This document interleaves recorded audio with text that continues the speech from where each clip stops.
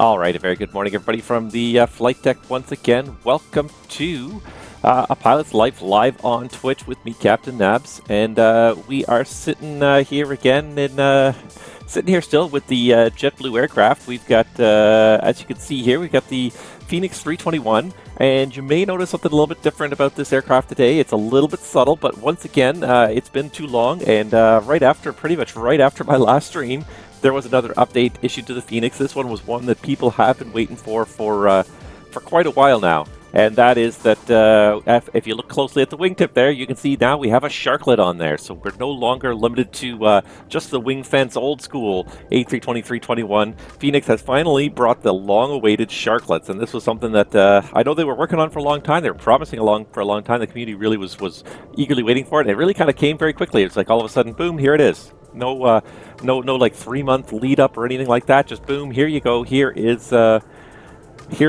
Sharklets on your airplanes now. So now we finally can have a correctly configured 321 with JetBlue colors, because JetBlue 321s are supposed to have Sharklets. So yeah, and of course that does bring up the point that it has been too long since I did this last. It's been 3 weeks. I looked at it yesterday when I was setting up the stream. When I was setting up a couple of things for the stream, and yeah, it's been 3 weeks. So my apologies to everyone who does enjoy the streams and wants to see more of them.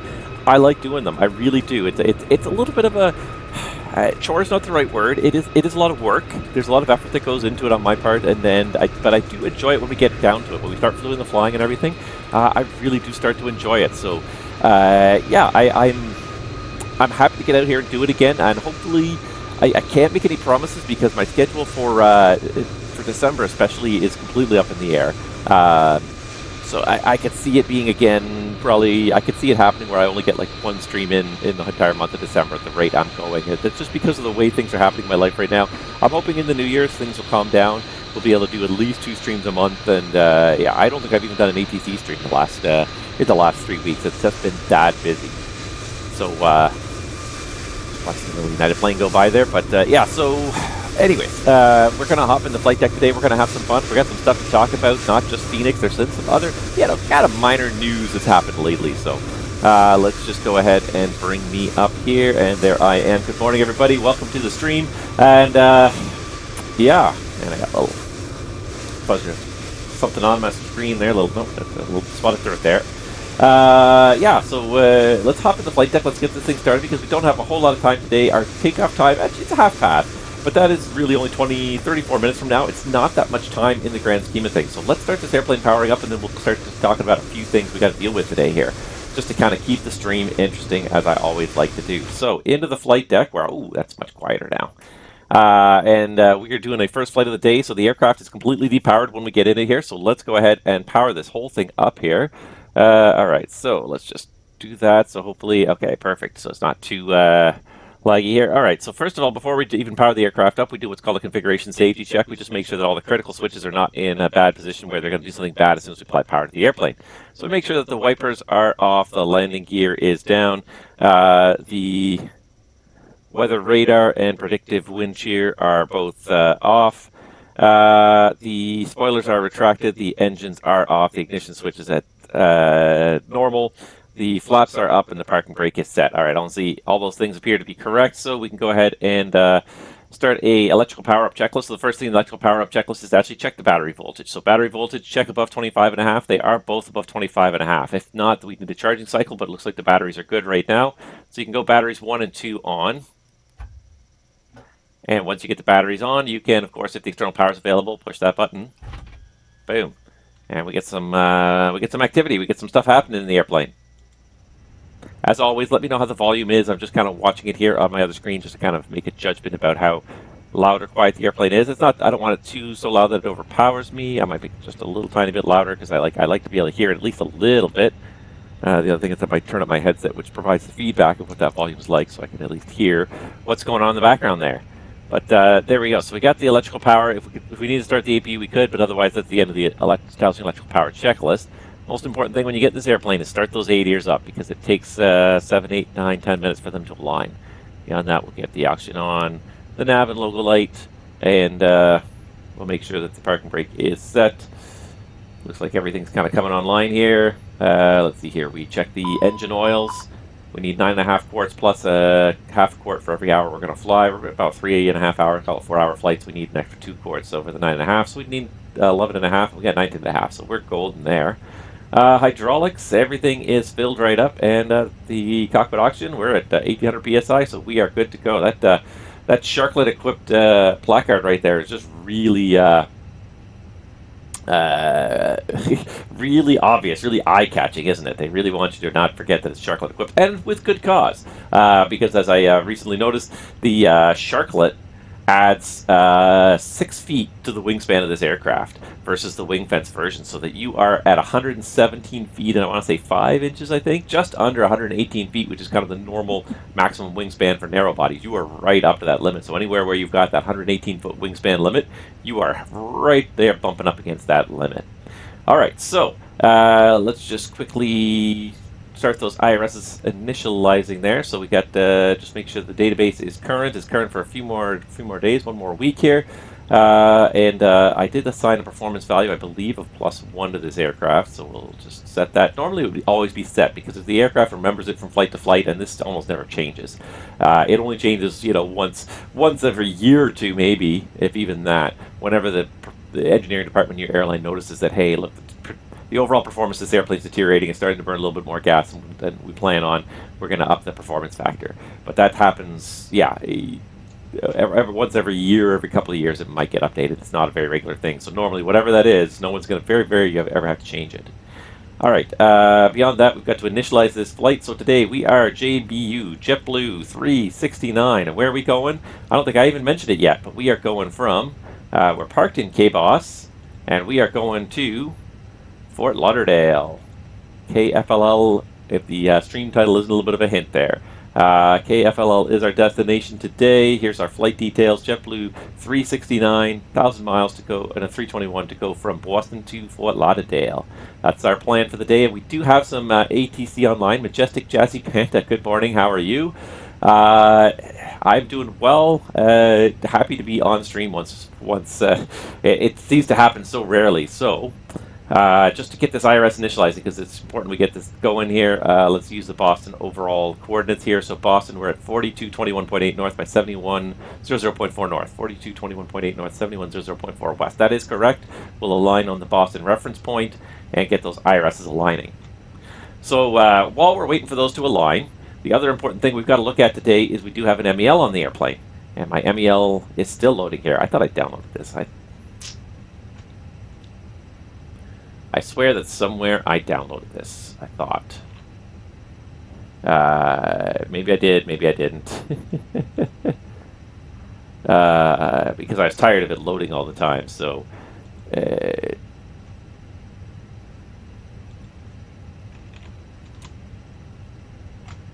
yes, I did. So rather than wait for that to load, I'll load it up here in my PDF reader. And that'll make it a little bit faster to find what we need to do, because we do have an MEL today. So let me show you the flight plan here and the MEL we've got. Today's MEL is, where's the notes here? Oh, this is the wrong flight plan. I added this after the fact. So let's view it again, and then it should be there. There we are. MEL 341002 Bravo, ADR2 Inop. So 3410. So 3410. 02 Bravo. So just scroll through this real quick here. Yes, we get lots of alerts on this here. What are we doing here? Section 1. No, I don't want Section 1. I want Section 2. I find the way this MEL is organized a bit all over the place, but anyways. 34. Look for 3410. 3410-02 Bravo, there's ADR2. 3410-02 Bravo, repair interval C, which is 10 days, number installed, 1 number required, 0. Maybe an operative provide that IR1, IR3, ADR1, and ADR3 are all operative, and the takeoff is not performed in config 1 plus F. We must force at least config 2 for this takeoff. And there is a note about why that exists. Basically, it's because ADR2 and SFCC2 talk to each other, and if ADR2 is not providing valid data to SFCC2, slot flap control computer number 2, what can happen is the aircraft can think that during the takeoff roll that you're actually at a high speed, and it may retract the flaps from config 1 plus F to just config 1 because it's not getting accurate speed information from ADR2.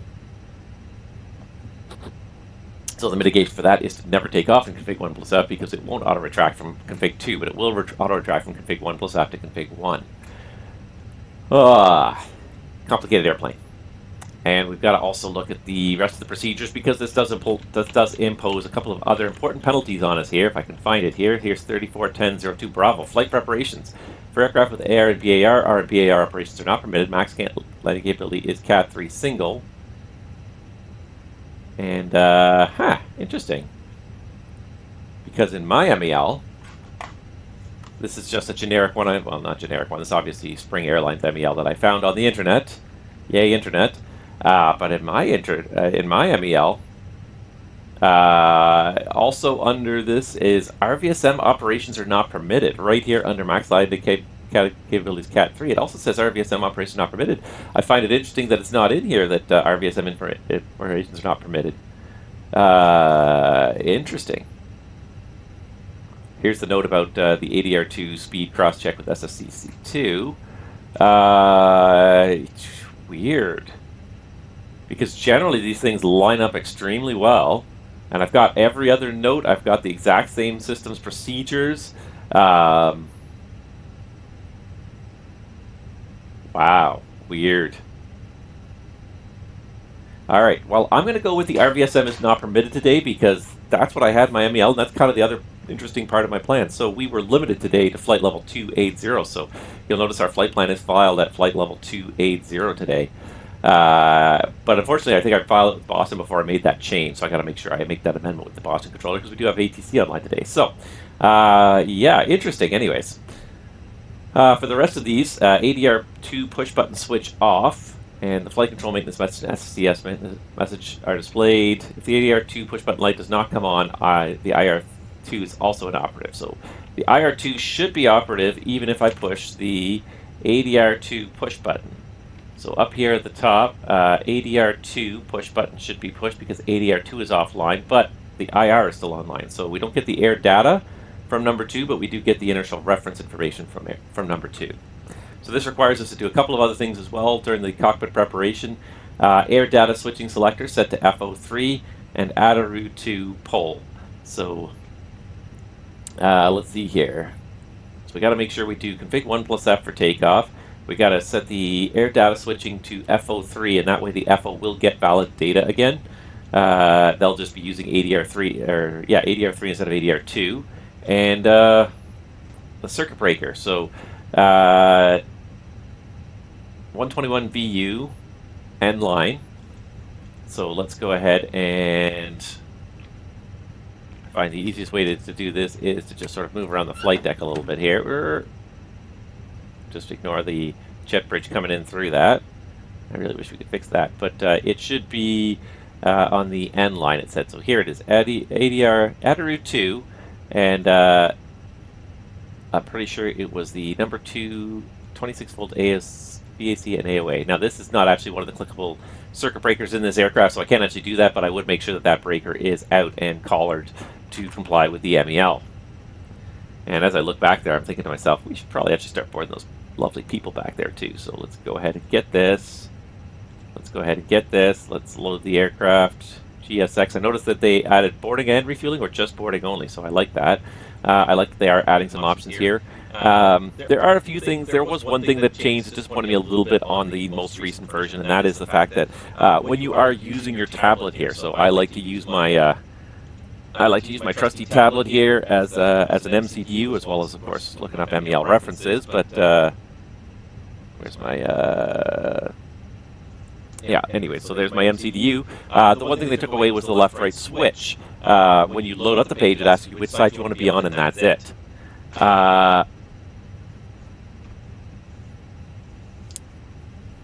Anyways, so let's see here. We're pretty much aligned, so I'm going to start going through this. I just want to talk to Majestic Jazzy Panda because he did send me a whole bunch of messages here, and I'm sorry I've been ignoring it. I had the other screen up over top of this. He's a rookie with flight sim, more knowledgeable in cars and racing, but I'm at a point where I love anything with an engine. Well, then airplanes are great, man, because you can have a lot of fun with them. They go fast. There's a lot of power behind them.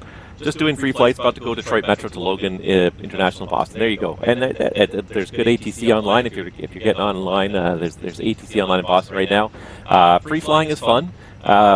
I know this new sim has a career mode, but if you're interested in it, there's lots of accessories. And so the one that I use the most here, and it's called A Pilot's Life, Chapter 2. It's basically version 2 of A Pilot's Life. It's a really great system for generating schedules. If you want to kind of give yourself a little bit of direction, you just kind of find yourself. And I used to find that I would sit there, I'd sit down in front of the computer, and I'd be like, okay, where do I want to go today? And I'd spend like 45 minutes just deciding an airport pair. So this actually gives you a flight, a list, a schedule to fly. So you do it whenever you have time, whenever you want, but our next flight is Boston to Fort Lauderdale. After that, the next flight will be Fort Lauderdale to LaGuardia. You generate the schedule however you want, but the nice thing is it's kind of set then. You know what you have to do, so you're not... I've spent so many times, so many evenings spending an hour sitting in front of the sim, loading up, trying to figure out where I want to go, and then by the time I figure out where I want to go, I'm out of time. So anyways, if you want some direction, that's kind of an interesting way to go. Okay, so first flight of the day, we would have had to check all the safety equipment to make sure it's all on board the aircraft, as well as all the documents, checklists, everything we need. The other thing we actually have today, which is I'm not used to using because I don't use it very much on my own, but it's FS2 Crew, and I haven't even, that was the one thing I meant to change actually here, was I just like to change to a different voice every time. Let's go with Luca, who is a German female, so let's FOPM accent, so let's pick a, if she's German, we'll say she's probably blonde, and there we go.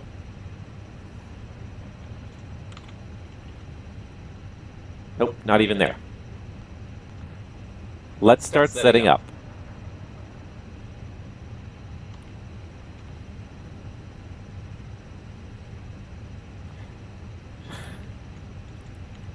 Maybe this is not going to work today.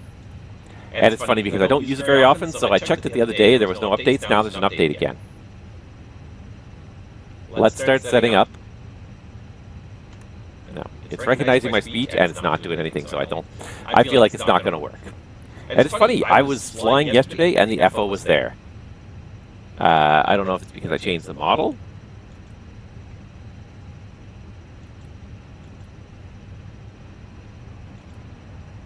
No, it doesn't like no matter what I do. That's annoying. That's annoying.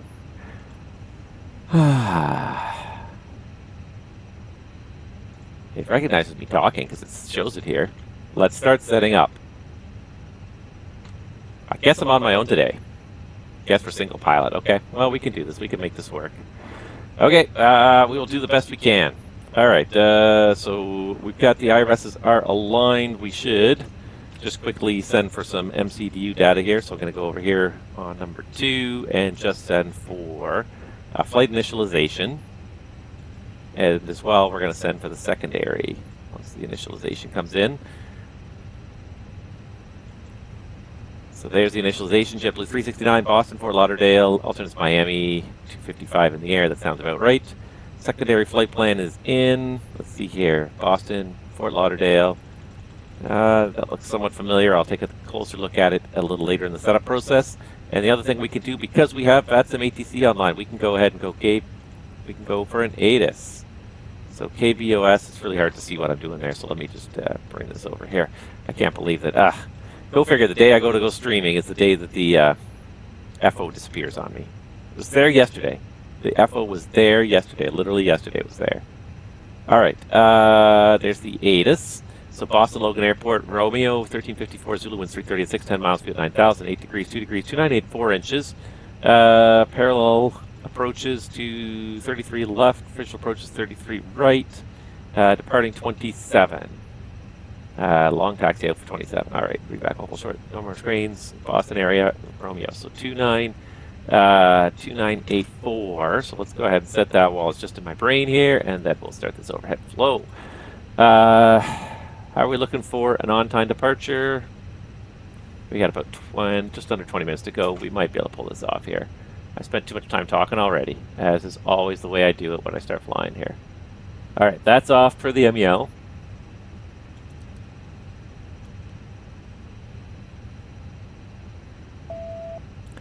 All right, that sounded good. We're simulating first flight of the day, so we got to do all the fire tests. If I had an FO, they would probably do this for me, but apparently they called in sick, and I'm single pilot today somehow. That really annoys me. I try my best to kind of make this a realistic 2-crew operation, and I depend on the FS2 crew for that. But like, yeah, just I don't use a lot outside of this. Outside of the streaming environment, because it, like as I said before, they don't very strictly follow my company SOPs. All right, what was I looking for? Oh yeah, fuel done. No, not even close. In progress. All right, so leave all the pumps off while it's in progress. And look, we even have an ACT. That's the other thing that changed as well. We now have ACT, additional center tanks. And we'll talk about that when we get going. That's a nice feature to have as well. I haven't really even looked at it too much because what can I say? I haven't had the time, but I've been kind of very focused on some stuff outside of simulation, just some personal stuff I've been dealing with. But yeah, it's been very hectic, and that's why it's been so long between streams. It's not the way I like to do it by any means, but that's just the way it is sometimes. All right, let's just get these things on here. I like those on. All right, strains, good. 2984 inches. All right, and gonna align this thing. I'm also looking over. I see refueling, no smoking, parking brake, TCAS standby, company message, switching panel, and ADR switching. Now, those switching panel and ADR switching are all intentional because of the MEL. The rest of them are all kind of normal messages for this point in time. 11:20, 14:44. That does match the aircraft's clock on the ECAM there, lower ECAM display. Let's see here. So we do have Boston ATC online. Boston Center's 34/7. I'm going to bring it up here in the standby. I'm not going to tune it, just because I don't want to listen to it just quite yet, because it'll be a distraction at this point. The other thing I could do as well is I could also just put us up on COM 2. So normally we'd have our company station up on COM 2, and we'd only tune in COM 1 when we're ready. To talk to ATC. That way we don't spend a lot of time kind of distracted by the background noise. Listening to ATC, that's not relevant until we actually are ready to push off the gate. So this switching position, air data number FO number 3, so that the FO has a full amount of data from ADR3 is fine. That's what per the MEL. Lighting elevations auto, status, ADR2, Cat 2. All right, the Cat 2 should come back up once we get the engine started here. Engines are off, rudder trim centered, parking brakes on. Okay, emergency gear extension is stowed, and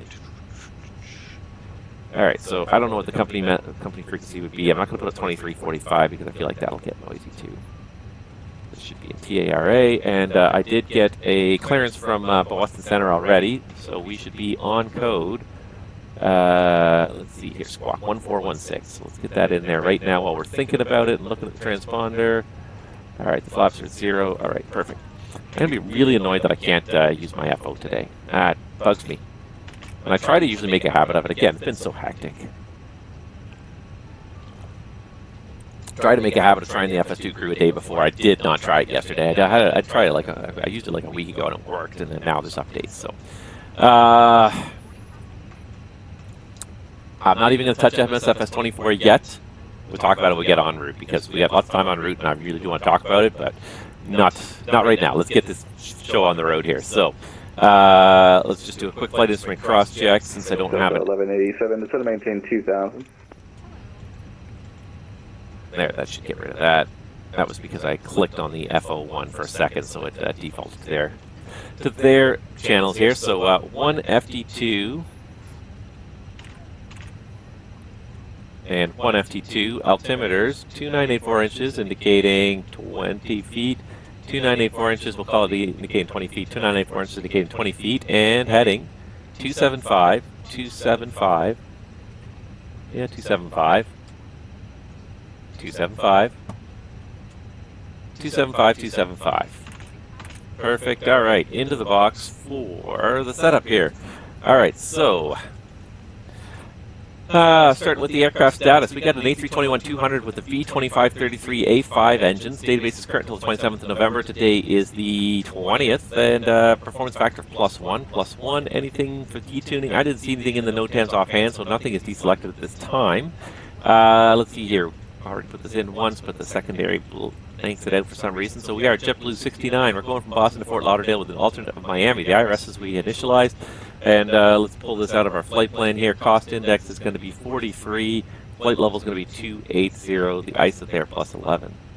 So 43 per the MEL 280 is the limit, and plus 11 and 20. Yeah, that sounds like plus 11 right there already is in there. And the trope of 51.7. I don't believe we actually get a trope on this, do we? No, we don't. Some flight plans you do, some flight plans you don't. Check takeoff data. We will do that later. Secondary flight plan uplink, GPS primary, cleared all those messages. Going to the flight plan page. Let's put in a flight plan. Departing Boston. So we're supposed to start runway 27. And let's see here. It is the cleared the SOC 7 departure. SOC 7. And there is no transition lesson. So 27 SOC 7. Insert that for arrival into Fort Lauderdale. Let's see here. The expectation is 28 right. The CUDA 3 through Magic. I'm pretty sure I've done the CUDA 3 before. All right, but we'll call it ILS 28 right for now. We'll adjust that when we get going and get some real ADAs. But CUDA 3, we're gonna have an hour, so we're gonna have 3 hours to do that. So we got lots of time. So ILS 28 right, CUDA 3, Magic transition. Insert all that. We got no step climbs because we're limited to 28. No user-defined long waypoints. And a total distance today of 1146. I got 1135. That's very reasonable. The best way to try and verify the routing is through the storage page when it works, and it works about 25% of the time. So we are going to have to go through this the old-fashioned manual way because it collapses all the airways. It does things a lot nicer. So what we're looking for is SOC 7 to SOC, Quebec 167 to Rifle, direct Heady, Quebec 97 to Calda, Quebec 133 to Cheese, why not 291 to Magic. So I'm just going to go through this over here. Well, I can still see it on the other screen there. Q167 should go as far as Rifle, and then we go direct Heady. So Q167 as far as Rifle, then direct Heady, where we join Q97 to Calda. There's Calda, where we intercept Q133 to Cheese. There's Cheese, and then Yankee 291 as far as Magic, and that's where we join the arrival, the CUDA 3. Yankee 291 to Magic, CUDA 3 thereafter. So, all right, that all looks like it is correct in the box. The RadNav will auto-tune for this departure. The secondary will recopy this. We'll put in a return after SOCs. It's just makes it very easy if you ever have an emergency. 4 steps and you're on your way back in already. It's the 4 A's.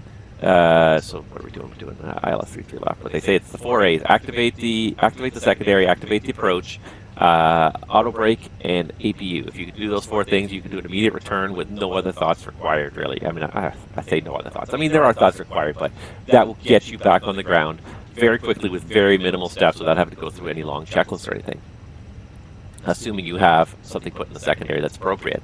Initialization Bravo.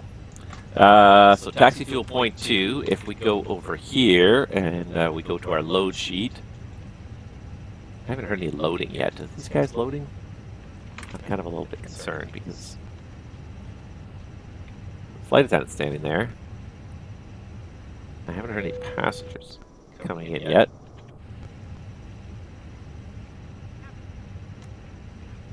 I just want to check the GSX status here.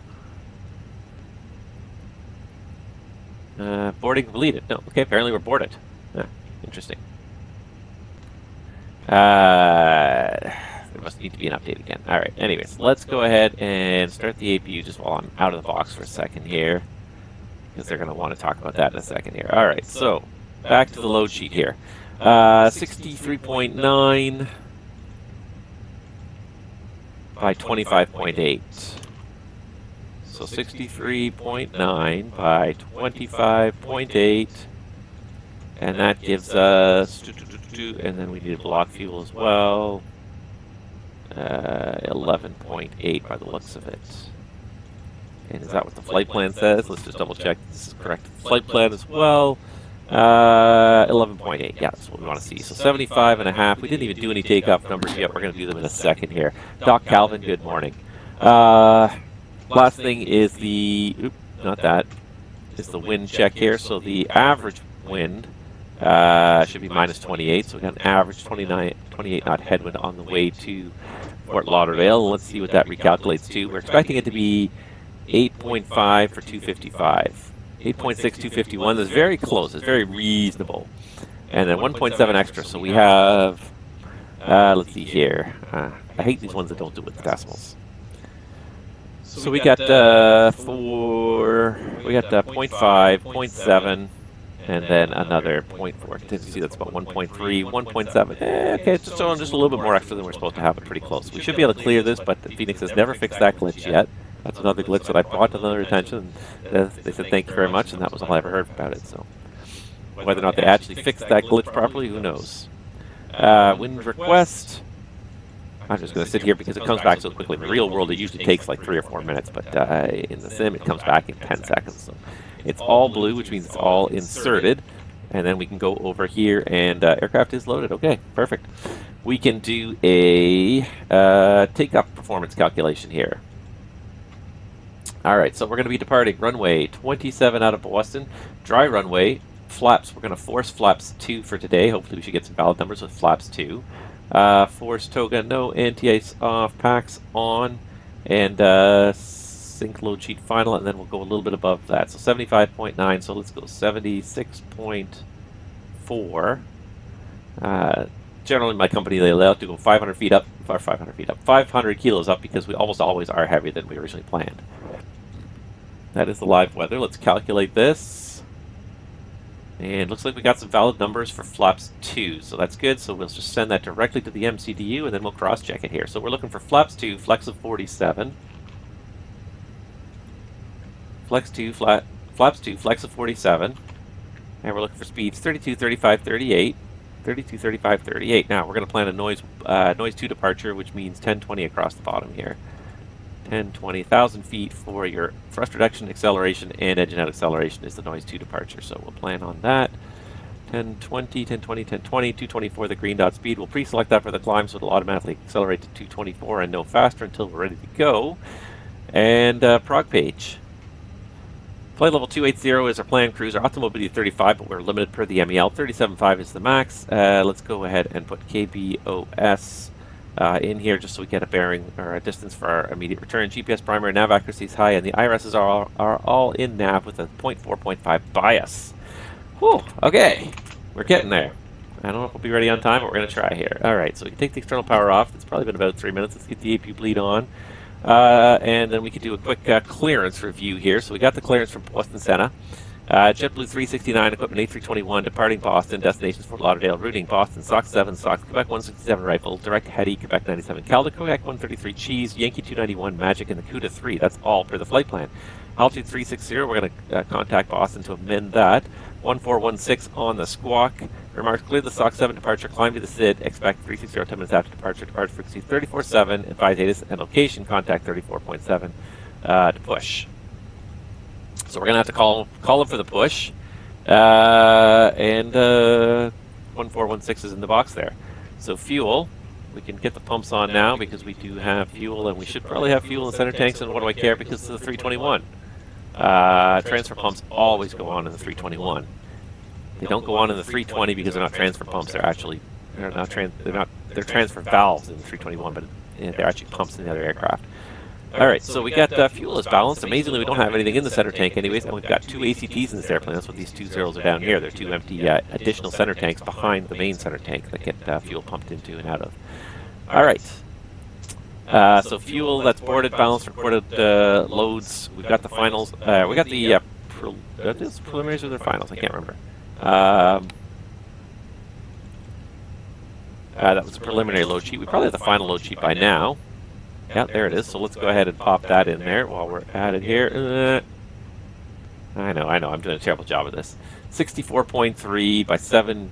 64.3 by 25.8. 64.3. So we're a little higher by 25.8, which is the same. I could type it or not. 64.3. That puts us up to 75.9. And the numbers we did were for 76.4, so we are covered for that takeoff weight. So we're good. Usually,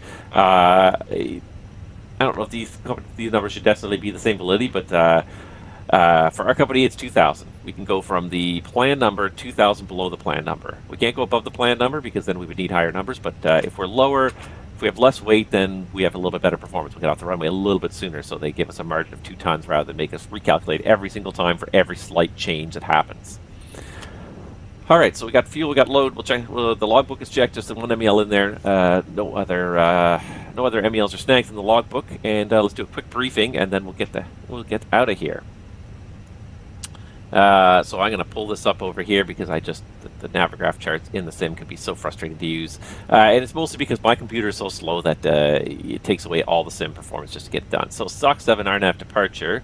Speed restrictions, 15 right, do not exceed. Okay, that's not us, we're not on 15 right. So 27, heading 272, intercept 237 to Kira, then unconfigured route to SOX. So 272, and then intercept course 237 to Kira, and then we should have Colvin and SOX. So let's just see here, oh, not that one, this one here on the flight plan page. 272, intercept 237 to Kira, and then direct Colvin, direct SOX. That's it. It's actually fairly straightforward, and you can see that on here as well. 27's right there, Kira, Colvin, SOX down there, so that's good. And then do we have a top altitude indicated on there? We should. It's 5,000. So I'm going to set that right now. And so technical status of the aircraft, the one MEL we have, the key is that we don't do takeoff in config 1+F, so we're doing config 2 takeoff. And circuit breaker is pulled, the air data switching selector is there. That's basically it.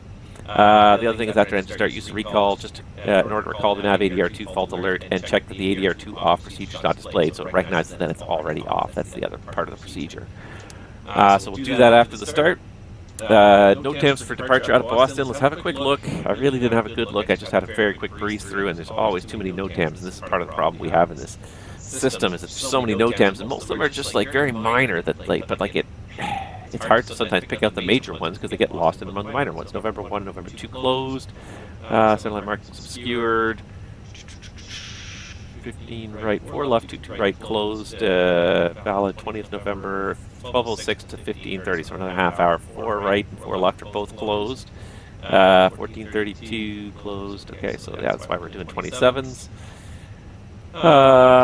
SIDS, anything for the SOX 7, disregard the takeoff, minimum 27, standard with minimum climb 487 nautical miles, so we should be able to manage that. And approach star, okay, that's all good, so no temps.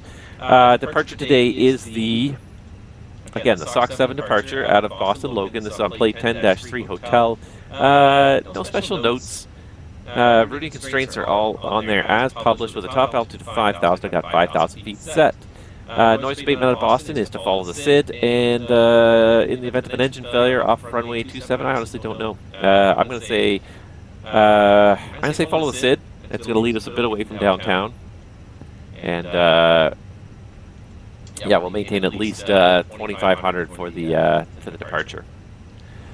Performance in the box today for the left seat departure off of runway 27, dry runway, no takeoff shift, flaps 2, flex of 47, B1 132, VR 135, B2 138, standard transition 18,000, 1020 across the bottom.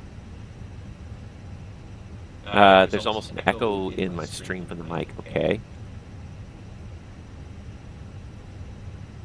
Not sure where that would come from. Now you've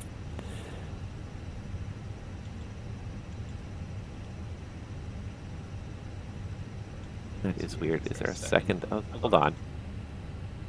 There's a second capture device that automatically come on. Does that help? Tell me if that helps. It had popped up at the very bottom of my list. I had to actually scroll down to see it even.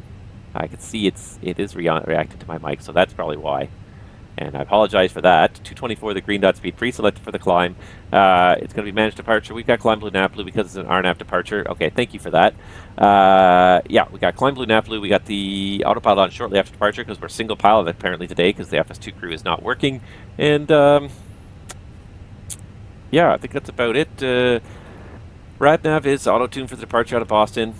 Secondary's got the immediate return on it, and yeah, threats, nothing really today. It's a beautiful day in Boston. Look at the weather. It's just a nice day out there. So I don't see too many threats at all, really. I never turned the seatbelt sign on. We are good to go. We should have people visible back there. And yesterday it worked. Yesterday it bloody worked. I was flying around yesterday and I had people in the back and everything, and today it doesn't work.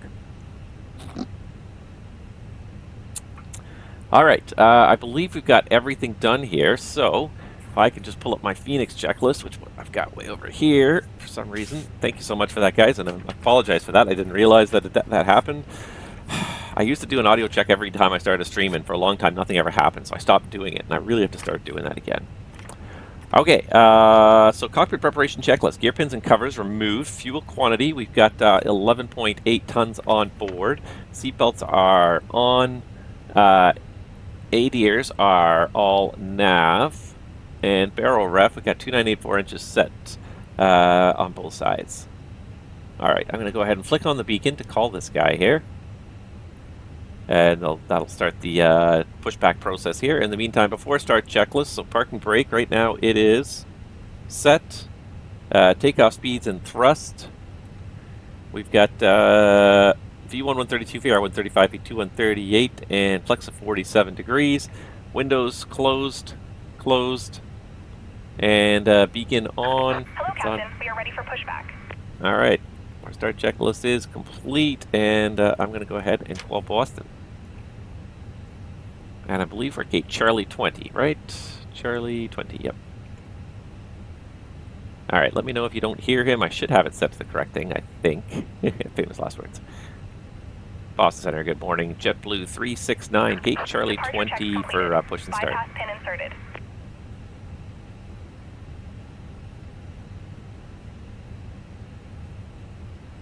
JetBlue 133, is that you calling for taxi? Negative, JetBlue 369, gate Charlie 20 for push and start. JetBlue 369, Boston Center, pushback onto Alpha, approved. Pushback onto Alpha, approved for JetBlue 369. Can you amend our flight plan now? We're going to have 280 for the final due to a failure. JetBlue 369, roger. You can expect 280 as the final. Thank you very much. All right, so he cleared us to push. 369, cross runway 4 right at Charlie, join Delta. Cleared us to push onto Alpha, left. so that's good. All right, crossing 4 right, Charlie, Delta short 30 left for Southwest 369. All right. For A321XLR Whiskey, information Sierra is current. Advise that you have that. That's why I didn't want to have the audio on too quickly, because there's a lot of talking going on, and it can be very distracting. All right, so we're going to go ahead and go push back. Release parking Note brakes. to the right. All right, and all right, here they come. Brakes are off, ready for pushback. All engines clear. Delay and start to advised. Thank you. All right, I just want to see us start to move off the gate here. The other thing I want to see as well is I just want to check my flight tracker and make sure that it does know that we are tracking. So let's just go to the dashboard and make sure that it is, not the dashboard, the flight page here.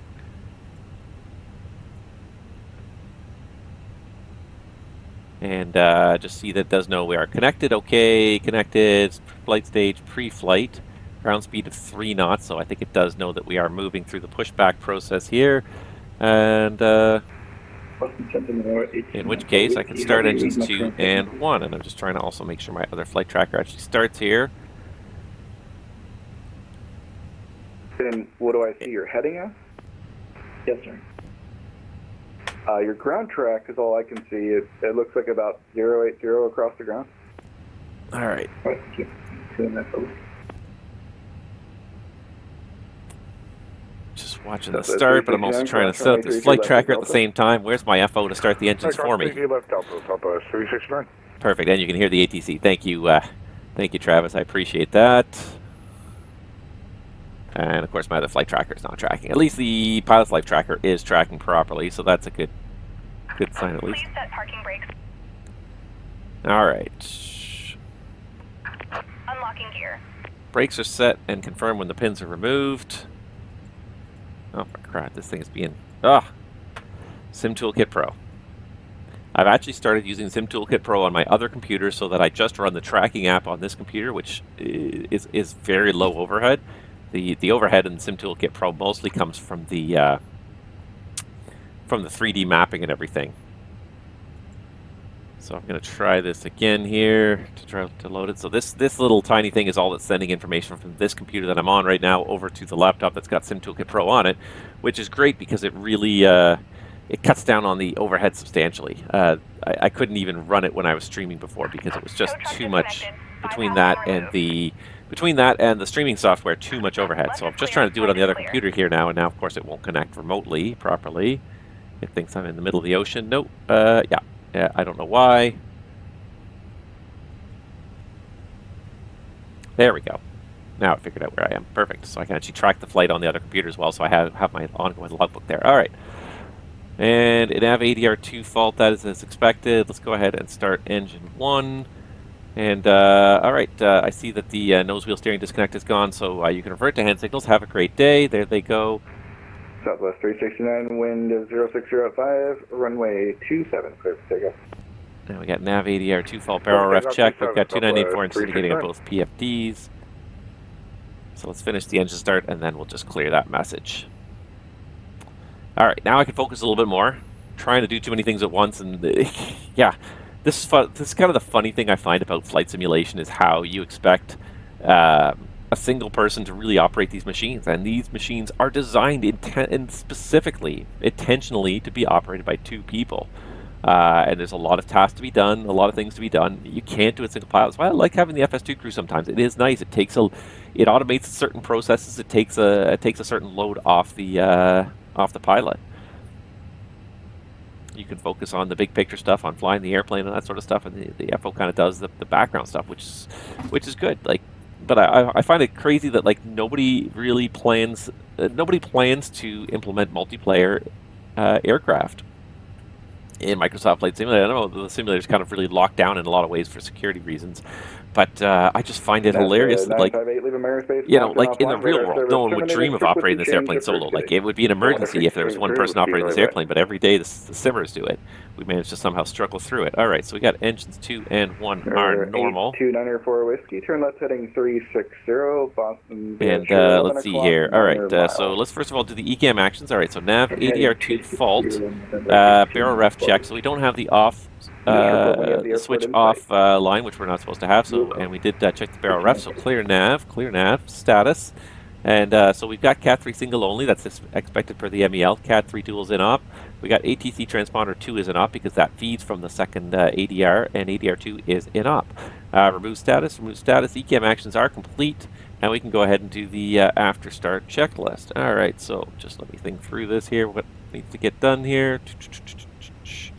And the way Airbus does it is very different than what I'm used to, and especially without FS2 crew to lead me, I'm just kind of lost. So it's not config 1, it's config 2. So I'm just going to have to do this without FS2 crew's help today. Let's see here.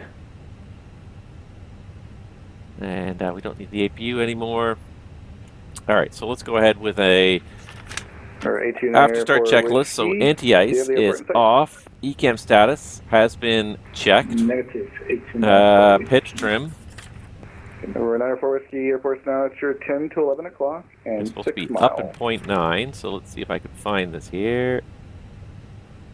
All right, 0.9 up, and rudder trim neutral before, or sorry, after start checklist is complete. Now let me just make sure I got my charts up here.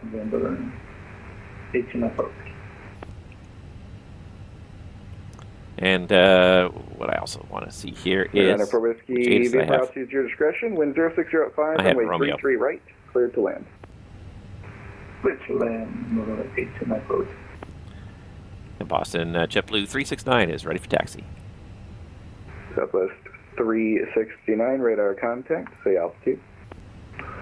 Southwest 369, just about to live off 5,000. Southwest 369, climb maintain level 300. 300, Southwest 369. JetBlue 369, squawk mode Charlie. Oh, apologies, here it comes. Captain Nabs. They can't know better.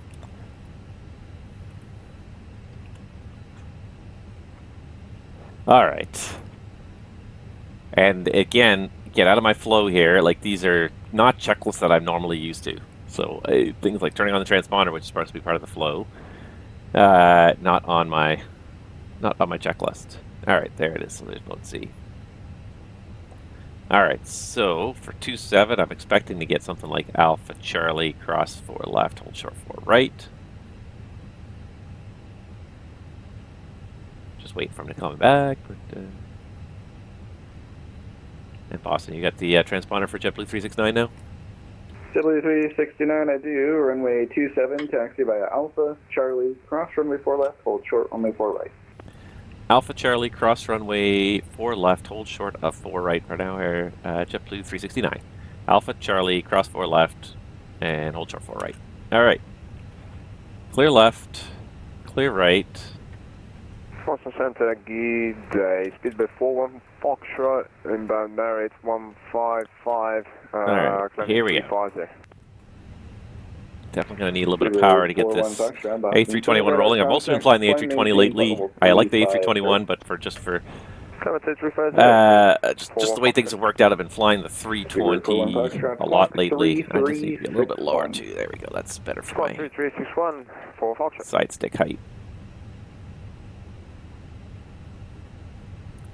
All right, and a quick brake check. Pressure is 0. All right, so this is Alpha we're on. We're going to go around the corner here, and Charlie's going to be, I think, like the 3rd left here, about halfway down opposite this next big alley. Not this one here, but the next big alley. Charlie should be opposite that.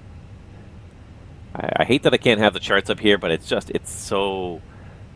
The Navigraph in-sim charts, they're convenient, but boy, do they really just bog down my sim, unfortunately, and I like them, I do. They called you out. Yeah, they did, and that's my bad. And it's funny because like when I'm not on stream, when I follow the company procedures, I'd never miss it. But because it's not part of any of the checklists, it's not in the flows, it's not in any of the things here for the Airbus standard. It's I don't need help flying an aircraft. It's all about me. Yeah. Well, and there is a great sense of satisfaction you get when you can fly an aircraft. You can fly one of these complex machines by yourself, and it's possible to do it. It's not that they designed it to be impossible, but a normal, it's an emergency if you're flying the airplane by yourself. A normal day's work, you have 2 people doing all the to do all the jobs here. So it's a lot of work for one person to try and get it done. And sometimes most of the time controllers, I find are very understanding about that. But every once in a while, you get a controller that like it just seems to get frustrated with pilots who take a long time to do stuff. But it's like this should normally be the job of 2 people. There should be one person just talking on the radio, and there should be another guy doing all the rest of the stuff. So like, yeah, like when stuff gets missed and it's, you know, we're flying with one hand tied behind our back when we're flying these airliners, these 2 crew airliners, single pilot. I still have a hard time with the brakes on this, and I tell you this too, like about 2 weeks ago, I think, Microsoft reset all of my Microsoft Flight Simulator settings, or Asobo did, or something. Something happened to reset all of my Flight Simulator settings. So I have not been able to figure out how to get the steering tiller back to the settings I had it at before. So I find steering all of a sudden very awkward with the tiller axis. It's just not where I like it. Okay, here's 4 left. We're going to cross 4 left and hold short of 4 right. This is Charlie crossing 4 left. So clear on the left, clear on the right. Airbus wants you to have the strobes on active or inactive runway. But just, yeah, I was so ticked off when I found out that suddenly they had obliterated almost all of my profiles. All of my custom settings, everything I'd done, everything was reset to default. I was like, what the hell? This is why I hate having things saved in the cloud, because then they zap things in the cloud. Yes, sir. Sorry. Anyways, we're going to have some rants once we get going, so let's get going and then we'll rant. Taxi to the ramp via Alpha. All right, while we're between the taxiways here, or between the runways here, maybe we can do the taxi check. So taxi check, flight controls. We didn't do that yet, so flight controls. JetBlue 369, cross runway 4 right at Charlie, join Delta, hold short runway 33 left. All right, cross 4 right at Charlie, Delta short of 33 left at JetBlue 369. All right, cleared to cross 4 right. Here comes 4 right here, so let's just flight controls full left. Full right, neutral. All right, cleared to cross 4 right, clear on the right and on the left. Yeah, somebody called me. I don't know if it was the controller that called me out. I didn't know. I could tell 100% if the voice was the controller or not. Yeah. So embarrassing. That's such an embarrassing rookie mistake when I don't follow the procedures. When I try to fly somebody else's procedures. All right. And then the rudder. That's full left. That's full right. That's neutral. And then the FO would also have to check all their controls as well from their side. So you'd have to wait and watch them check it all again. Not the rudder, but everything else. All right. And then, so that's flight controls. All right. So let's start the taxi check again. Flight controls, check. Flaps. Config 2. And radar and predictive wind shear.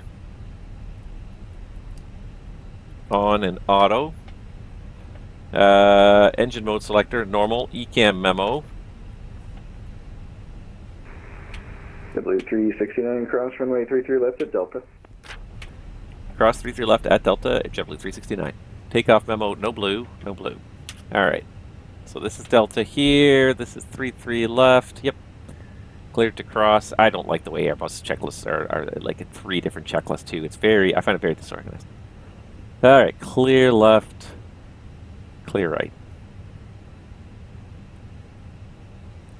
Hey, we all make mistakes. Something I'm trying to teach my children. It's very hard. Because we all do want to do our best. 100% we do.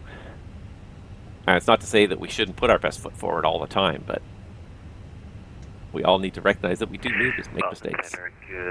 Everybody's a human being. We are all capable of making mistakes. We will make mistakes. The key is to set up processes and procedures so that when you do make a mistake, it's not the end of the world. That turns a 284 Boston All right. Center, squawk 1. We did turn the strobe on for that crossing, that one crossing with the active runway. 1365. All right, and then they did call a little while ago. I wonder if I can call them and ask them to call me back here. I'm not sure if it'll work anymore.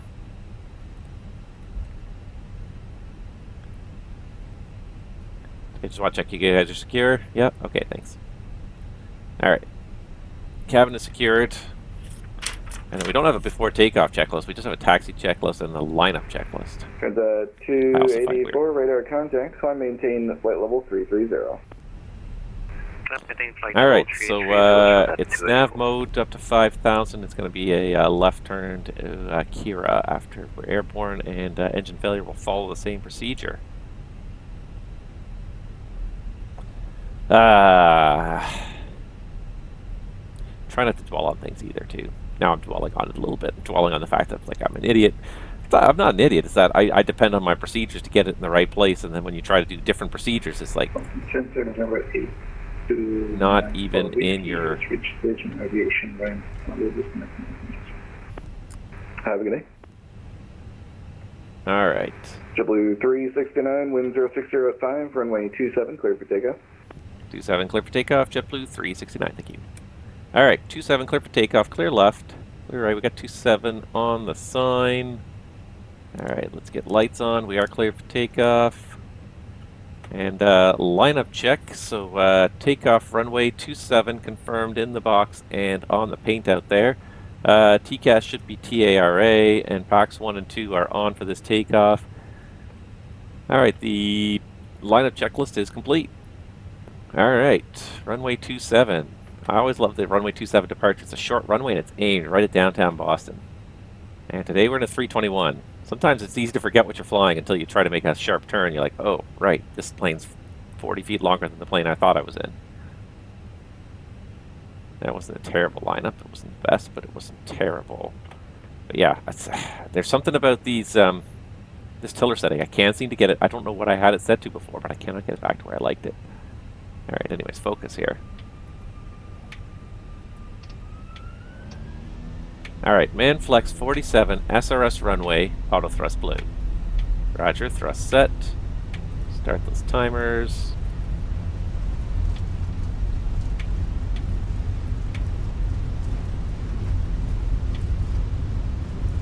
Thrust set, 100 knots. Now she talks. 100. V1, rotate.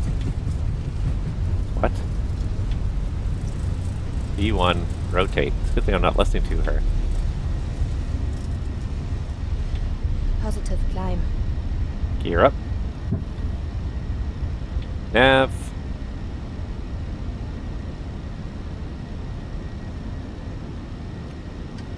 There's autopilot 1. She's still not there physically, but I heard her talking now. Alright, there's climb, all blue, auto thrust. Thrust climb, auto thrust. Boston departure, JetBlue 369 airborne, 1800, climbing 5000, departure runway 27. W369, radar contact, Flaps maintain the flight level 280. Climb flight level 280, thanks, JetBlue 369. 280 set. Nope, that didn't set properly. There it is, 280 set.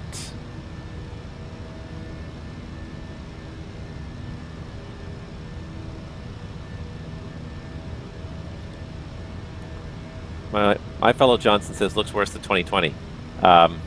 It is 2020. That's funny. Can't look worse than it because it is it. I am not the early adopter type.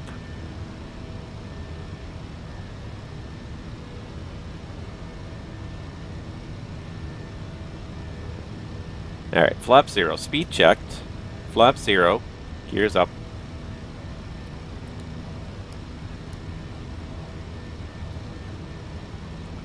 There we go. Alright, we're just about at Kira. Here comes the left turn at Kira.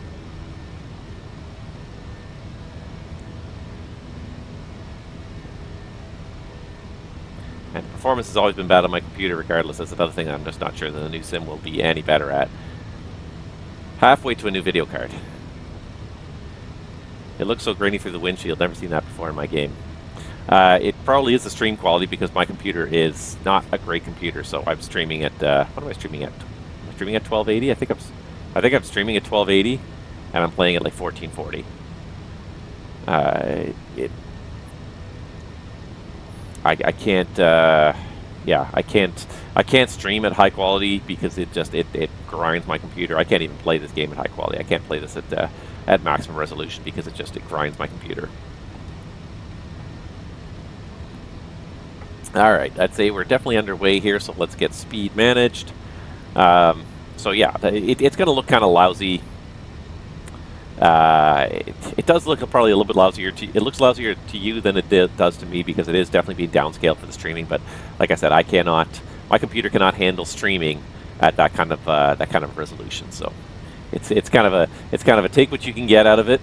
You know, it is what it is. And it's funny. I honestly did not even know. We're almost at 10,000. We'll get through the sterile flight deck. Yeah, I'm sure 2024 will help that. All right. So far, so good. Everybody's happy. We got the anti-ice off. The APU is off. Engines are normal. TCAS is on. TARA. Start zooming out a little more. We're going to get to SOX, and we're going to start a right turn, basically southeast down the coastline, a little bit offshore. Actually, most of the flight, I think, will be offshore between here and Florida, because it's the coastline of the U.S. kind of really curls away here from south of Massachusetts and Rhode Island, and the most direct line from here to Fort Lauderdale is out over the ocean. So we are doing a mostly direct line. There wasn't too much weather today, and that'll also keep us mostly out of the jet stream. All right, but in the meantime,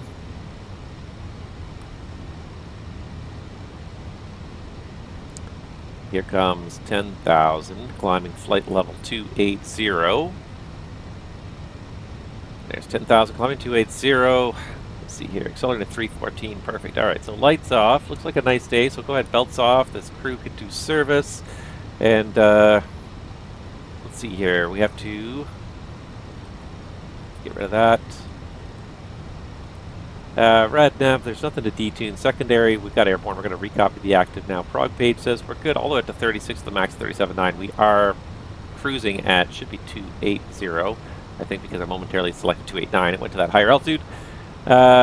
let's see here. We should have guard up on number 2. It is a useful frequency somewhat now on the VATSIM network. And cabin, pressurizing 3.7 psi diff. It's looking good. Cabin starting to climb through 2500. And fuel is pretty balanced. We got burned about 900 kilos so far. Plus the 10.9 we've got in the tanks adds up to 11.8, which is what we started with. So that's all looking good.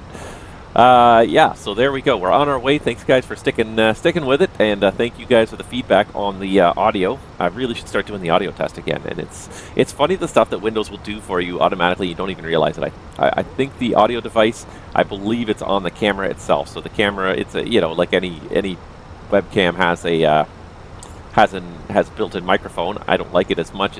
You know, it gets very echoey because there's such a large distance versus having the microphone right here on the headset, but it's there. So, but the fact that it turns on automatically randomly, I just love you for that, Windows. Just turning on stuff randomly, automatically, thinking you know what I want. Let me do what I want to do. It just, anywho. I won't even rant about that because let's talk about FS2024 because, frankly, it snuck up on me. And like I said, I have been very busy with some other stuff in my life that I have not been living in the sim world a whole lot lately. I've been very much living out in the real world, and I have been simming a little bit here and there, but like those of you that know me have definitely noticed that I haven't been online very much lately. I haven't streamed since the last week of October. I haven't even done an ATC stream in like a month or more. And even just being online controlling, I've only controlled probably in the last 3 weeks, I've only probably controlled like 3, maybe 4 times, which for me is a big step back. I'm generally like a 2 times a week kind of guy. So to say I've only done it maybe 3 times probably in the last 3 weeks is a big step back for me. It's just a question of I've got some other stuff on my plate right now. So likewise, 2024 snuck up on me. I knew it was coming. I knew it was coming in the back of my head, but I really did not. I won't say I didn't care, because I do care, but it was not to me a high priority. The neglect of the VATSIM world has been noticed and is disturbing. Well, it's great. I did actually do a flight the other day, and I did a flight, and I've been just so busy that like I did a flight where I didn't fail anything. And most of the time I fly out in 320 on VATSIM and I'm having fun, but I like failing stuff and seeing what I can do. And I did a flight. It wasn't even a long flight, but I did a flight where nothing failed. And I went into the TeamSpeak afterwards and talked to the controllers, and they're like, "We were waiting for you to do something. You always do something. You always have a hydraulic failure or an engine fire or something. You're constantly doing something." They always expect when they see my name, like, "Oh, Central Aircraft Boston will be closed in approximately 30 minutes. They're always like, we always sit up when we see you come online because we know you're going to do something interesting and different and make us think outside the box. And I just wanted to do just a normal flight, just point A to point B, nothing failed, nothing wrong. And I think they were so caught off guard by it. It was a bit hilarious. And like, we were waiting and nothing happened. It was strange. I almost did a go around because there's a huge tailwind on final that I had a hard time getting the speed back. I got it in the end, but yeah. But no, I didn't do anything, and they were thrown off by that. But yeah, so the same thing with 2024 is it snuck up on me. I knew the date was kind of coming up, but I didn't know specifically what it was because I didn't. And again, not that I didn't care, but I wasn't like I wasn't hugely obsessed with it. It's one of those it's one of those things I looked at and said, yeah, I'll probably get it. Am I counting down day one of when I'm going to get it? No, I'm not counting down day one at all. Because I don't want to say like I told you so. But I kind of figured that, like, the release date was going to be a debacle, first of all. The number of people trying to get on there, testing the new technology in ways that Asobo had not potentially seen in the beta testing, if there was any beta testing. Yeah, and the fact that, like, so few developers seem to have much of an insight into whether or not their aircraft were going to work. Like, look at me here. I'm flying the Fenix. This is the aircraft I want to fly in. More than anything else, I want to fly the PMDG aircraft as well, but this is the airplane I want to be in. The developers don't know if it's going to work on day one. That's, you know, I'm not going to waste hours and hours watching it install for something that may or may not work. I'm going to let other people do that, figure that out, see if it works or not, and then I'll step up to the plate once once some of the kinks have been ironed out, because yeah, and that was kind of my take on it, was yeah, it'd be great to have. You know, my family's always searching for Christmas gifts for me, so I said, hey, you know, maybe slide this my way. So I may not get this till Christmas. I may not upgrade to 2024 till after Christmas. But after reading some of the stuff that happened yesterday, because I didn't even know yesterday was the launch day until like halfway through the day, and I was reading some stuff. I'm like, oh, look at that. There's some articles about 2024. Oh, look, it's out. And there's comments about it. And a lot of them were not glowing. A lot of them were mired in frustration, and I'm not surprised totally. Again, the 2020 was a, you know, I think we've forgotten a little bit what 2020 was like for the first like 3 to 6 months. And I was an early adopter of 2020 because it was such a big step up from P3D. I didn't uninstall P3D right away, but I was like, oh, I want to try this out. And I was impressed. I will admit. But there was lots of problems with the beginning. There was lots of bugs and glitches. And of course, there was very little... there were very few products out there for it. You were stuck flying default planes between bespoke airports, which were not great. The default planes were you know, the 150, the 172, and the Baron, and that sort of stuff was fine. But the airliners were just garbage right from the start, which is not unexpected. It's kind of what you expected. But so, those of you that watch me know that I want to fly a realistic airline experience. I don't want a Mickey Mouse, you know, slap some good-looking paint on a cardboard box and pretend it's an airplane. I want to feel like the systems actually function, like everything works together to make the aircraft get from point A to point B, and not just like, well, I'm pressing the button because it told me to, but it doesn't actually do anything. I'm pressing the button because if I don't do it, the system doesn't come online in the correct order, the airplane doesn't function the way it's supposed to. That's why I'm pressing the buttons. So, yeah, the default airliners were just a no-go. And it was, I think, about a year before we... 369, leaving my airspace, New York Center offline, radar service terminated, frequency change approved today. Alright, go to Econ Southwest 369. I think it was about a year before we even got the CRJ. The CRJ, I remember, was like the first, like, reasonably complex airliner, like, where you actually had to do stuff and in the correct order, and the FMS actually mostly did what it was supposed to. It wasn't a great airplane, but it was definitely a step up from the default stuff. But I think we waited like almost a year for that. And PMDG took forever to get into the platform. There was a lot to learn. There was a lot that was very different, obviously. I'm not trying to criticize anybody for the length of time it took to develop airplanes, but like, yeah, right on launch day, I was like, wow, it's kind of fun to go bomb around in a 172 or 150, so some of these smaller GA airplanes. But after that, it quickly waned. Now it's like, now you're sitting there going back into P3D to fly the airliners, and you just fire this up when you want to have a little VFR fun, which is great. It is a great VFR sim. So I kind of figured it was going to be the same deal with 2024 again. There's a lot of excitement about it. There's a lot of stuff that could really be neat. But I just didn't have a lot of faith in the execution. I swear that like the first year of 2020 was a public beta test. That's what it felt like. There were so many problems with it.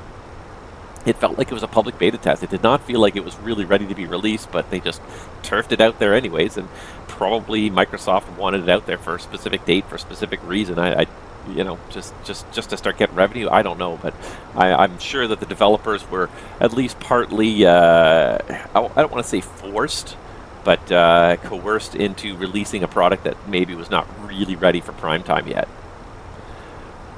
And I feel like 2024 is probably going to be the same thing again. So, yeah, especially because so many developers were like, well, we don't know. Fenix is right at the top of my list because I just really like this airplane. It's such a good model.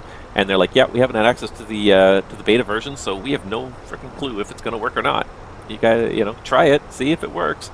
So, yeah, I because of that, I don't feel inclined to upgrade quickly, because it also strikes me as like it's going to be kind of an either-or kind of the size. To go.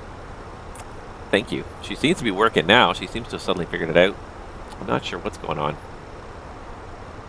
But yeah, it just seems like it's going to be an either-or because the installation size of 2020 is so big. And yes, okay, supposedly the installation size of 2024 is going to be small, relatively speaking, because all the data is going to be streamed to you. And then now we see the problem with that model. Just watching the level off here. I didn't get the takeoff time, unfortunately. I keep on meaning to do that, but I guess I can backdate it here anyways, because I did start my timers. Alright, there's Mach Alt Star. That's not bad. 15 minutes to get to flight level 280 on a 321. Frequency for 1 minute. But we're only like half gas, so that's why we're definitely not even close to max takeoff weight. We're still about 20 tons under max takeoff weight. So, all right, there's Mock-Alt Star, there's Mock-Alt Cruise. All right, a quick cruise procedure. So the cruise procedure starts off just with a flow through the flight deck. This is the expected MEL light here. Just make sure every switch is where it should be. Lights are off that need to be off now. It's just a really quick sort of second review of the flight deck. Make sure that nothing has been missed, nothing's left. These are all the way they should be. That switch is supposed to be in that position. And it's funny, like things that stand out to you, like that one switch that's turned. It's like, oh, that is really not right, because that's definitely not what I normally would see, but that is correct for today. All right, check with the SD pages to make sure everything's functioning in the airplane correctly. We got lots of oil pressure, oil temperature is nice and warm, that's fine. Bleeds are pretty even and steady there. Pressurization looks good, valve's almost closed. Electrical, nothing's overloading. Hydraulics, that drop in the green system is totally normal. When the gear comes up, it fills the cylinder, so it comes out of the reservoir to fill the cylinder. Yeah, looking good, looking good.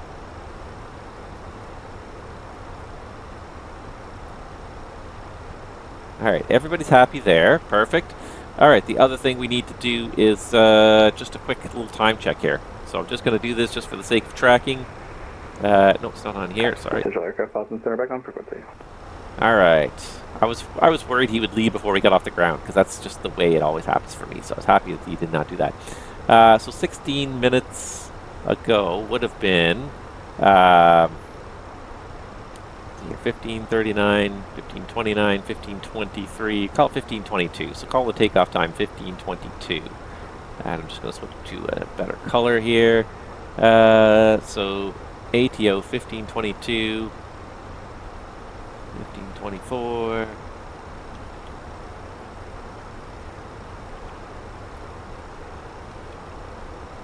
Wow. And sometimes this can be a really slow process, but it's also good just to keep the brain sharp. All right, let's just see where we are here. So we're just about to come over Albo. Okay, so give it a couple. So we got to go just a little further here. So we should be over Albo at 15:42. We should have 9.8 in the tanks. It's looking like it's going to play out. Let's finish this up. 15:45. I know this is not the exciting part of flying, but this is it's important to do these logs. You know, and what are the odds of having a fuel leak? Well, in any particular flight, they're pretty small, but it does happen from time to time. And so you want to keep these logs. You want to know what's going on. You want to be able to identify and diagnose these issues sooner rather than later. 16:21, 16:28.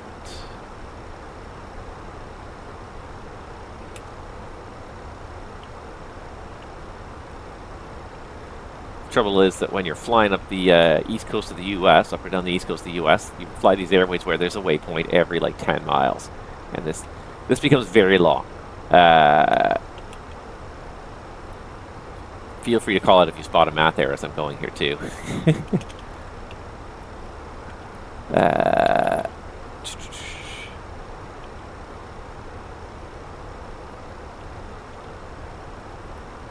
We're on the arrival here, so that's looking pretty good. 37.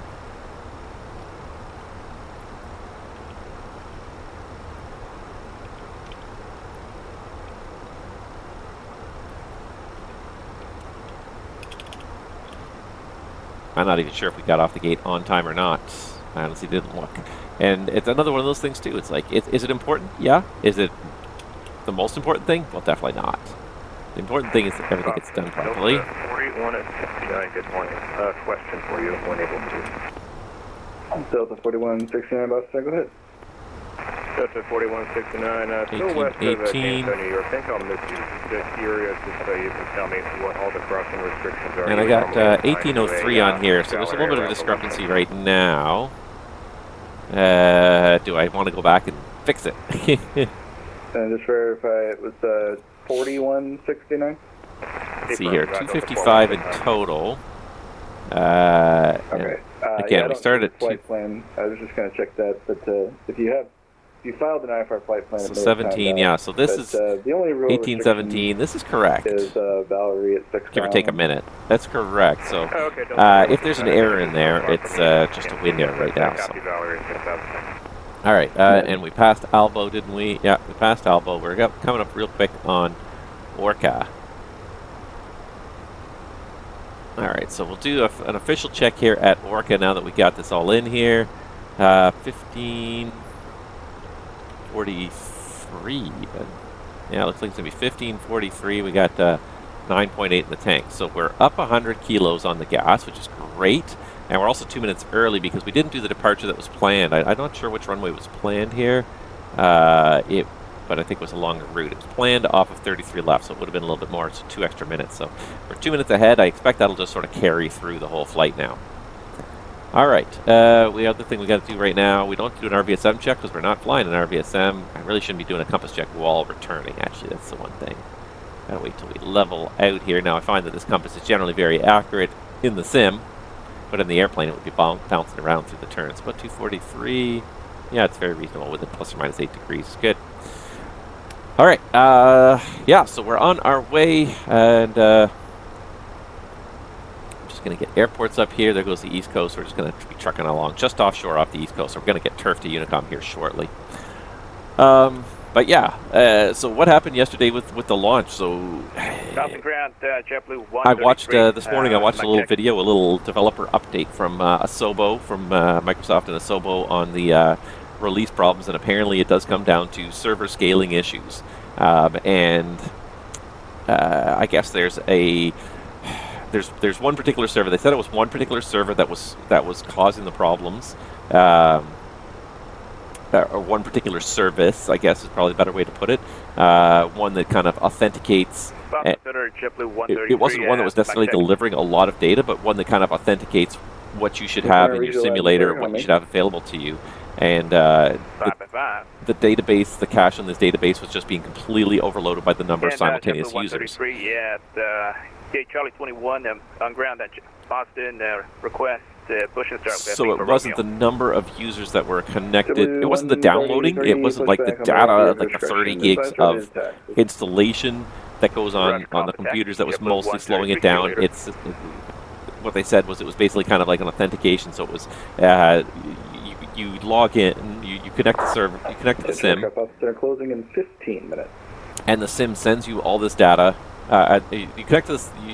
You start the sim, and the sim connects to their server to obtain data about what you should have access to, what aircraft, what airports, what version of the sim are you licensed to use. So therefore, what should you have access to? So, and apparently, it does require quite a number of it's a number of queries that happen in quick succession, and the service simply became the service. I'm sure it's more than one server handling the service, but this particular service became vastly overloaded. And so they had to throttle it. Once they dialed it back, it worked for a while. As they started increasing it again, though, it got to a point where it bogged down and got completely unusable under the load. So that's why some people weren't even able to get in because they couldn't get a solid connection to that service to even validate the information about their install and what they had access to. Other people could get logged in, but the other complaint that came up a lot was a lot of people were complaining that a lot of the aircraft that they were paid for were not in the sim. There were large numbers of aircraft missing, and that basically comes down to, again, that service. It's not just one query, but it's multiple queries. So some of the queries would succeed and validate certain aircraft. Some of them would fail on other aircraft, so those aircraft would not be available in your sim. But it brings up a whole host of issues too, and you've got to wonder about this. You've got to think about this now, in sort of in the grand scheme of things. First of all, this is a perfectly typical example of why all these thoroughly connected games are a big problem. Is because you're relying on this company to have enough bandwidth to handle the maximum number of users at any given point in time. And again, in the developer stream, the Jorg said that they were completely overwhelmed by the number of people who tried to download it on day one. that they were. It was just an absolutely shocking number of users. That like even their wildest dreams, I think they didn't see the number of users getting as high as it did. And part of the problem, and I'd imagine part of the problem, is the fact that this was, of course, on Xbox Game Pass as well. So you have not just a bunch of serious simmers who are very excited about this, but just anybody who's got a Game Pass, which is a large number of people. Not everybody in the world, but certainly a large number of people who are like, hey, I could play this game for free. Why not give it a whirl? So I'm sure there was a large percentage of casual gamers as well that helped to overload those servers on day one. But this also speaks to an interesting issue, and it was brought up repeatedly in comments that I read, was Asobo is being backed up by the world's second largest cloud storage provider.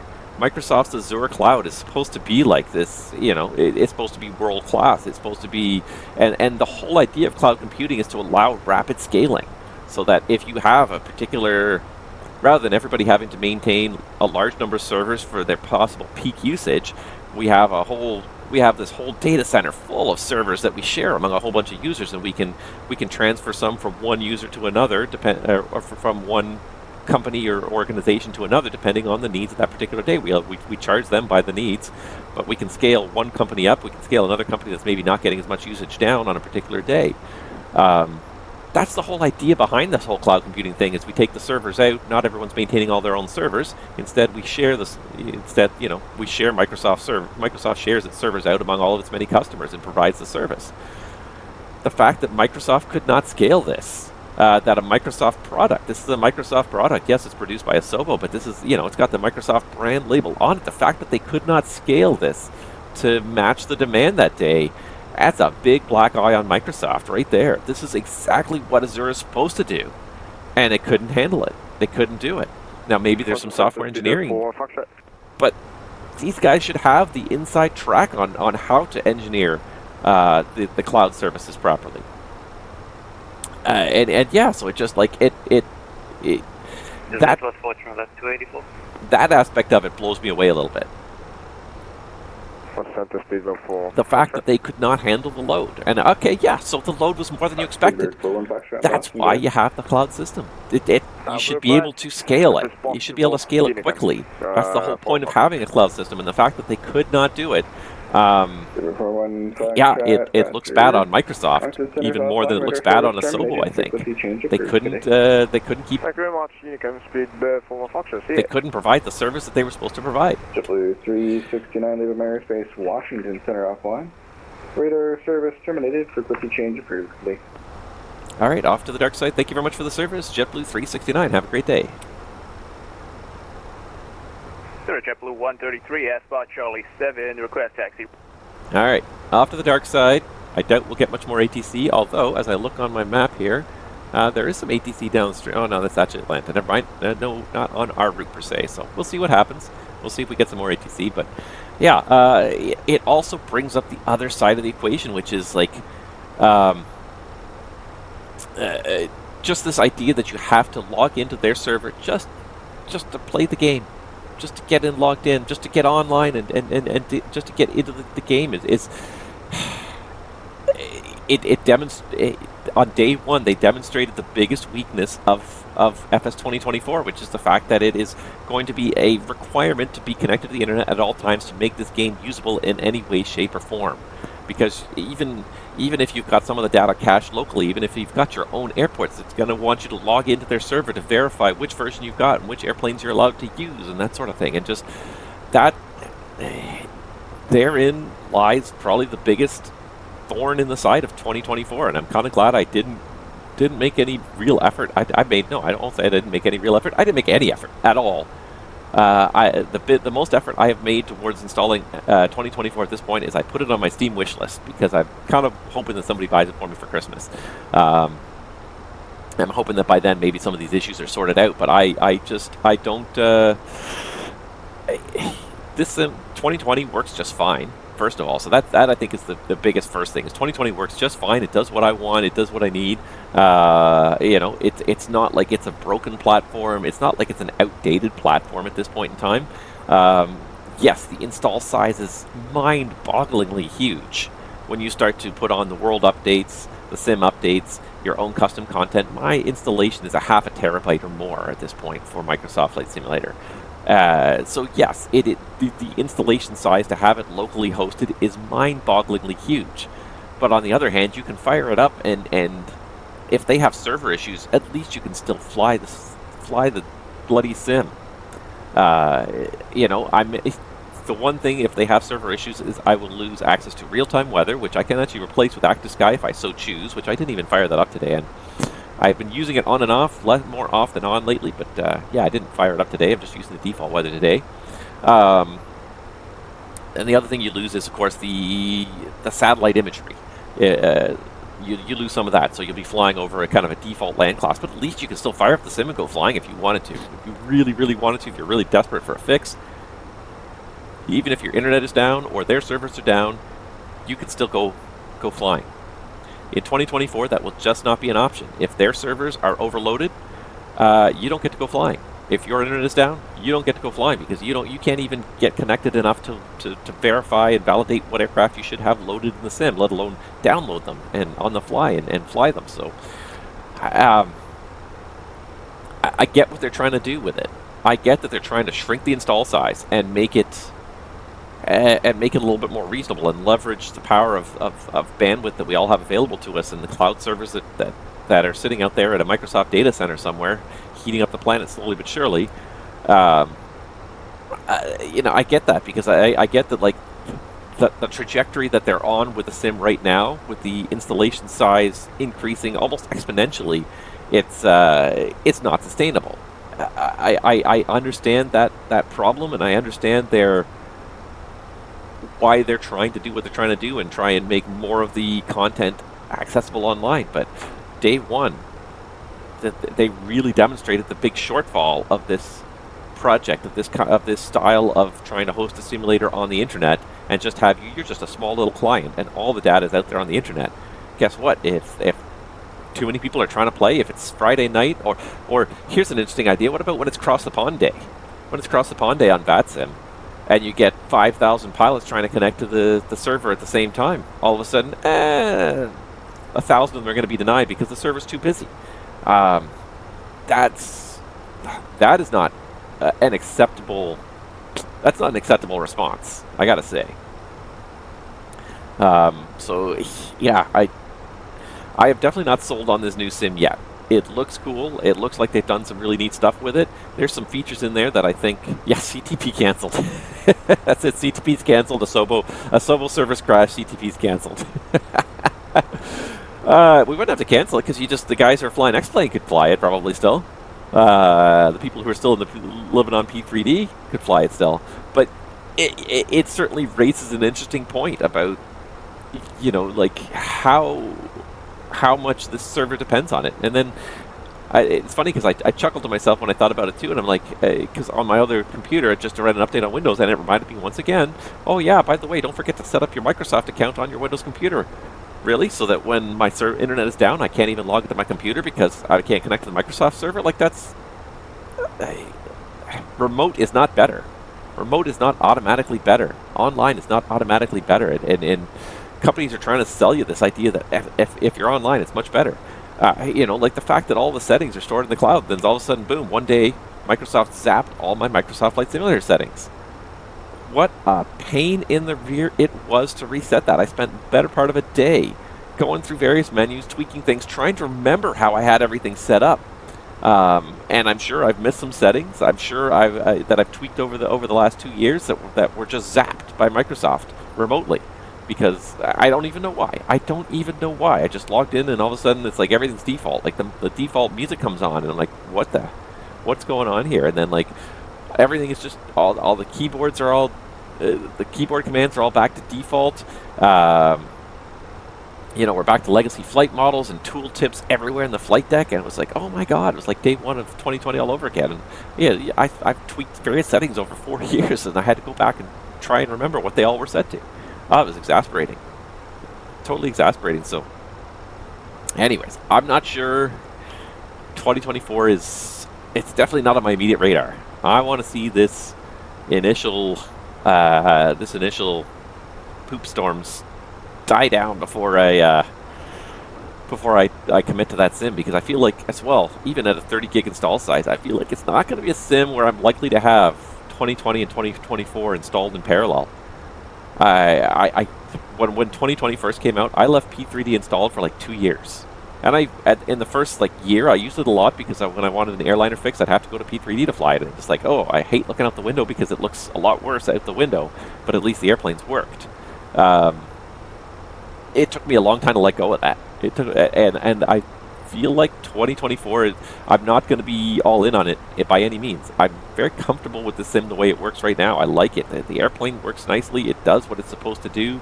The airplanes that I do fly commonly do what they're supposed to do. And I realize the scenery carries over, but the airplanes I'm just not sure about. So until I'm comfortable with that, yeah, I'm not in a big hurry. I'm definitely not in a big hurry. I'm glad I'm not an early adopter. And I never have been an early adopter of anything, really.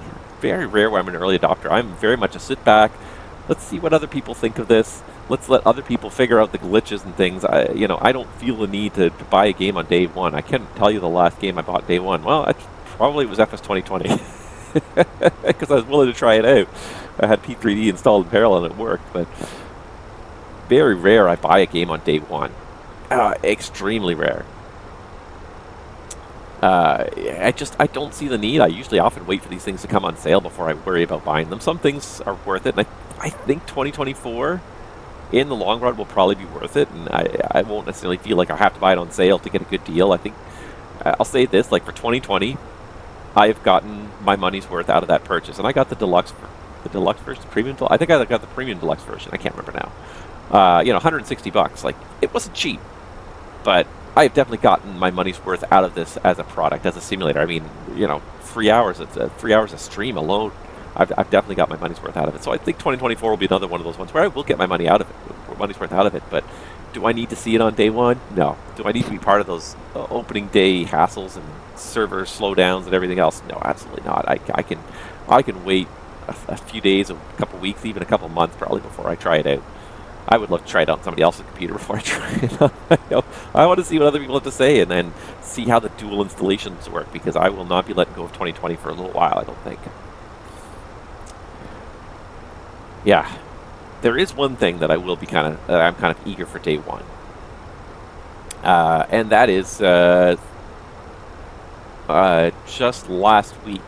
Last week? Yeah, last week. We finally got a launch date for the partner to my mini FCU, and that is MiniEFIS is coming. So MiniEFIS, which basically is this thing right here. So basically your range and display dials, your altimeter settings, and it also doesn't include the side stick priority, but it also includes a chrono button here. So basically this chunk right here is coming on sale next week.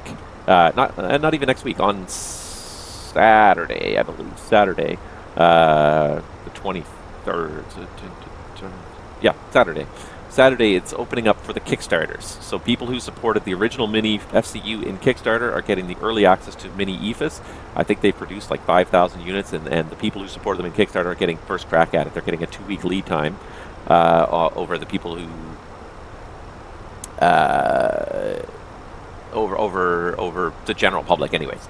That's one that, yeah, I will have to say I'll buy that on day one, because this Mini FCU was just probably one of the best investments I ever made. And I saw it, and it's like, do I want to support these guys in the Kickstarter? It's like, what if it doesn't happen? Then it's a sunk cost if it doesn't happen. But I was just like, you know what? It was such a great combination of like, just what I was looking for. Like a proper FCU, and especially with the proper controls, because like trying to fly an Airbus with a mouse is almost impossible with these push-pull controls. Trying to find that push-pull, trying to find that click spot for the push or the pull in a hurry, when you're really trying to do it in a hurry because something's happening. You just did a go-around, you're trying to manage the speed and get into nav mode quickly, and you're reaching over here and you're trying to find, and then the plane moves slightly and all of a sudden you're not in the click spot anymore. And it's easy at cruise when everything's nice and calm and level, but when you're trying to do stuff quickly and the airplane's moving around, maybe it's getting jostled by a little bit of turbulence and it's bouncing around, and you're trying to hit this little click spot here, oh my god, that was almost impossible to fly. So I had to get the Mini FCU. I felt like it was a necessity, but for the money I paid for it, I think it was one of the best things I ever bought. It was a little bit pricey. I think I got into the $200 thing, and then the shipping was like another $75 when it finally came out. But I think it was worth it. So MiniEFIS, and that's the thing, is I find myself now reaching forward to try and turn the range knob, and I kind of grab the Mach knob here, which is the first knob on the Mini FCU, and I kind of grab that and I start to trying to grab that to either change the altimeter or change the range. I'm like, oh shoot, right, that's not the real thing. That's just I have to go in the sim and click here to do it. So I find myself falling for that all the time. So I think MiniEFIS would be very, very worth it to just have. Again, these are controls that you also use a lot in an Airbus. You're constantly changing the range, trying to change back and forth to plan mode, adjusting the altimeter, even having the stopwatch on there, the chrono. It's something you use quite a bit. Having that right here in front of you, just really.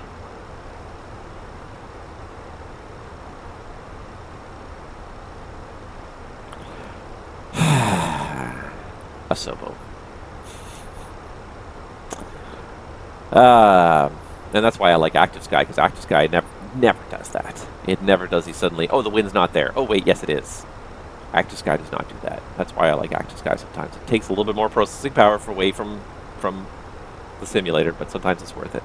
And this is one thing that I'm hoping that ActiveSky will change soon, is because in the past, you used to be able to run ActiveSky on another computer and not on your sim computer with all the previous versions, but they haven't figured out how to do that yet for MSFs. I'm pretty sure it's on. I'm pretty sure it's on their radar. It's like one of the #1 features they'd like to add to ActiveSky, but I guess they're having security issues. Again, Asobo's really kind of done a lot to lock down the simulator, which is good in a way. I mean, I get it. Security is important in this day and age, especially with a product that's connecting to the internet and things like that. But you know, you're blocking legitimate developers from making legitimate inroads into the simulator. I'm so happy that I figured out how to use Sim Toolkit Pro on my other computer here. So now it's running on my laptop, and I can see the progress. But it's not pillaging resources, because Sim Toolkit Pro, it's a great tool, but the moving map and the whole interface, it uses up a lot of processor power. I found on my computer it was generally it averaged about 4 to 5% of my CPU power at any given point in time, and that's a lot of that's a fair chunk. When you add that up to everything else that's running on the simulator platform, that's a fair chunk of simulator power, that processor power that's being stolen away to run that app. And I love the tracking, and I like the logbook and everything, and the recording and everything. It's really great, but it was not, you know, even when you had it minimized, it was still using 4 or 5%. Whereas this little guy here, if I can find him again, where'd he go? Here he is. This little guy here, this is just the SimConnect server. So this is just simply taking data, and I could even do this here and show you the data it's taking out, but it's just taking your lat long, aircraft, altitude, that sort of stuff, and it's just sending it out constantly through the network to the other computer. But this little thing here is using up a fraction of the processor power. I think it's like, on average, it's about 0.2%, as opposed to like 5%. So it's definitely it definitely has made this run a little bit better. If you notice, the captain has turned on the seatbelt signs. Yes, if you notice. And it's like, by the time I do that, it's already over and done with. I actually, in my head, was mentally thinking of what's the PA to direct flight attendants to sit down during moderate turbulence, because I'd say that was pretty moderate for a second there.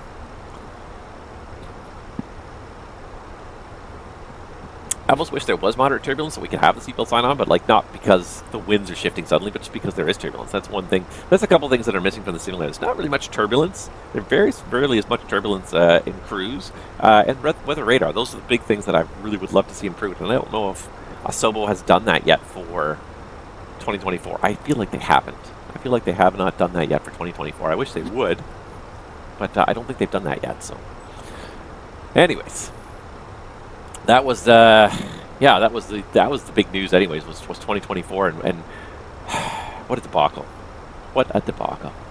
And I shake my head and sigh, and I'm not entirely surprised though. At the end of the day, but I'm interested in it. I think it looks really good. I think it has the potential to be a really nice upgrade to 2020, and I don't think it's going to be a game changer. 2020 was a game changer. The way they use the power of cloud computing to hold all the world in the palm of our hands with streaming satellite imagery and objects placed everywhere, trees and buildings placed everywhere. Like, that was just a fantastic.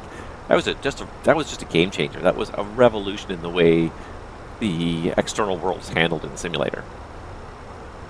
But 2024 does not strike me as a revolution. It strikes me as a next step. It's improving the graphics, potentially improving the way the simulator runs. Really, the big change is the downloading, is the streaming, and that changing the way it runs.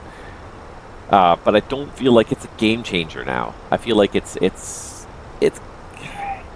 just another step. It's another version, and yeah, I saw a couple people make comments like, you know, given the lifespan of the previous iterations of the simulator, 4 years seemed like a very short time frame between simulator versions. And 4 years is not that short, but yeah, like, it took a good solid year before developers really started to get a handle on that platform in the first place, and a lot of these developers are still pouring effort into it. And now you've got developers that still have not released in 2020. I'm looking at you, Majestic. You know, I love the Dash 8, and I hope you get it out there. But, you know, now we're moving from 2020 to 2024. I wonder how much development they've done in 2020. Now it's, you know, is that time wasted? Can we apply, how much of that can apply forward to 2024? Hopefully a lot of it. Yeah.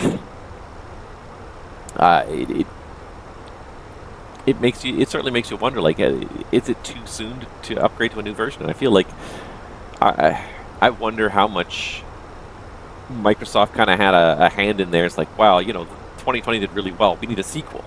It's like, well, simulators don't necessarily need sequels that badly.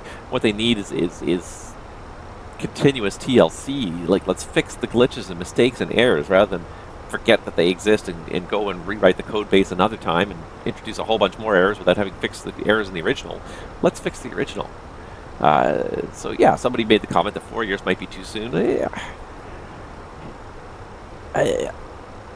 I'm trying to think if I agree with that statement or not.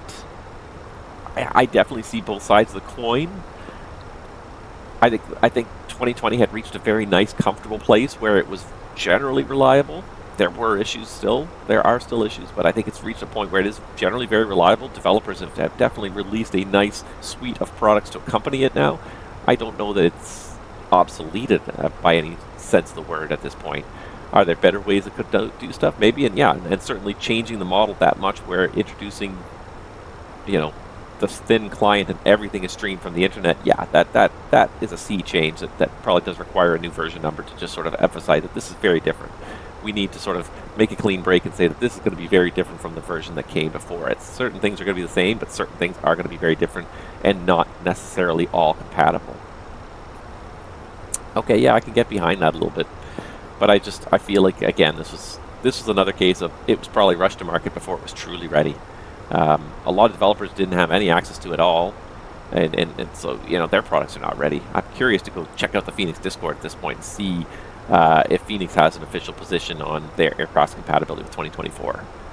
Because that's the first one that I'm really waiting for. The PMDG-37, I'm pretty sure PMDG said they expect their aircraft to be compatible.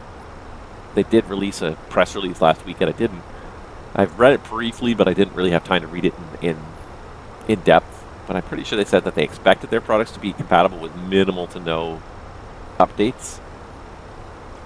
But yeah, I'm going to let everybody else figure that out. I'm going to get to it when I get to it. I'm not in a big rush onto it. Anyways, I think I've ranted on endlessly enough about that. But yeah. What else can we talk about? We can talk about Fenix, though. We could talk about the fact that the 321, the Sharklet version, did release here. So I'm going to turn down that audio because we're going to go switch to the exterior view and just check this out here. Because now we have Sharklets, we have winglets, we have super tall winglets too. And like, I never really kind of realized how tall these winglets are, but these winglets are 8 feet tall. They're 8 feet tall. That's a tall winglet. And not only that, but like the fence kind of cuts it and stops. Let's see if I can let me do this here, just so I can kind of do a better, wrong way. I'm terrible at this. Terrible at this, but yeah, so there's the winglet, like bang on. Like the wing fence is right about here. It's right where pretty much right where the light is, and the wing fence is right there, and the winglet adds not just like an 8 foot height here, but also additional like 3 feet onto each wingtip. So you went from having an airplane that was 112 feet to 111 and change to 117 and change, almost 118 feet. And that's the criteria for a narrow body.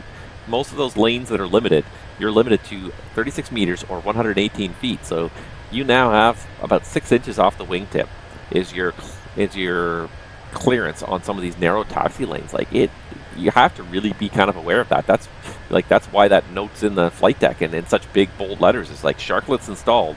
Make sure you're thinking about the fact that this is a 118 foot wingspan on this aircraft. You've got to be ready to. You've got to be ready to handle that. You've just got to think about it. You've got to be cognizant of that fact that it is now a 118 foot wing instead of a 112 foot wing, and it's not always a big deal, but it can be. That was the biggest thing. The other big thing was the installation of the ACTs, the additional center tanks. So let's see here. If I do this, oh, somebody's just passing over our heads there. It's funny. Somebody's passing over our head going from Florida to Boston.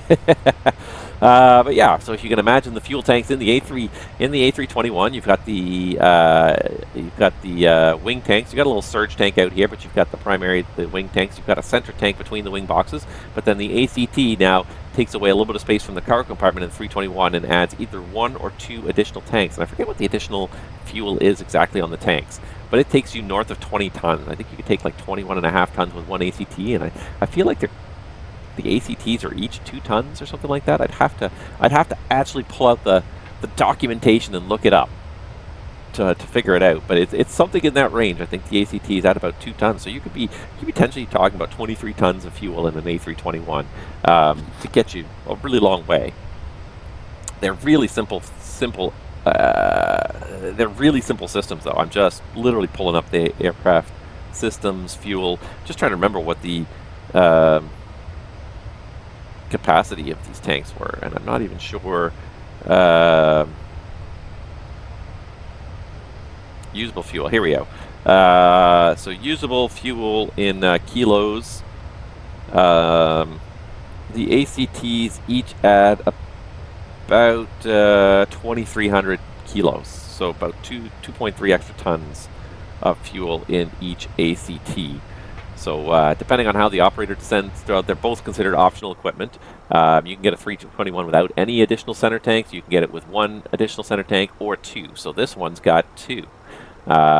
So there's no fuel in here right now, but this would be ACT1, this would be ACT2, and they're not actually side by side, but you can almost imagine like a cargo bin inside the belly of the aircraft. So they're one in front of the other. So ACT1 would be installed right behind the center tank, and then ACT2 would be a little bit further back behind it, and then they simply feed into the center tank. So they don't even bother with the diagrams of the pumps here because it's not as integral. You do get 1 additional switch on the panel here, and it's either auto or they're off. No, they're forward, sorry. Auto or forward. So in auto, when the tanks are empty, it just simply starts, as soon as there's enough room in the center tank, the pumps come on automatically and start shifting fuel from the ACTs into the center tank, and then where it can get used from the engines the normal way. In the forward, and the buttons in the forward mode, the pumps come on all the time, and they're always trying to force fuel out there. If the pumps were to fail, that fuel is stranded. There's no way to gravity feed fuel from the ACTs into the center tank. The whole idea is that as soon as there's space, we empty the ACTs. So the ACTs are extra fuel, but as soon as there's space in the rest of the fuel system, we try to transfer that as soon as possible. Because if those pumps were to fail, that fuel is stranded there. There's no way, if those ACT pumps were to fail, there's no way to transfer that fuel into the rest of the fuel tank, into the rest of the fuel system to be used by the aircraft. It's a pity we didn't have a high enough fuel load to actually need the ACTs today, but that's okay. We can, we're more than okay without it. But yeah, that adds a lot of fuel. So the total tonnage in the aircraft goes up to pretty much 23.5 tons of fuel you can take if you have both ACTs. So this particular version of the 321 with 2 ACTs indicated. If there's only one, then this box is not even here. It's just one box here.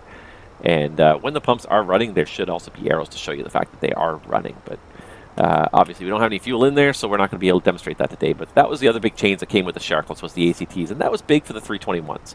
Because the 321s, as much as they are a bigger airplane with a more, passenger hauling capacity, the ACTs are also a big part of the A321. you need that fuel sometimes. Not only even just to overcome the fact that you're burning a lot more gas in the 321 because you're lugging around a lot more load. If you take off at 93 tons, you're burning a heck of a lot of fuel for those first couple hours. So you need that extra fuel sometimes to make it these long flights. And then, of course, we're going to get the XLRs eventually. And the XLRs are going to be... I honestly don't know. I don't know the exact layout, but I imagine it's probably pretty similar in the fact that it is,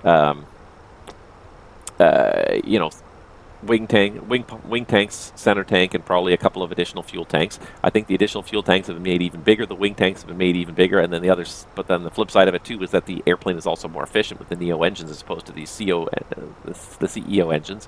The Neo engines, you also get the mileage not just from the increased fuel capacity, but also from the fact that you get a pretty low fuel burn overall from the Neo engines.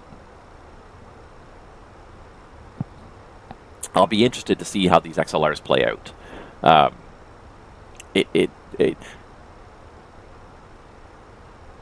Can you see that? Yep. I just did that, but yeah, absolutely. Here you go. There's the external view with the Sharklets. So,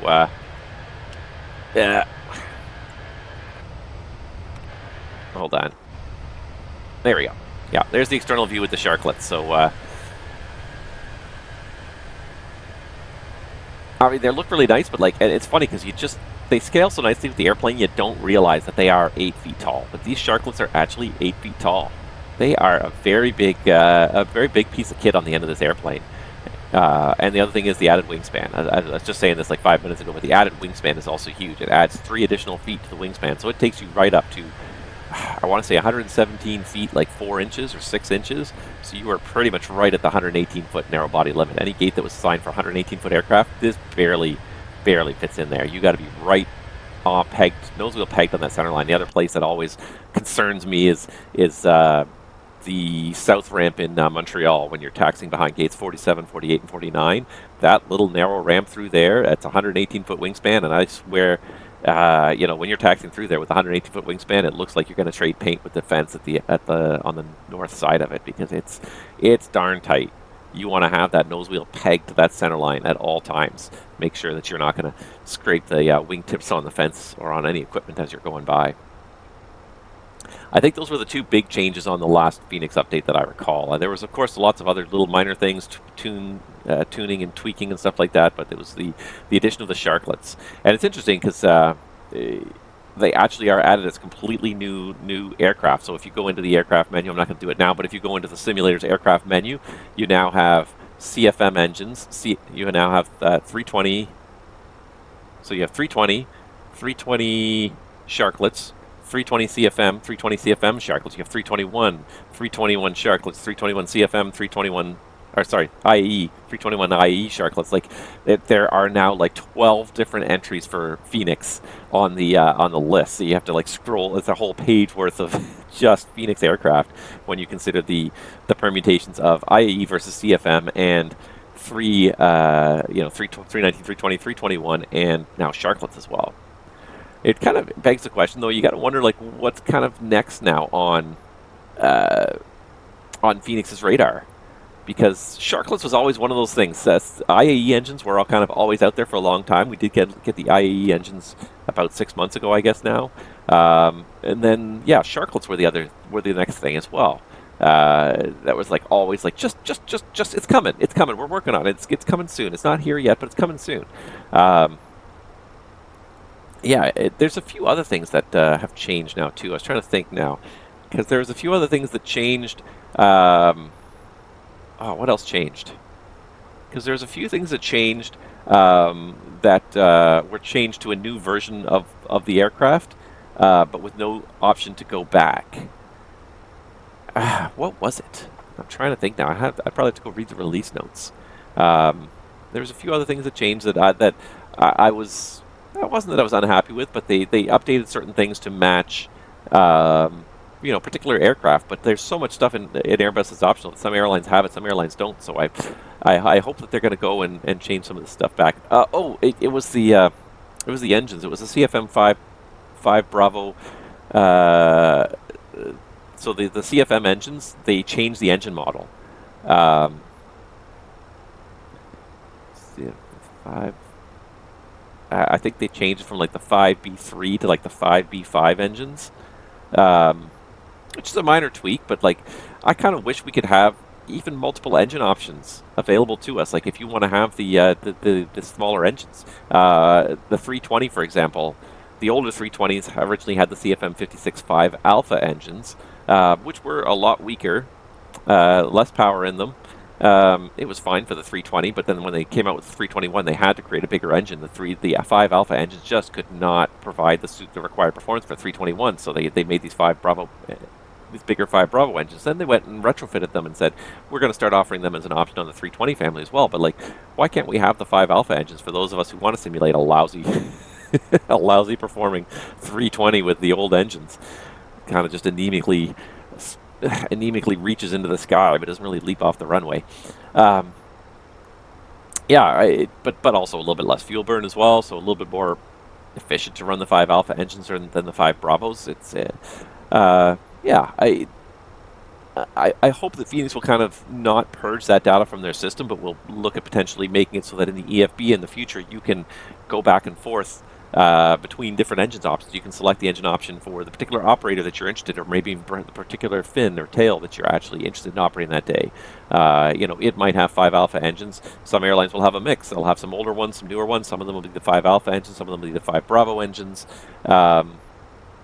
Just allowing people to have to tweak the options to sort of suit their airline, their operation, their preferences. And they did get better at that. There's definitely a lot more options in the EFB than there were in the first iteration. When Block 2 came out, they definitely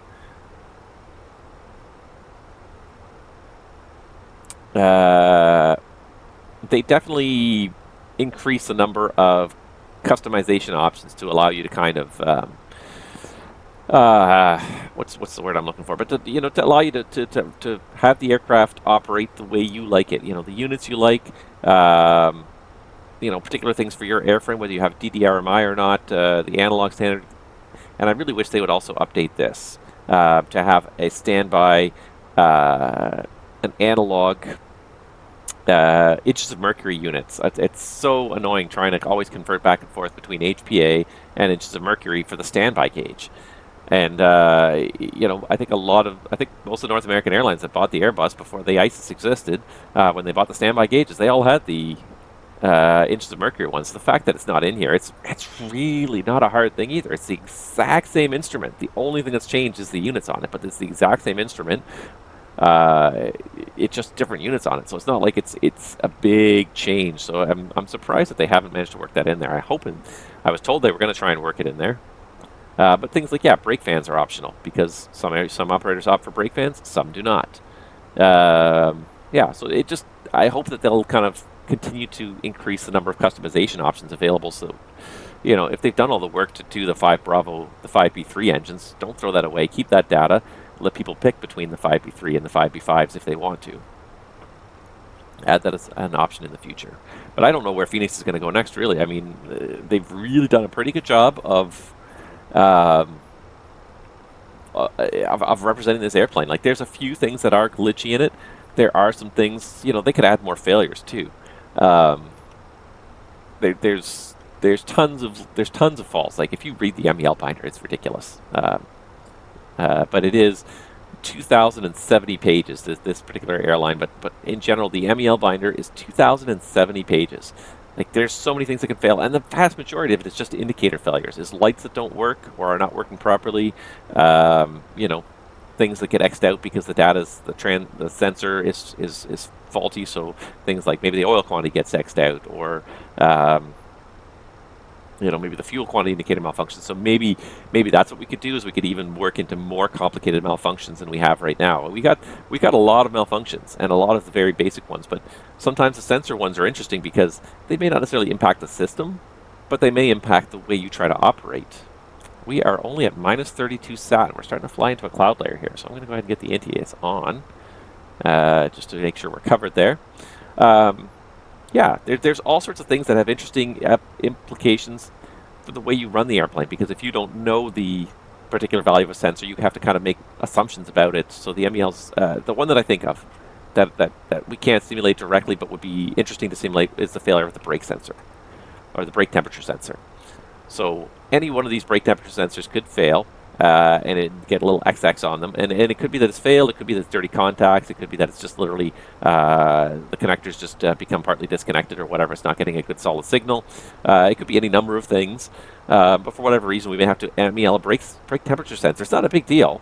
The brake still technically works, but it creates a huge procedural nightmare. That's one of the most awkward ones to deal with. Let's have a quick look at it here. Chapter 32 landing gear, and brake temperature indication on the WheelSD page. There it is, 320701. Brake temperature indication on the WheelSD page. If brakes hot alert is not displayed, one or more may be an option provided that ground brake cooling time is applied. Seems simple enough, right? Let's go to ground brake cooling time, 320701. 320701, 320701. Brake temperature indication on the WheelSD page. So if that indicator is not functioning, we don't know what the temperature of that brake is. We have to kind of we have to assume a worst case scenario. So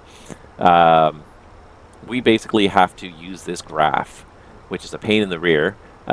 We have to look at the weight of the aircraft, the speed at which the brake started being applied. So if you're using auto brake, it's the touchdown speed.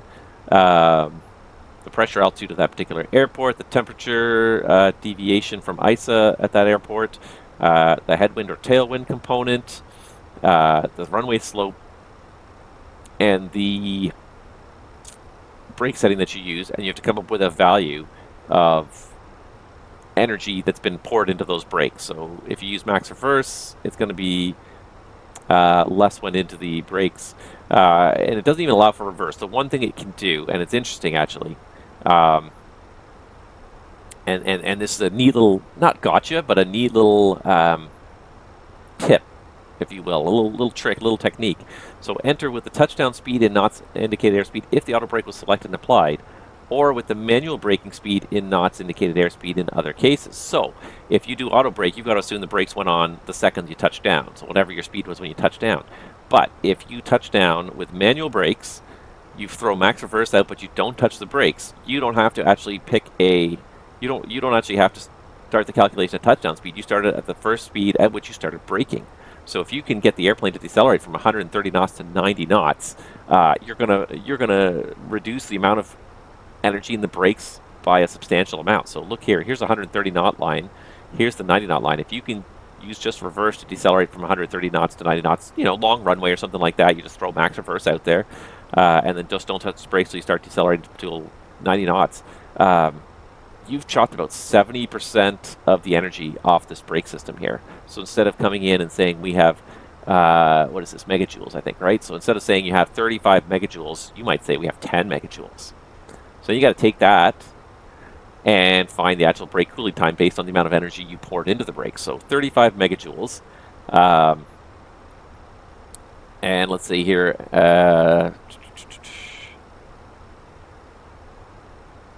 Yeah, so 35 megajoules. And let's say, we had a standard day. So you'd have somewhere between, if you have brake fans installed, you'd have somewhere between 58 and 64 minutes before you can do the next takeoff. If you don't have brake fans installed, you'd have somewhere between 117 and 130. So we'd have to probably round up and say, okay, 64 or with brake fans, or 130 minutes without brake fans, which is just absolutely ridiculous. So there's a 2-hour turn because we don't know how fast those brakes are cooling. We have no idea of knowing if they're at a safe temperature for takeoff or not yet because we don't have the sensor on the one brake. This table is very conservative in general, but if you don't have any other information, you have to use it. If you can get it down to even 10 or 15 megajoules, the turnaround time suddenly shrinks substantially. Even if you don't have brake fans, let's say you get 15, you now have chopped it from a 2 hour and 10 minute turn to a 97-minute turn potentially, even an 84-minute turn. So that's a fantastic trick to try and do that. But you've got to record all this information, the weight. You've got to record the weight, the speed at which you started applying the brakes, whether or not you use reverse thrust. So there's two different graphs. That's right. There's one for thrust reverser use, one without thrust reverser use. That's right. There's two different graphs. All this different information, the temperature and the pressure altitude and all this stuff. So it's a very complicated procedure. It's very procedural, but it's a challenge. Like I really love it. I really love a good challenge. And so, yeah, I think there are a whole bunch more interesting failures you could put in there, even just indicator failures, different indicator failures. You could put different indicator failures in there and have people just have to work through the MEL and figure out, like, does this impact me? How does this impact me? What do I need to worry about for the next leg? So, anywho, yeah, I just don't know where else Fenix could take this next otherwise. There's, I don't know. It feels like they've done the large portion of what they really set out to accomplish. They've created the airplane. They've created the whole family now, 19, 20, 21. They've put out the IE engine version. They put out the Sharklet version. You know, the ACTs are in there. That was another big thing that I thought was missing. That's there now. I don't know what more big things they could do next. I really would be curious to see what's on their roadmap, because I don't see a lot of other stuff on their roadmap right now. Is it worth even talking about the 318? How many operators operated the 318? I think only like 60 318s were ever built or something like that. It was a ridiculously small number.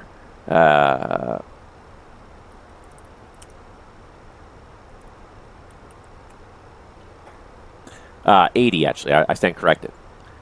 80 A318s were built out of something like 13,000 A320 family aircraft that have now been built. 80 A318s were built. They're just not even worth talking about. Interesting news as well for the 321 family. The XLR actually finally is in revenue service. Iberia took delivery, I think, last month of their first airplane, and I think about a week ago, the XLR flew its first revenue flight between, I believe it was Lisbon and New York, I think, or maybe it was Boston. So the XLR has started. It's in production now, and it is in service now. It's actually flying with the airlines. Iberia's got the first ones. I don't know who had the second one. So airlines are starting to take deliveries of the XLR. The production line has started now. It's still, the backup is insane, but it's definitely started. It's going to be a bit of an interesting game changer. There's a lot of people talking about what it's like to fly transatlantic in a narrow-body airplane. And we're not talking like 757 narrow-body airplane. We're talking a 6-abreast, single-aisle, narrow-body airliner. That's a long way to go in a 321. And there's people who are talking about it now, you know, because there's not a whole lot of legroom in the 321, depending on the configuration. And I think what a lot of airlines are looking to do is perhaps add like some really premium business seats. I know a lot of airlines are looking at potentially putting in, like, you know, the lie flat seats in business class to really kind of sell it as a premium product, because the lie flat seats obviously decrease the density quite substantially, but that's almost a bit of an advantage with the XLR, because it allows you to have a lot of high revenue passengers, or a number of high revenue passengers who are willing to pay the kind of money you're thinking for a lie flat seat, but it reduces the overall weight of the airplane so that you can take more gas and do these longer legs. Interesting compromise. But certainly in economy class, 7 to 8 hours in a 321 is a long time to spend. And even for the crew, those are going to be some long days. I don't think anyone's going to push it. I think Airbus pushed it to said they could do 13 hours, 13 and a half hours, I believe was the max range you could do. I don't know that many people are going to survive that. You know, you don't get a huge galley in a 321, and a lot of airlines have kind of shrunk the galleys down. But like, you look at the number of people you're putting in a 321 XLR, and you've got to think about the practicalities of it.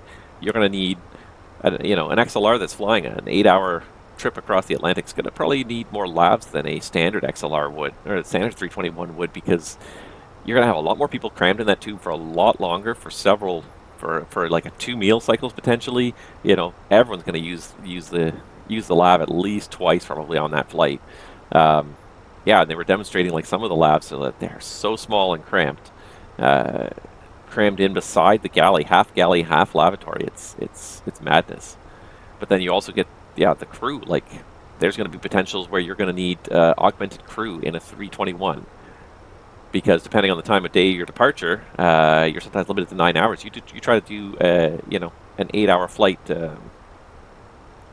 say somewhere kind of more Eastern Europe, like Athens, for example, is an excellent target market for the 321 XLR. But you're looking at a potentially 7 to 8 hour flight plus an hour check-in. You're looking at a 9-hour duty day. If it's an overnight flight, you could be you could be exceeding the max duty day. You might need an augment, so you've got to have 3 crew members. You've got to have a rest facility on board. So where are you gonna put a rest facility? There's no overhead, so you're gonna have crew members potentially camped out, occupying a J-class seat, camping out, trying to sleep, trying to not get looked at by the other passengers while they're trying to catch a nap because they're off duty for 3 hours, before the next guy comes off duty, or 2 hours before the next guy comes off duty. So there's some interesting stuff. The XLR is going to really kind of push the narrow body flying to a new level, to a new limit. It's going to be interesting to see how that works out. It could be less than pleasant for the crews as well. Like I find that 5 hours in a narrow body is a long time, but you talk about 8 to 9 hours. That's going to be a very long time to be in a narrow body. I mean, if you want a narrow body to do it, the 321's the one to do it. The 320 family, like the flight deck is spacious. At least that's one thing you can say about this. The flight deck is very spacious. The flight deck in the if you've ever been in the flight deck in the 37, the wall is like 6 inches behind the seats.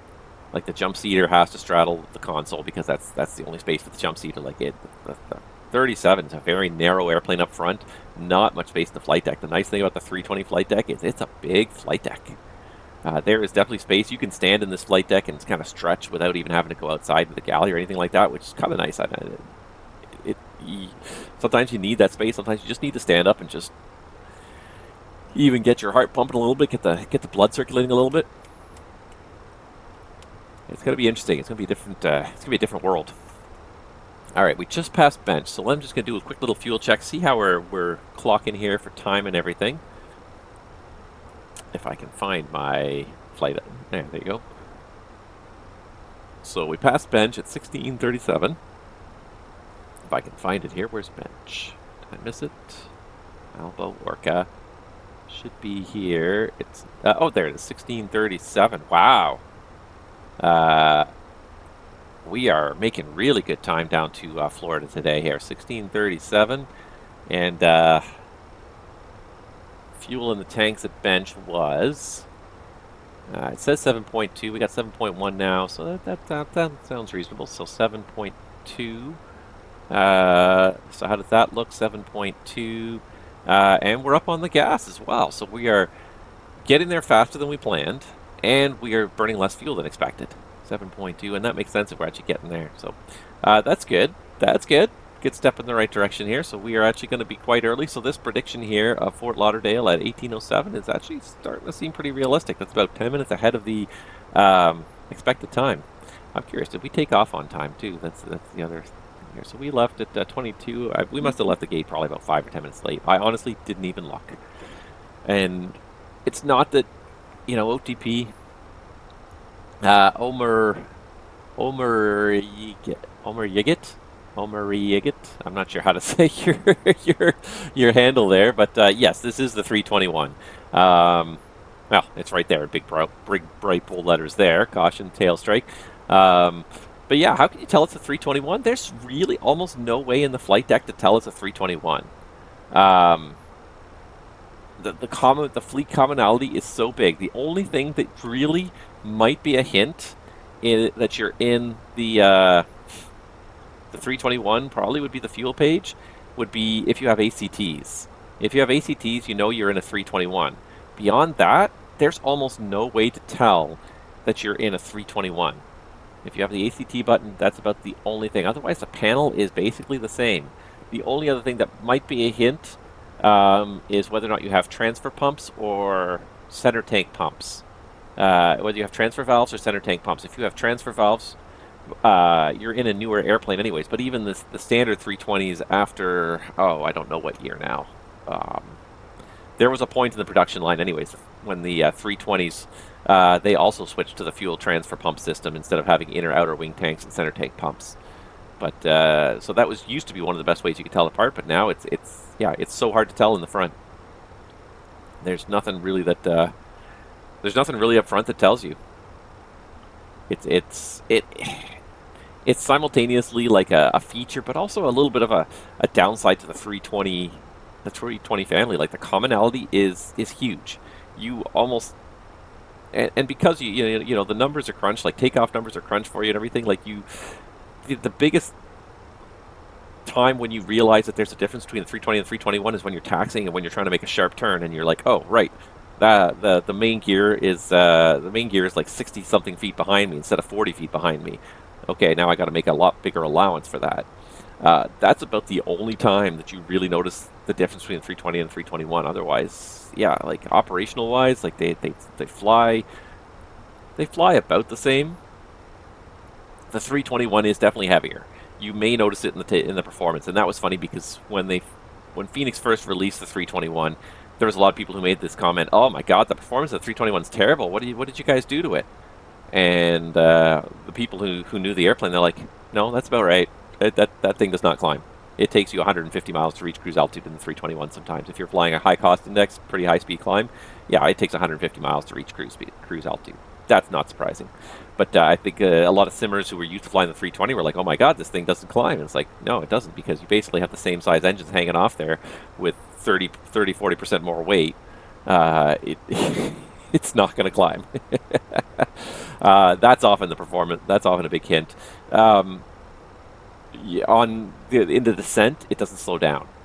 Same kind of deal. There's just so much inertia to it. It doesn't want to climb. It takes a long time to gain altitude. But then in the descent, you have to. It can take a lot of effort to get this thing to slow down, and people get burned by it a lot of the time. I guess the one big thing really that should be a hint, and I'm overlooking the obvious, is right here, is the flap placard. The flap speed placard is different in the 321. The flap speeds are different in the 321 than the 320. In the 320, VFE 1 is 230, 1 plus F is 215, 2 is 200, 3 is 1... 3 is 185, full is 177. That's actually your one hint right there. I overlooked the obvious. That's the one hint right there. If you're looking for a hint to which airplane you're in, look at the flap speeds. If the max flap speed is 235, you're in 321. If it's 230, you're either in a 320 or a 319. All right, looks like that cloud layer's kind of gone away. I'm going to go... Oh. That was me. I accidentally pressed, instead of F9, I pressed F8. We're now overspeeding the flaps. I accidentally pressed F8, and that triggered the flaps instead of pressing F9 to unpause my track IR for a second. Well, that's great. Okay, well, we did it. Let's play that one out. It's possible. It's unlikely someone would actually reach down and touch that lever incorrectly. At the end of the day, is there any implication for this? Well, there is a minor implication for this. In flight, it's not a big deal. We'll just carry on. The one thing, of course, we would have to do now is talk to maintenance and make a potential maintenance entry. So it would be very hard to accidentally deploy the flaps, because not only have we exceeded the flap speed, but we've also exceeded the flap altitude. So there's a max flap altitude of 20,000 feet in this airplane. We exceeded that, but more importantly, we did exceed the max flap speed of that I was talking about, 235 at 300 knots here. So the fact that they came out a couple degrees, and it was probably only the slats, it probably wasn't the flaps, because the slats come out first, and then when the slats come out, then the flaps go down. And in fact, you would only, at this speed, you'd only get config 1 anyway, so you don't only get the slats. So we only oversped the slats and not the flaps. We would have to talk to maintenance, though. We would have to send a message to maintenance. We'd probably have to file a report when we get down as to why that happened. Well, apparently we're idiots and we pressed the wrong button. I don't even know why you would be like that. And that's why they make the controls the way they do. Like, they're very tactile. You can't. I won't say you can't grab the wrong lever, but everything feels different in the major flight controls. All feel different. The flaps has got a very different shape than the spoilers. You have to squeeze the flaps from the bottom. There's a trigger. You have to squeeze the flaps from the bottom to release the trigger. Whereas the speed brakes don't need that. So yeah, I won't say you couldn't do it. I'm sure if you were fatigued and certainly not paying enough attention, it's possible to do it. But the odds of you accidentally deploying the flaps in cruise are pretty slim. All right, so that status page just came up just because of the overspeed, so we're going to disregard that. Maybe now is the time to trigger a failure after all. Now that we're having fun, as we pass over Cheese, Wilmington, how are we looking here time-wise? I just want to see here. Okay, so we are about an hour and 30 minutes from landing, hour 25 minutes from landing. So let's have a little bit of fun here. let's trigger a random failure. And these are always benign. But let's do it. I really wish that they would trigger some more exciting failures when you trigger this, but it's always a benign failure. Most of the time, half the time, it doesn't even come up as anything. Ah, there we go. These are the ones that come up all the time. You get either ELAC or ELAC FAC SEC faults that are resettable, single ELAC SEC FAC faults that are resettable, or you get a fuel tank that fails. These are generally what you get. Even though I do have, and I should be doing ECAM actions, but I'm just going to rant on this for a second. Even though I do have random failures, and it should be failure type, none, minor, all. Yes, I've got all, realistic or high, and failure rate high, so there should be, every once in a while, something should fail. I wish stuff would fail randomly more often. All right, anywho, ECAM actions. Very good. Fuel, right tank, pump 1, low pressure. So it does look like the right tank, pump 1 is showing low pressure. Number 2 pump is still holding up, so right tank, pump 1 off. So we come up here, we go fuel, right tank, pump 1, and you can see the fault light which draws your attention to that switch, off. That's it. Clear fuel. Clear fuel. Status, so we stop ECAM, and you always check for potential system resets. Think about any outstanding checklist or potential engine relight. And of course, this is a fuel pump. Never, never, never, never, never reset a fuel pump that's shown faulty for any reason. And that's likewise for fuel circuit breaker pumps, or fuel pump circuit breakers. Never, never, never reset a fuel pump circuit breaker. If you do not want, you don't want electricity doing bad things in a fuel tank. So if something's gone offline with a fuel pump at any point in time, you leave it off under all circumstances. All right, so I don't think we can reset anything. Nothing outstanding. Continue ECAM. All right, status, Cat3 single only. That's from before. ADR2, Cat3 dual, and HC transponder 2 is all from before. The new one is right tank pump 1 is Inop.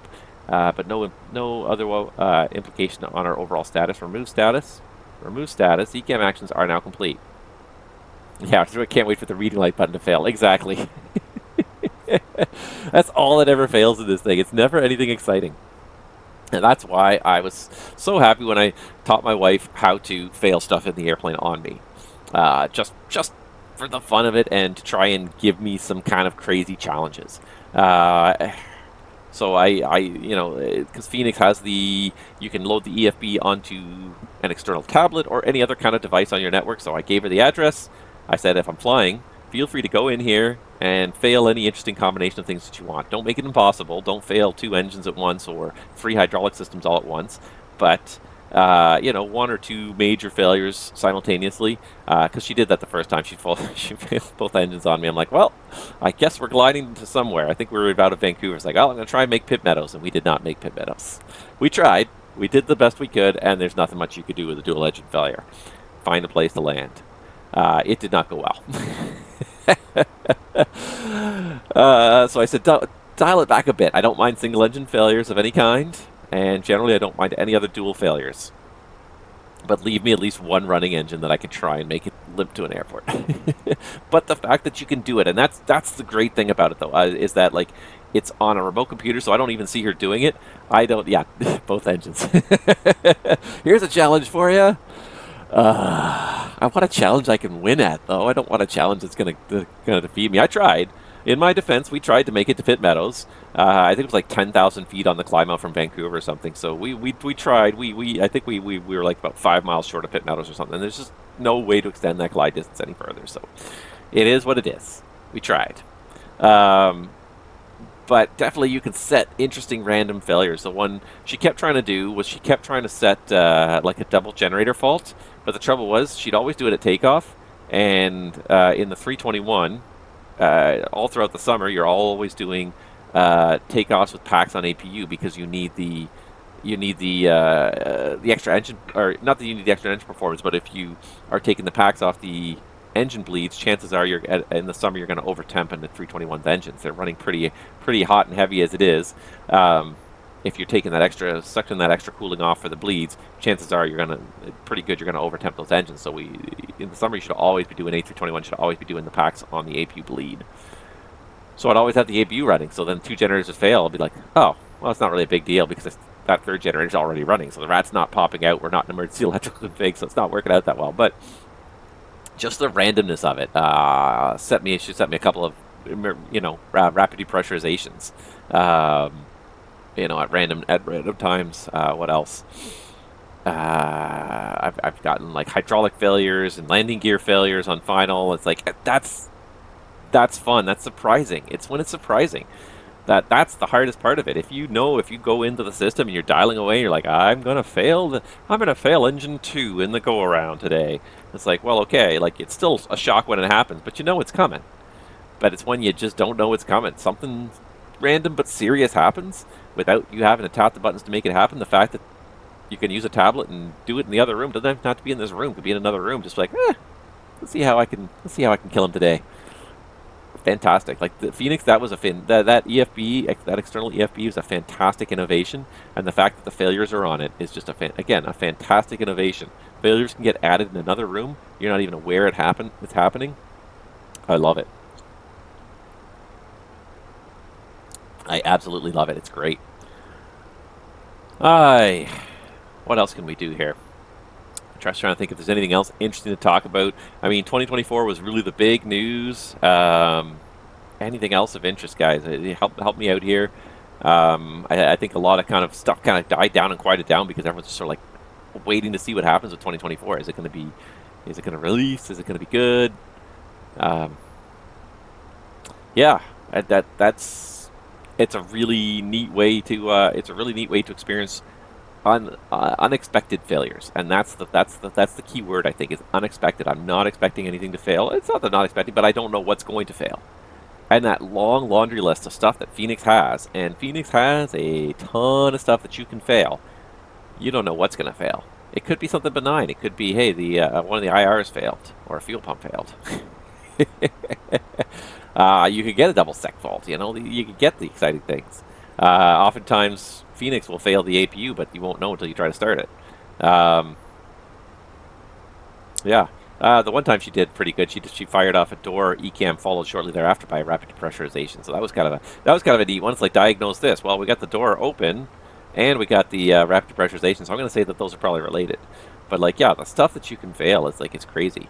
One that's always interesting is to kind of and I like that they have it in here, is you can fail the ILS transmitter itself. So this is not actually the aircraft system, but like you can simulate like, hey, the glide slope suddenly went offline halfway down the approach. What do? You know, interesting stuff like that. So there's so much stuff in here, and yet they've only, you know, they've only just cracked the tip of the iceberg. And the amount of ECAMs and monitoring and things that can fail in this aircraft, it's just absolute madness. And so they've got like a lot of the basic stuff covered, but like there's lots of stuff that could fail. Communications, stuck mic. I mean, there's not much you can really do for that other than just use the other mic. But yeah, one time she gave me I think it was a pitch and bank discrepancy at the same time on the same IR, and it's like, and it was really good because it was really subtle. Where it was like shortly after takeoff, and the airplane, the attitude indicator just started rolling. And at first I started following it, and then I looked over at the standby attitude indicator, I'm like, wait a second. And I looked at the FO's attitude indicator, I'm like, something's not adding up. So like, yeah, my PFD started rolling and pitching in a weird direction and didn't match the other two. It took me a couple seconds to kind of put together what happened there. But yeah, so it's really fantastic if you can get someone else to fail stuff. And the fact that it's got the different triggers that you can set up here, that you can arm the failure for different things. I would like to see Fenix add maybe a few more conditions to this.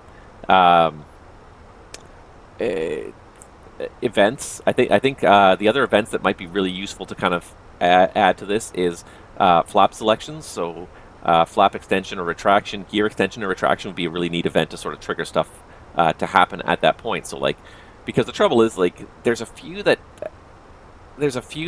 you can trigger. The flaps ones especially come to mind as ones that are annoying that you can't really trigger in a very realistic way. What do I mean by that? Well, if I can go to flight controls here, and you get like the flap or the slat fault or the surface lock. Yeah, so if you get a surface lock, so you get a fault and it locks the flaps or the slats in the current position. normally you would not notice that. You wouldn't get a fault like that until you actually try to move the slats or flaps. So, you know, you're sitting up here in cruise with slats at 0, and then you go down to do the approach. When you select flaps 1, that might be the first time you notice the slats locked, or when you select flap 2, that might be the first time you notice the flaps lock. But if I was to trigger this now, it would indicate it right now. So to have this trigger only when the flaps start to move or the slats start to move would be a smart trigger. So I would, there's some stuff that could be improved. I don't know if that's ever been suggested. I should really go in their Discord and suggest that as another potential event trigger. Is landing gear retraction extension or flap extension retraction would be some interesting time to get some faults as well.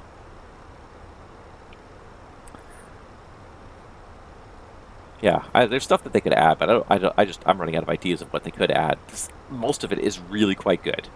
I was really happy when they made the brake fans optional because a lot of operators don't bother with brake fans. They get cheap.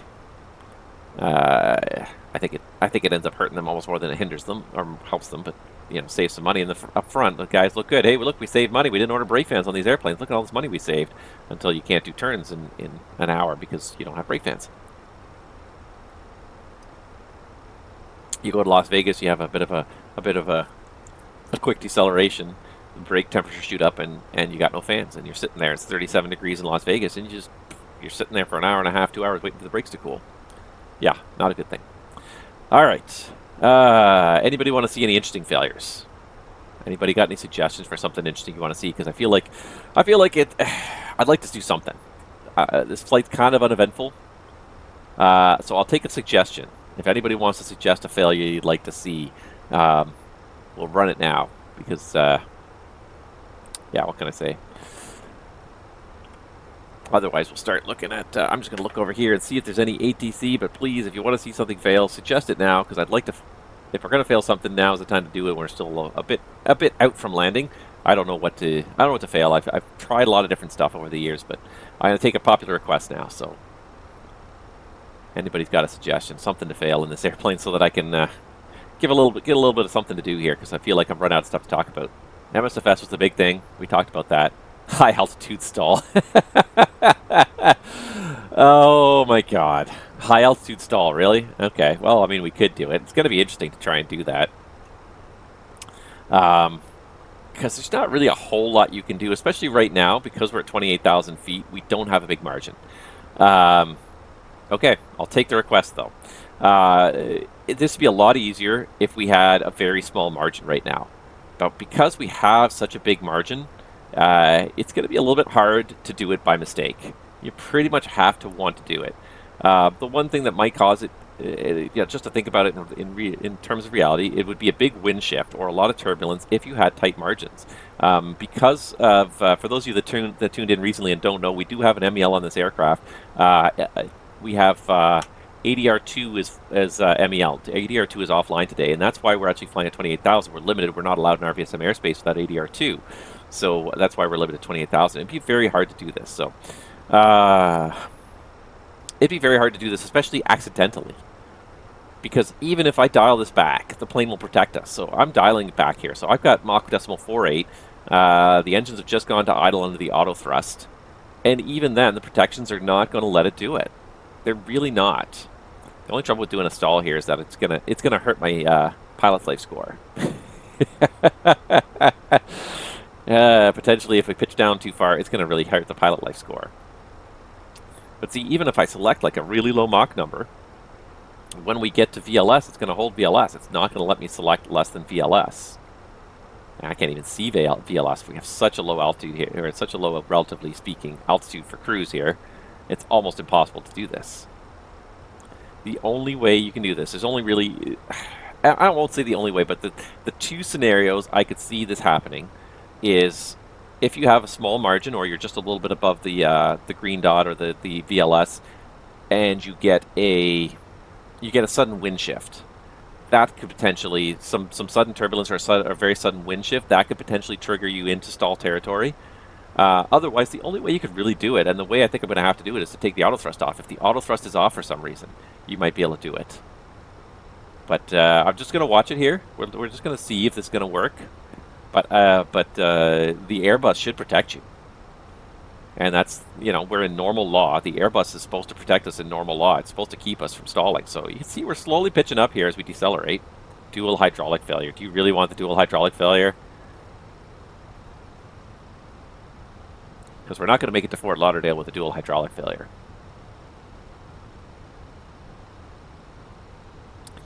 See, so we're going to get to green dot, and then you're going to see it's just going to basically keep us here. So it's going to start adding thrust here shortly. I've got it selected all the way back into the alpha prots here, but it's going to start adding power, and it's not going to let us decelerate any more than this. So it's going to keep us right here at VLS. I've actually selected 0.48, but VLS is the lowest speed it's going to allow itself to go to. And there it is, VLS. Zero fun naps. But there you go. So that's, but I mean, it's an interesting little demonstration, fuel pump failure. A dual fuel pump failure does become a bit of an interesting conundrum. It's not a conundrum, but it does add some interesting tweaks to the aircraft. But okay, so literally, like, it'll sit here at VLS. I selected. You can see the blue target here. I've selected Mach 0.48, which is still not even a stall speed. I can't even go lower. I can go Mach 4.0. Take it right off there at the low end, but it's going to hold it here. Oh, there's that turbulence. Thanks, Microsoft. But yeah, normal law protections will hold you right here at VLS. The only way to get it to go any further back is I'm going to have to disengage the auto thrust. That's the only other way. You asked the peanut gallery. I know I did. I shouldn't have asked the peanut gallery. I wanted to see if there's anything interesting. All right, so I've got auto thrust off, thrust idle. All right, you're actually going to make me sit up and do this. All right. This would be a very bad situation to get into at high altitude, and it's going to take a little while to recover from it. But this is the only way to get the engine, the power to come back any further than this, or the speed to come back any further than that. The airplane will protect you, and if the auto thrust is on, it will keep you there at VLS.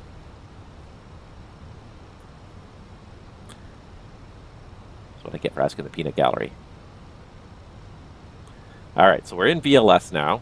So we are now below the speed where the auto thrust will protect us. When we get to the amber hash marks, that's V alpha prot. So shortly after we get into the amber hash marks there, the autopilot's going to kick off. And if I do not pull back, you can't even stall the airplane, because what's going to happen next is the next phase of the protections is going to kick in, where the... So there goes the autopilot. We got into alpha protections here. Autopilot is off. But if I don't touch the stick, it's going to pitch up and basically hold us at the top of the orange bar. So I'm not touching the stick right now, and it will pitch up and try to hold us at the orange bar there. Pitch down to hold us at the orange bar there. So we're losing altitude now because of the fact that it's pitching down now to keep us away from the stall. So it's keeping us out of the alpha protection. The only way I can get it into the alpha protection is if I actually physically pull back on the stick. So now I'm pulling back on the side stick. Now I've got actually maximum back pressure, and it will now come down into V alpha max, which is the stall indication. So now we've got alpha floor. So you see alpha floor kicks in. The auto thrust has just been kicked up to toga. The auto thrust has now been kicked up to toga. I'm not even sure if I'm going to get this airplane to stall here, because now it's kicked up toga thrust. And I think the only way I'm able to get a stall is maybe by doing a turn. It's not even going to get a stall at this altitude here. I'm just going to do it a little bit here. I cannot get it to stall. I literally cannot get it to stall. I am holding full back pressure, but because the auto thrust kicked in alpha floor, which is toga thrust, and it holds toga thrust until I do something, it's not going to do anything. So I could do the recovery anyways. If you hear the stall warning, you go stall, I have control, you pitch the nose down, and you level the wings. And that immediately starts the speed increasing. Once we've started the speed increasing, we can then disengage the auto thrust, and we have to put it back on. So I disengaged it, I re-engaged it, now it's in Mach, and now I can start adding some thrust. There's Mach, and recover the flight path, make sure we have stowed the speed brakes. It's going to take us a while to get this flight path back though here. So we're now out of the alpha prot. I can get the autopilot back on. It's going to hold me level at, or it's going to climb me up to 280. It should. Oh, actually, I can't get the autopilot on now yet, because we're falling back in there. But it's almost impossible. And I won't say it's impossible to stall the airplane because people have figured out ways to do it. 100% they have. Alright, and it is going to try and climb us back up there. What I need to do is get us out of VLS, get us above green dot, and then we can climb pretty well here. This is climb thrust right now. It's not even toga thrust right now, but it is climb thrust, and it's just barely accelerating us as we go downhill. Below green dot, we have to sacrifice altitude pretty much to regain our speed. Alright.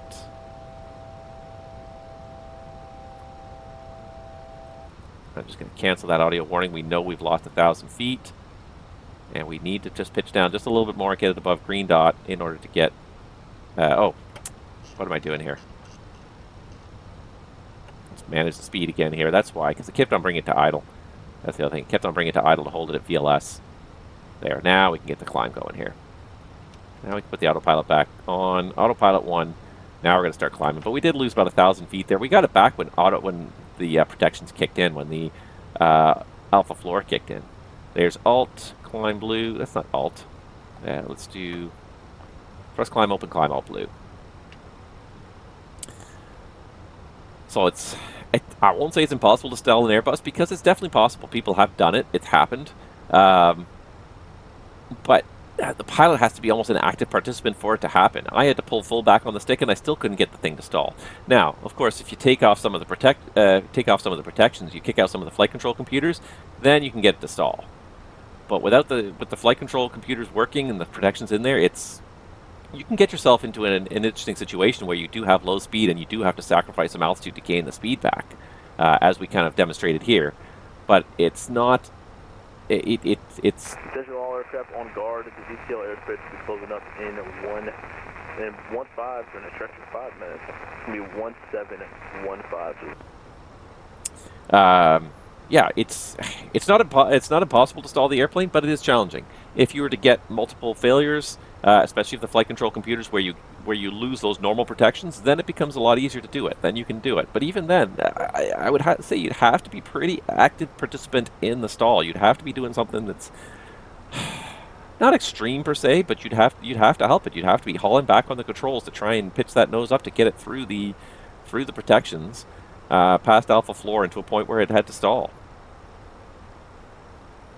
What's interesting now is just to look at our angle of attack too right now. Because what is our angle of attack right now? Our angle of attack is about 2 or 3 degrees. Keeping in mind that the angle of attack is the difference between where your nose is and where the airplane's moving. It's not between your nose and the horizon. The nose and the horizon, that's your pitch attitude. But we're still climbing right now, so our angle of attack is actually our angle of attack here is actually about 2.5 degrees, maybe. Not even 1.5 degrees, 2 degrees. It's not even the full 3 degrees where our nose is, because we're still climbing. You can see the bird is slightly above the horizon there, and that indicates the actual trajectory of the aircraft. Alright, we are almost back to where we were with my little demonstration there. Am I doing runway 28 or 10? I assume you're considering Fort Lauderdale, and that's an excellent question. And the answer to that is we're going to go to the ATIS in a second and figure that out. Let me just go see here. I don't think any ATC is logged on. Miami Center, no, I don't think they're there yet. I don't think there's anybody on there, unfortunately. Hopefully hopefully none of those maneuvers cost me too many points on my pilot flight score. Intentionally stalling the aircraft in cruise.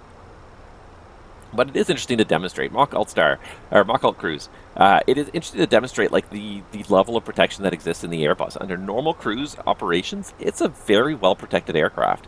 As long as you have all your flight computers functioning, it's a very it's challenging to get it outside of the normal operation envelope. It's possible. It's definitely possible, and especially when you're operating closer to the extremes. Like I said, the most likely way you're going to ever do it is if you get a really sudden wind shift or some major turbulence at altitude when you have a small margin. We don't have a small margin today because we're cruising so low at 280. So you'd be better off to ask me the next time we're flying with a very small margin above the stall.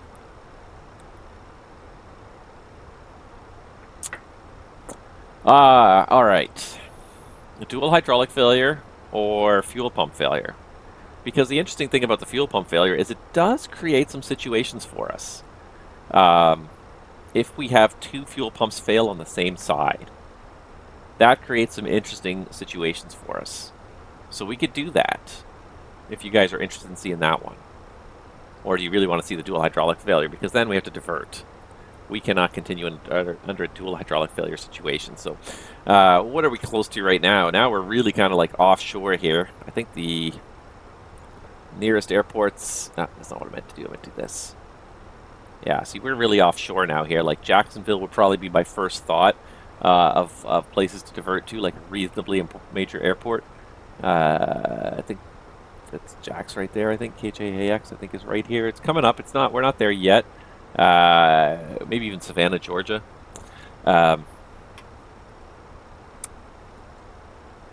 Yeah.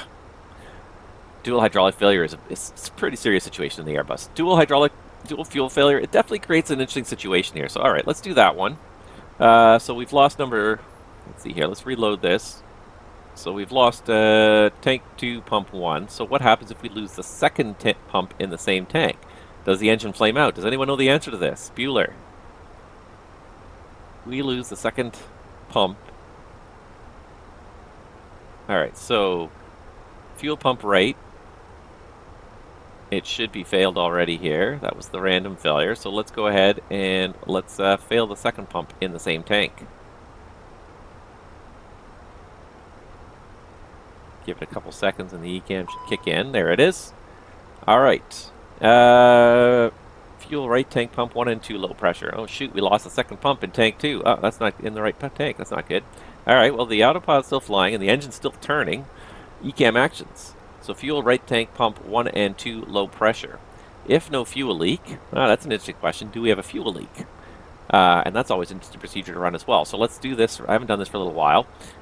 6,200 use plus 55, 56. That adds up to 11.8. So at this point, I do not suspect a fuel leak because the amount of fuel we've burned added to the amount of fuel we have to the amount of fuel we burned is the amount we started with. So we haven't lost any that we don't know about. So I'd say no fuel leak. If no fuel leak, fuel crossfeed on. So this is always the scary one. Fuel crossfeed on. Engine mode selector ignition.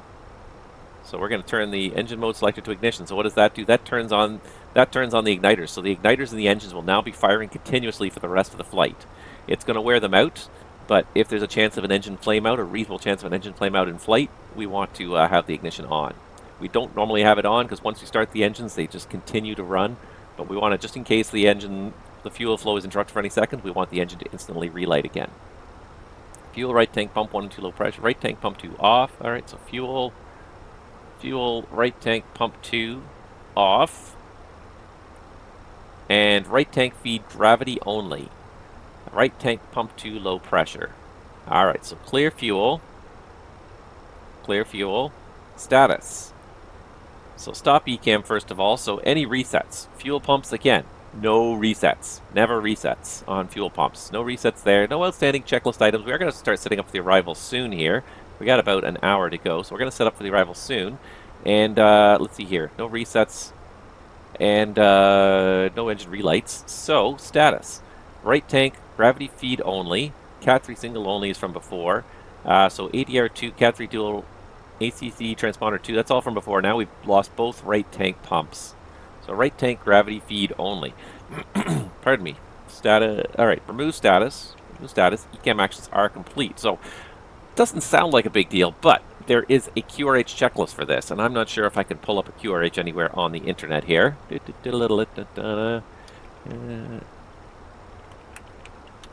wonder if anybody has posted a QRH on the...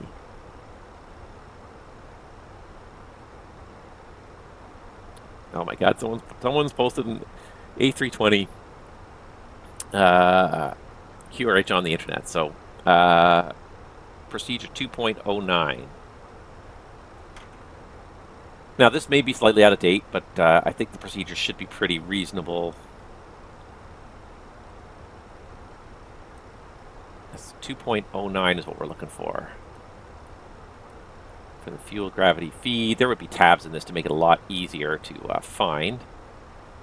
Fuel imbalance, gravity fuel feeding. Here we are. All right, so gravity fuel feeding checklist. So engine mode selector ignition. That's already done for the ECAM ignition. Avoid negative G factors. So we don't want the fuel flopping to the front top of the tank away from the drain points in the tank. Determine gravity feed ceiling. Consult the following table to determine the flight altitude limitation. So flight time above flight level 300 more than 30 minutes. Nope, we haven't done that. Flight above 300 less than 30 minutes. Nope. Aircraft flight level never exceeded flight level 300. Gravity feed ceiling is 15,000 or 7,000 feet above the takeoff airport, whichever is higher. Well, Boston was basically sea level, so 15,000 feet is the gravity feed ceiling. So we descend to gravity feed ceiling if applicable. So we have to actually descend now to 15,000 feet because there is not, the fuel is not de-aerated enough. Because we haven't gone high enough, the air bubbles haven't, the air in solution hasn't come out of it enough that we can safely gravity feed at this altitude. So we actually have to descend now. When reaching gravity feed ceiling, we'll take the fuel cross feed off, and if no fuel leaking for aircraft handling.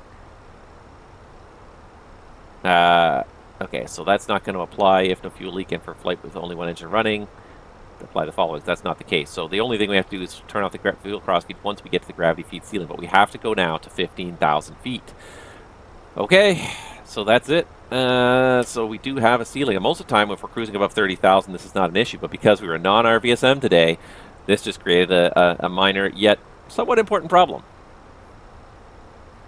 Had low fuel pressure and switched on the cross feed, it was a fuel leak. Yes. Be very careful about this. 100%. That crossfeed switch is one of the most dangerous switches in the Airbus. 100%. In any airplane, really. So we're going to start our descent out of 15,000. We're not going to make it a panic descent. We're just going to go VS minus 1,000. I'm going to do VS minus 1,000, 28,000 for 15,000. But we do have to go down to 15,000 now for that gravity feeding. Yeah. So that is why every time you do a fuel check, you should not only just check what has been burned and what's remaining, but also check and just make sure the numbers add up. So fuel used on both engines has been 3.2, so it's been very consistent across both engines, 6,400, 6,500, plus 5.3 adds up to the 11.8 we started with. So I don't believe we have a fuel leak at this time, but I am going to monitor it a little more closely because we're having a situation here. The other thing is to look and see if one tank is decreasing faster than the other. There's a 200 kilo discrepancy. That kind of makes sense with the APU initially being burned, but now we're also going to be burning fuel out of this tank for the gravity feed now. So this tank is being prioritized a little bit. So we are going to start going down. We're going to start burning more fuel out of this tank until we get to 15,000, where hopefully the fuel will burn more evenly out of both tanks. So we're going to have a bit of a fuel imbalance issue if we don't actually hustle down to 15,000. So now that I look at that, I think we're going to increase the rate of descent there to 2,000 feet per minute. Try to get down in the next 7 or 8 minutes before we burn too much fuel out of the left tank. We did have a whole lot of fuel to spare, so how much fuel are we supposed to have to spare here? We're going to burn more gas also going down is the other consideration. It says we got lots of extra. It says we're going to get to Fort Lauderdale with 3.6 in the tanks. I don't know if we can believe that anymore.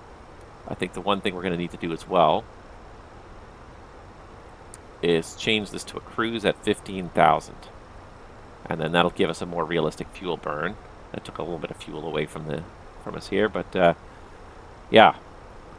The trouble is, and here's the thing that's starting to make us a little bit uncomfortable here, is we are coming up to the start of our arrival. However, we're also about 120 miles offshore. So if this fuel imbalance problem starts to really kick up a notch, we may start to run down. Because the other thing is, of course, now we're going down. We're going to burn more gas getting there. It's going to definitely burn more gas to get us to our destination. So we're going to have to monitor the fuel situation a little more carefully. This seemed like a very benign failure at the beginning, didn't it? 2 fuel pumps on the same side. Still got the other tank is burning. We're using fuel out of the other tank just fine, but it's starting to become a little bit more of a problem here. We're definitely going to have to watch our fuel situation a bit more carefully. It says we should have plenty to make it. We do have about 45 minutes to fly, but it's definitely going to, because we're going to be lower, we're going to burn more gas. It's definitely, we're going to have to keep a little bit more of an eye on the fuel situation now. So it's going to be interesting to see how this kind of pans out for the next little while. All right, we're in the descent. Let's start looking at the arrival information for Fort Lauderdale here. Still no ATC online for Fort Lauderdale, so what we're going to do is we're going to bring up, not that one, let's go ahead and do this.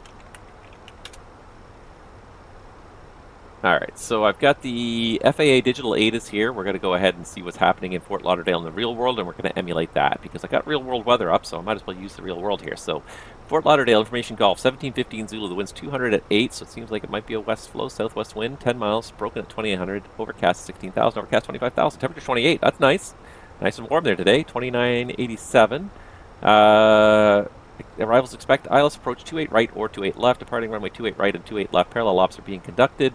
Tower frequency for 28 right, 1930, 28 left, 120.2. Cranes in vicinity of the airport, numerous birds in vicinity of the airport, advise you for information golf. So I'm going to say 28 right because it's the northern runway, which seems more logical for us arriving from the north. I'm going to remove the fuel page for now, but I'm going to continue to refer to it as we kind of go down here. Yeah, it's funny how little things, not necessarily that important, but there's definitely some considerations of decision making. We're going to be very conscious of our fuel burn now because we're definitely going to burn more fuel at 15,000 than we were planned to burn at 28,000. Thicker altitude, lower speeds, more fuel burn to get to destination. Okay, so we really should just kind of evaluate the situation a little bit more. So we've kind of evaluated it right now. We don't see it as being a huge issue. It is potentially going to be a bit of an issue. We do have a bit of an imbalance forming here. Shouldn't be outside of limits, but we could always check the limitations. Are we okay to continue to Fort Lauderdale? I think so. The FMS seems to think we're going to make it down. I rechecked the cruise altitude for 15,000. The FMS thinks we're still going to have enough fuel to make it there with about 3 tons in the tank, so still about 2 tons to burn to get there. So that's okay. We'll be conscious of it. We'll be aware of it, but I don't see any reason to notify ATC other than the fact that we had to obviously request a descent to 15,000. But I don't see any need to declare any kind of pan or emergency at this Mayday at this point. In terms of advising the back end, I don't think we even really need to advise them. We went down to 15,000. It's a little bit unusual, but chances are pretty good. Nobody's really going to notice too much in the back. So likewise for the passengers, I probably wouldn't even bother telling the passengers. Company, we will have to advise them why we descended, and that we are going to have maintenance meet the aircraft to look at these fuel pumps. So we're going to go and send an ACARS message to our dispatcher and say both right tank fuel pumps failed in flight, and request maintenance meet us on arrival, descending to 15,000 per QRH. And dispatcher can acknowledge. He might give us additional information. You know, hey, Jacksonville's off the right side. Weather's looking good there. You know, Orlando as well, kind of coming up, so keep an eye on those places. I think we got enough fuel to continue. Fortunately, we had a little bit of extra gas in the tanks, and we didn't burn as much gas as we expected coming down here. But it's definitely something we have to be conscious of. Definitely not going to be overweight for landing. There's no diversion, and TCAS, we could still do a climb if we had to. Basically, we're descending because we just want to make sure that the fuel can actually gravity feed from the right tank again, so we need to make sure we get down far enough to gravity feed that fuel instead of relying on only the left tank to power both engines. Okay. So I'm going to pull up some charts here for 28 right. I believe that's what we set up originally. So let's just go ahead and pull up the Fort Lauderdale charts here for 28 right. I do have the CUDA 3, which we're already on, 28 right.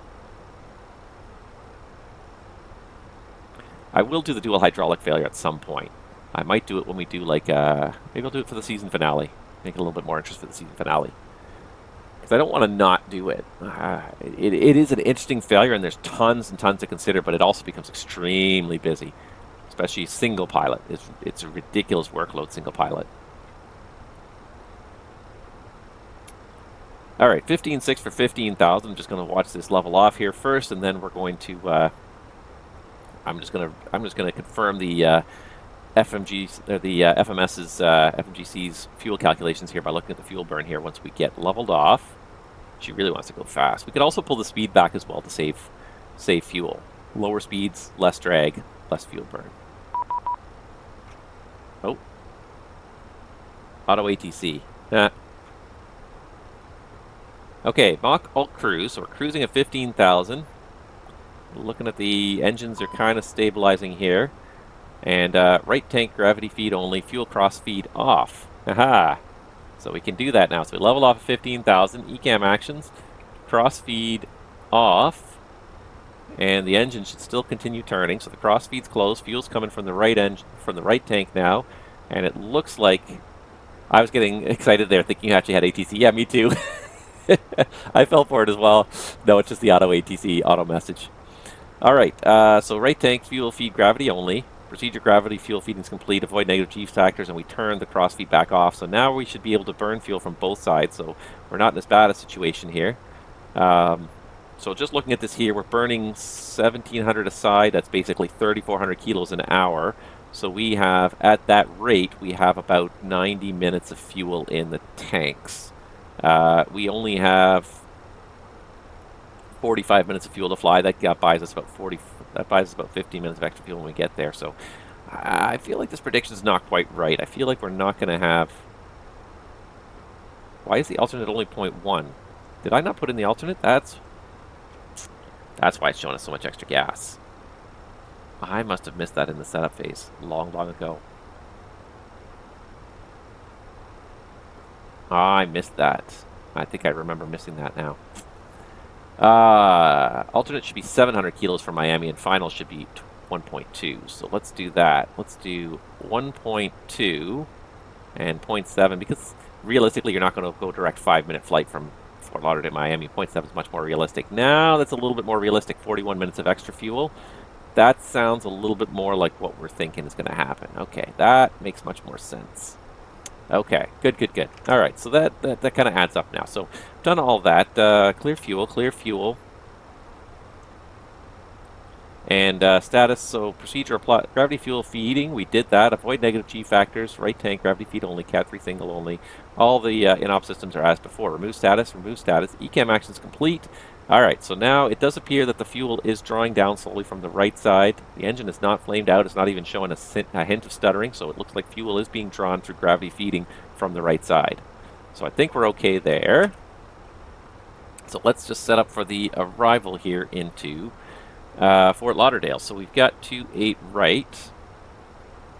And so we'll start off with the arrival here. And before that, actually, I should just do a landing distance check here. So I'm going to remove this fuel page because I'm pretty happy that we're burning fuel out of the right side here. Status we've already checked. Engine oils are okay. Cabin altitude's okay.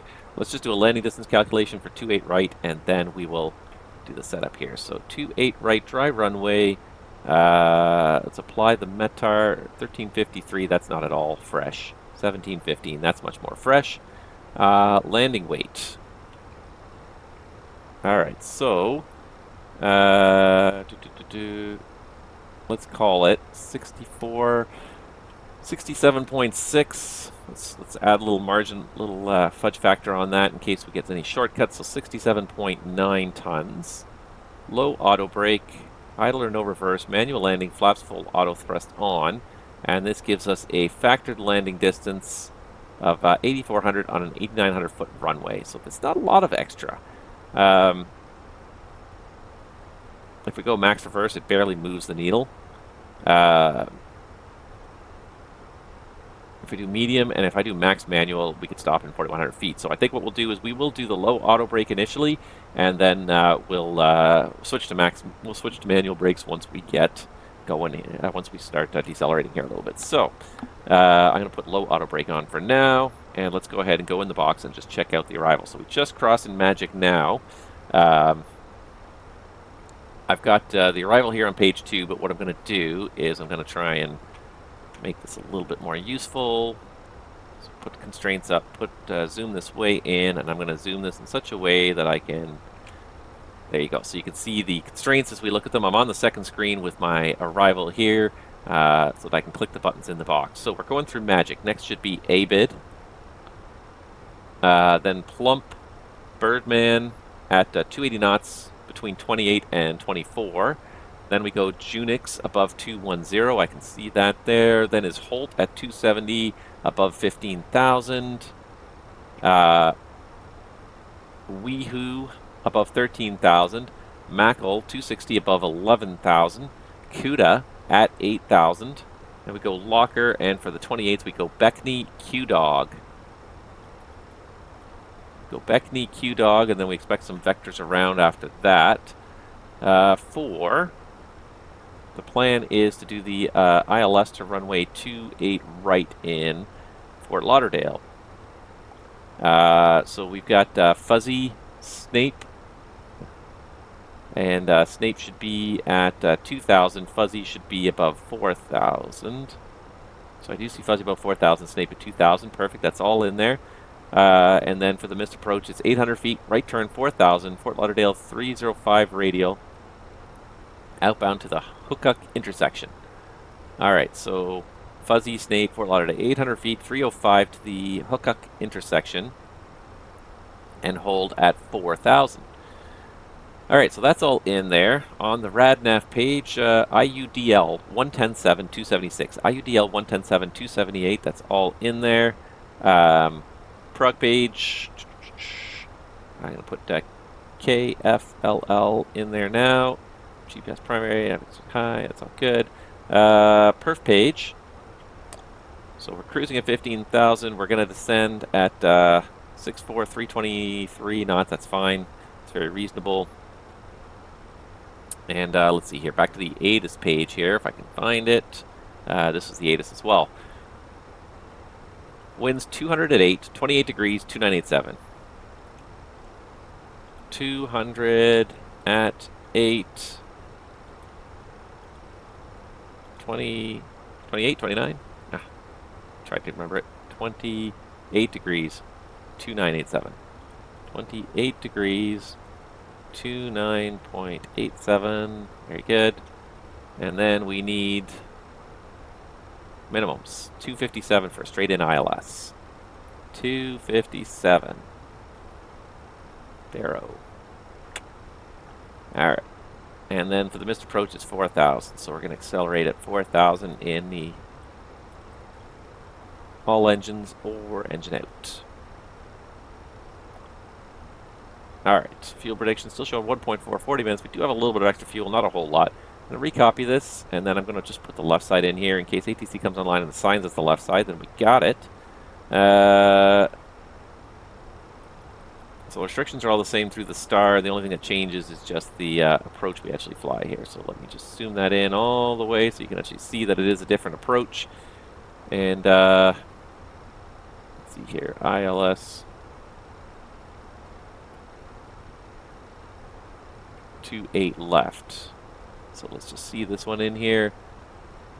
And we should have Wicker, Yobus, and then this one's 1,000, line left turn 3,000, Fort Lauderdale, 260 VR radial to Geggy intersection. And then the minimums on this are 265.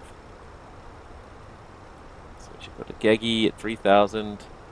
And then secondary, and for some reason secondary performance is missing before takeoff now, but it's there in cruise.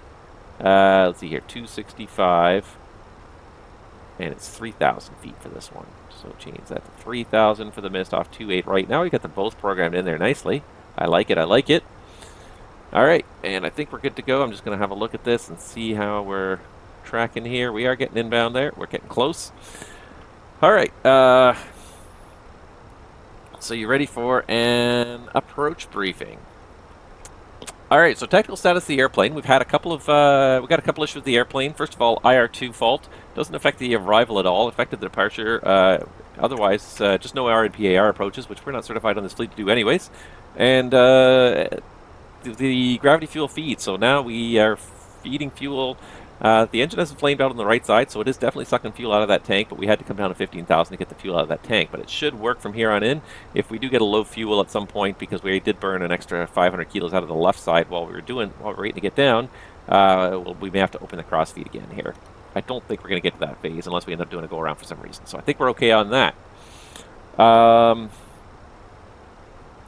Yeah, no TAMs for arrival in Fort Lauderdale. That's the one thing I didn't check yet. Let's check that, and then we'll finish up this briefing here.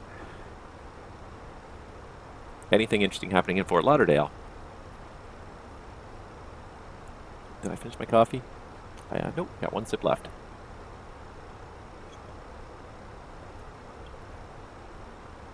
I may finish this whole flight without refilling my coffee here. Surface is not standards.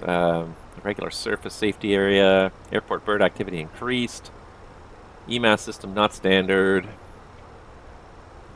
Temporary cranes, approach procedures, RNAV, ILS or loc 28 left, and this is straight in ILS. It's got a higher DA. Oh, let's look at that. ILS DA, 317 on the left side.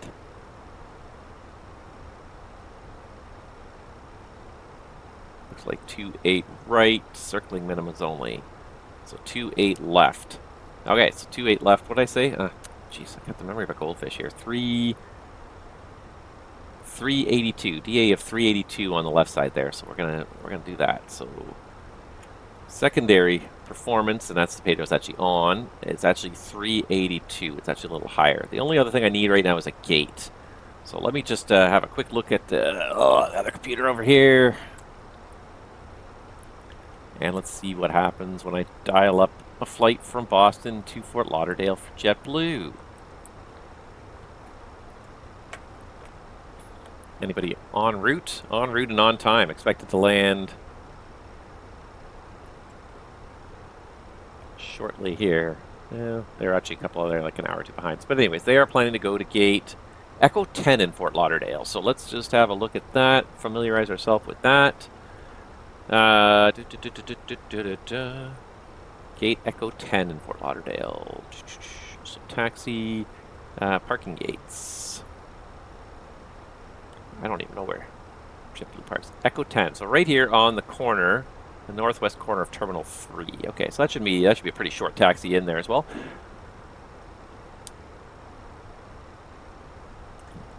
The reason why I keep going for my coffee is because I keep on getting a dry throat here.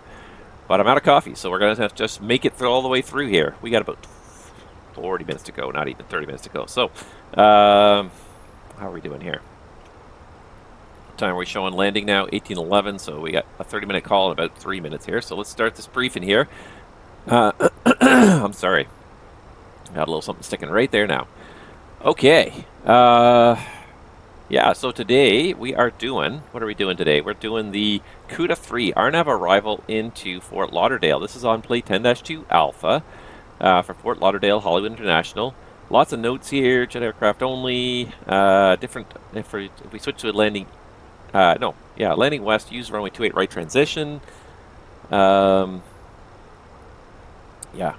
various transition restrictions, which we're not following because we are not on any of those restrictions. So 28 right, we're expecting vectors after QDOG. QDOG is kind of a beam fuzzy, so pretty much we'll self-vector around to final past QDOG there. And the approach we're planning is the ILS to runway 28 right in Fort Lauderdale, plate 11-4 for Fort Lauderdale, Hollywood International. Loc is IUDL 110.7, final approach course 276. The glide slope check height at Snape is 2,000, the ILS DA of 257. I should see 257 set there now. It's a little fuzzy, but it's there. Missed approach says published or otherwise advised by ATC. The top altitude on that is 4,000 with the highest MSA around Fort Lauderdale of 2,100 feet. The, let's see here. Yeah, it's a standard 3-degree glide slope. Pappy's on the left. MLSR lighting system. If it's turned on, it's a beautiful day, so I don't think it'll be turned on anyways. We're going to land in Fort Lauderdale and take a convenient left turn off the runway. So we're going to use most of this runway. We'll probably end up with a left turn around Bravo 4, maybe Bravo 6 or Bravo 5 if we can do it. As I said, we'll have low auto brake, and somewhere shortly after the brakes trigger, we'll start to we'll increase braking with max manual brakes. We'll take a left turn off. We'll probably taxi Charlie back to the ramp. We'll probably enter Charlie through Tango 5 to get to gate Echo 10 is right there. We'll try to remember to set Echo 10 while we're on descent for 10,000. Thank you, I'm being tracked. You're the best. Let's see here. So it's a managed approach to a manual landing, low glide slope couple approach, cleared for the approach. We're going to arm approach mode. Second, autopilot. The anti-ice will be off for this approach. Auto brake low initially, switching to manual. Max reverse initially and config full for landing. Autopilot come off when the runway site landings assured. No runways and site landings assured and no traffic ahead. RadNav, we've got auto-tuned the localizers in there. Fuel prediction again, we're looking at about 40 minutes of extra fuel, give or take. It's not a whole lot, but we definitely have enough fuel to shoot off another approach before we have to go off to Miami. And the secondary's got the left side in it. Just curious. Talking about Miami, let's have a quick look at it and see what it's doing as well, since it is our alternate. Let's just be a little bit aware. KMIA, there it is. For arrivals, it's 10 miles visibility, broken 28, broken 35, overcast 18,000. Also landing west, 26 left, 27, 30. Or GPS 26 right. Birds, yeah, nothing exciting in there. So it does look like a reasonably suitable alternate. We don't have a whole lot of extra gas to get there if we do need it. So we definitely have at least one go around the tanks. After the one go around, we might have to start looking at what our minimum diversion fuel would be for Miami. There goes ABID there. Coming up the plump here. We're going to obviously not make these restrictions. It should have canceled out these restrictions. The fact that we're already in cruise below them, it should have automatically canceled out these restrictions. It's weird that it did not, but that's fine. That's about all I've really got. Threats for this, I need a tower frequency because we got CTAF. There is only... there are 2 towers, aren't there? It said there were 2 towers. So let's see what the common CTAF frequency is on VATSIM here. So VATSIM CTAF frequency is 19.3. So let's tune that up right now. 19.3. We'll have it ready to go once we kind of get within about 25 to 30 miles of the airport. And I think that's about it. I think we covered all our bases at this point. There's 19.3 is ready to go. There is 30 minutes to landing, so flight attendants, 30 minutes to landing. All right, and that's it. And I don't believe Airbus has a pre-descent checklist. No, they just have an approach checklist. So there we go. I think we're all set up. Anything I've missed? Anybody got any threats? So it does show when being tracked. Sorry, I totally missed. I totally missed what your comment was about there. DCC Calvin. So it does show when being tracked. I'm trying to think what I talked about. And I can't think what that's in relation to, I'm afraid. I got all set up in my own little world there, so I'm curious if this FS2 crew is going to work.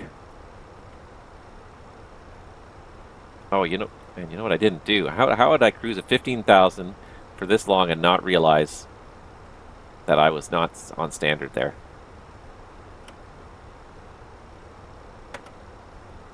All right, there's Mach All Cruise. It should be re-anchored at standard there, or not at standard. Missed that transition completely.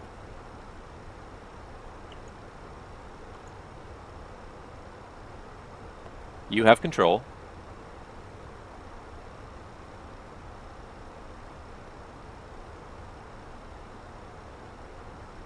I have control. Yeah. It's weird. She's making some of the voice calls. But, so maybe I should do this. Said I was being tracked. I don't remember what I said I was being tracked about. Okay. I'm going to do an approach. I'm going to set this up because seems to be partly working, but not working. 257. Airport elevation is at 17.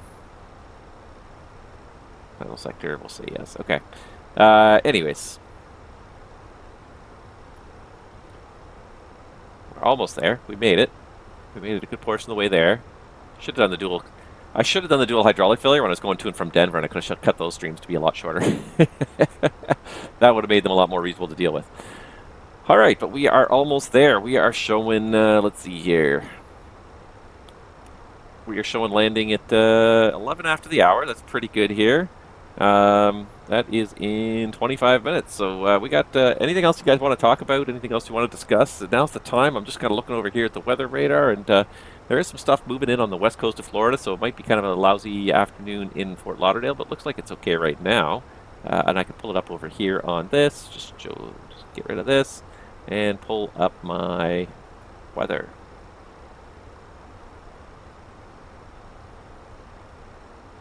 All right, so there's turbulence. I'm not really interested in turbulence anymore, so let's get rid of Turbulence.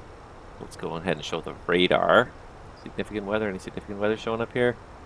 So there's the radar. So you can see on the west coast, looks like Fort Myers and looks like Fort Myers is kind of being hit with something right now. Probably, I imagine it's going to track east here. Let's have a little look-see here.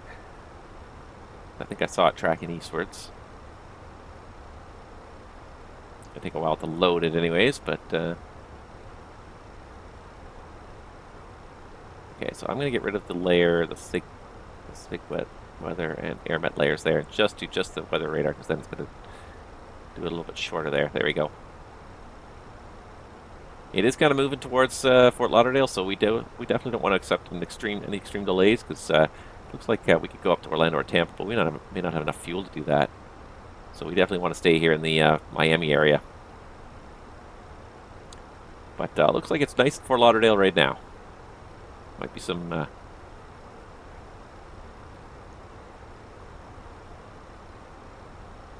You have the clip. And maybe I said I was being tracked. I don't even know what I was talking about when I said I was being tracked.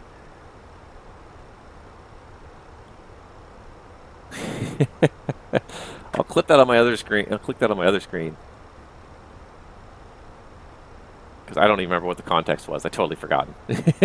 I just talk and talk.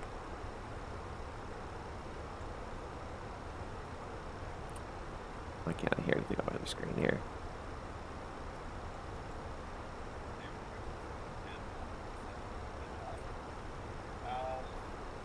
Oh yeah, that's right. I was being tracked. That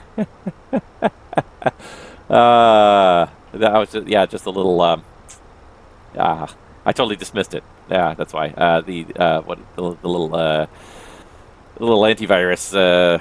You know. Oh, you're being tracked by. We see 300 tracking cookies on your computer. It's like, well, yeah, it's almost impossible to get rid of them. Although I have in the last few years started to really kind of try to trend away from any automated tracking technology. So I switch browsers. I don't use Chrome. I don't use Microsoft either. I use Mozilla because I think it's one of the better ones for eliminating tracking cookies and trying to maintain your privacy. Chrome just, you know, even if they block third-party cookies, which they didn't even want to do that because they knew that was where their bread and butter was. Like, the trouble with Chrome is Google has so many conflicting interests. And I used to really like Google, I'll be honest. I liked Google in the beginning, and it was a great search engine in the beginning. Like, it was really well done. But as they've had to, of course, monetize their systems, and, of course, the amount of money that they make from advertising has just simply gone through the roof. Everything is about advertising and keeping you within the Google ecosystem now. So, you know, you search on Google and it brings up all these answers that are like excerpts from other web pages, but you don't even have to go to the web page to see it. It keeps you on Google, and then it shows you a whole bunch of YouTube clips, which is also a Google company. So, yeah, I know. How do you expect me to remarket to you if you keep removing my ability to track you? Think of the marketers. Yeah, exactly. So I switched to Mozilla. I've also switched all of my devices now to default to DuckDuckGo instead of Google as a search engine, partly because of the tracking. Because again, there's just Google tracks way too much information about every single person, and even if they're not tracking you, you know, directly because you're logged in, just your IP alone is enough to track you these days. It's ridiculous. So. I switched to DuckDuckGo for that reason too. But the other reason I switched to DuckDuckGo is because Google really kind of they really took a big nosedive when they brought in all their AI answers, and and even before the AI answers, I found that Google search engine has been getting steadily worse for the last probably, I'd say, 5 years or so. Yeah, it's not just the sponsor stuff. You're absolutely right. It does show you sponsor stuff's at the top of the list now of stuff it shows you, but it doesn't just show you sponsored stuff. It also Google's defaults to showing you YouTube videos to answer your questions. You ask it a question and it wants you to play a video, and I'm like, I hate that. I really, really hate that, because you got to watch the ads first of all, but then you got to watch this video that's like 3 minutes long or 4 minutes long to get to the one answer that is like 10 seconds at like minute 3:55 in this video. I hate trying to get answers. Like, videos are great for certain things, absolutely, and if you're trying to learn something complex, of course, yeah, then a video is a good answer. But if you're like, I'm just trying to think of things I've Googled. It's like, and I can't even think of anything offhand. But like, if you want to Google just something simple, like, you know, what is the what is the conversion from miles to kilometers? If you want to Google that really quickly, I don't want to see a video where some guy explains what the conversion is at minute 4. Just show me a website with a number on it. So often you'll Google stuff, you want to find like answers, like I want to find out like why, how do I change this setting in MSFs, or where is this setting located in MSFs, or something like that, or why is Fenix doing this particular thing? And instead it'll try to show you all these video clips, and you're like, I don't want to watch a video about this. I want a short and simple answer. I don't want to watch a 4-minute video clip about this. So Google went so far downhill the last 5 years, prioritizing video answers instead of actual real answers, putting little clips up on their page that half the time are right, half the time are wrong, and yeah, so much commercialism on it. It's and then they started adding AI answers that are like, oh my god, like the AI answers are some of the worst, because most of the time, more often than not, they're wrong. If you paid for YouTube Premium, you wouldn't have the ad problem. That may be true, but I still would have to watch 4 minutes of video to find an answer that I should be able to read on a web page in 15 seconds. It's like you Google, like, what's the phone number for the pizza place? Well, why don't you watch this video that has the phone number at the end of it? I'm like, oh. Google has become a terrible search engine. It's funny because like I swore by it for a long time, and it used to be a fantastic search engine. And just the last couple of years, especially as they started adding AI answers in there, it just took a huge nosedive. So I've stricken Google search from all of my devices now. Everything defaults to DuckDuckGo because it's an old school search engine. But I find it's easier to find the answers you want because they're laid out in a more logical fashion. Google is so focused on trying to get eyeballs and keep eyeballs within their family now. Very frustrating to try and get through that. Anyways, sorry. Every time I get on this, I start ranting about tech, because tech is so integral to so many aspects of our lives. And then, yeah. Gotta stop ranting about tech. Gotta stop ranting about tech. Gotta stop ranting about tech. Oh, man. What else can I rant about? Anybody else? Any other suggestions? We're almost getting to our top of descent here. Anyways, we're gonna be starting down to Fort Lauderdale pretty soon. I did look and I did see there's a couple of airplanes in and out of Fort Lauderdale. There's more airplanes in and out of Miami right now, but yeah. Just trying to think. I've run out of things to talk about. I'm sorry, guys. I try to usually do some research on some interesting topics, and I did have a few things. I mean, MSFs was the big thing, really. That kind of came up at the top of the show here, and then can't think of too much else really. It's just been a busy time overall. This just in, old man yells at cloud. Darn clouds. Now, when you say old man yells at cloud, are you talking about these things, or are you just talking about old man yells at Amazon Web Services? Why can't I download my files onto my own computer anymore? Old man yells at Microsoft Flight Simulator Cloud. I kind of want to. I mean, it's funny, like some of the stuff, like even the A380, like we talked about this, I think on the last stream, like the A380 we downloaded and we, I have it installed. I fired it up once to see what it was like. And it was interesting. It was good. I sort of fired it up on the runway and just sort of like see how it worked. But like,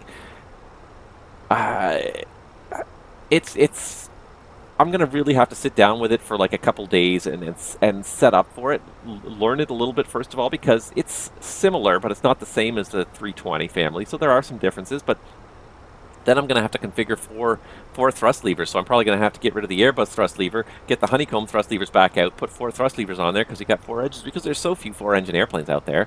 And since we're waiting for PMDG to launch the 47, I guess I'm gonna have to buy MSFs 2024 if I want PMDG's 47, because it looks like all their future launches are going to be targeted at 2024, which, and they're kind of, in the weeks leading up to the launch, they kind of went all in and said, yeah, basically everything in the future we're going to release on to 2024 platform. We'll update the 2020 platform as we need to, but future releases are going to be limited to 2024. But then you get a debacle like this, and I don't think it's going to move their needle too much. I think it's going to sit there, make them scratch their heads and say, is this something we want to do or no? But, is it going to be a showstopper for them? Are they not going to do it? No, I don't think it's going to really change their release plans at this point. Because I think once the dust does settle down, I think it's going to be a reasonable sim, and I think a lot of people are going to move on to that platform. But just at the beginning stage here, it's not great, as always. All right, fuel below 3 tons. Let's have a little look-see here. Yeah, we still do have quite a bit of an imbalance going on here. We may or may not get that fuel imbalance warning on final. Unfortunately, there's not much I can do about it because I can't force cross-feeding out of the number 2 tank. So it's better to keep the cross-feed closed for now, but at some point the cross-feed may be commanded open if we get that fuel low level in the left tank ECAM. I don't think we're going to get it. I think we'll land with more fuel than that, but we may get it. I'm kind of partly ready for it. All right, I believe the bottom altitude for this was 8,000 there at Kuta, so I'm going to go ahead and set 8,000 feet is set. Nope. 8,000 feet is set. And I see that top of descent point coming up shortly here. We don't need the anti-ice for the descent because we got nice warm air, fast speeds. We're going to have a decel waypoint here to cross Mackle at 260 knots. So we're going to have a decel here shortly. I can see that pink dot there is the decel for the 260 knots coming up. And there's 15, there's the decelerate. So there's thrust idle descent, alt blue, just slightly above the path, and now it wants to decelerate to 260 already for this. Well done, Airbus. Well done.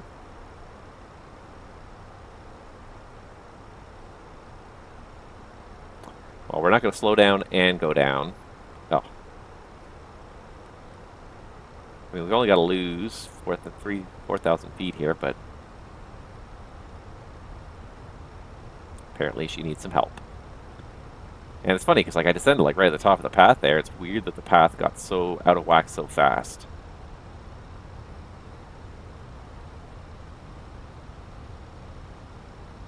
We're going to make the 260.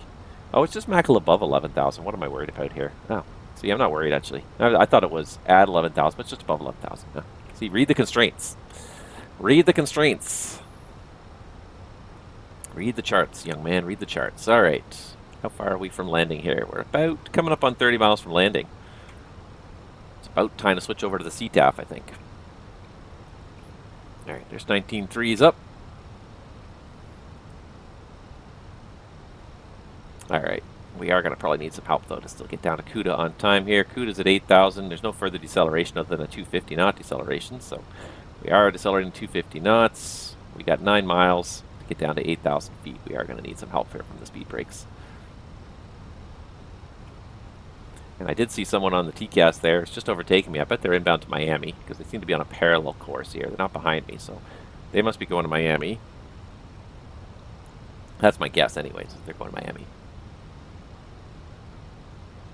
This might get bumpy. Alright, might as well do the rest of the approach checklist at this point. Alright.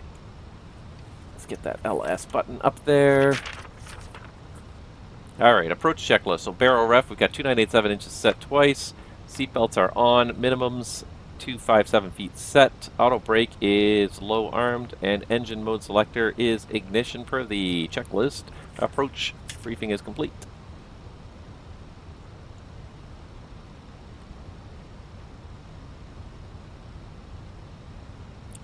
Alright. The one trick I can do to lose a little bit more altitude if I need to here. How's that prog page coming? Yeah, I don't know how we got stranded so high here, but anyways. Disengage the autopilot. Because when the autopilot's on, most of the Airbuses will only do half brakes.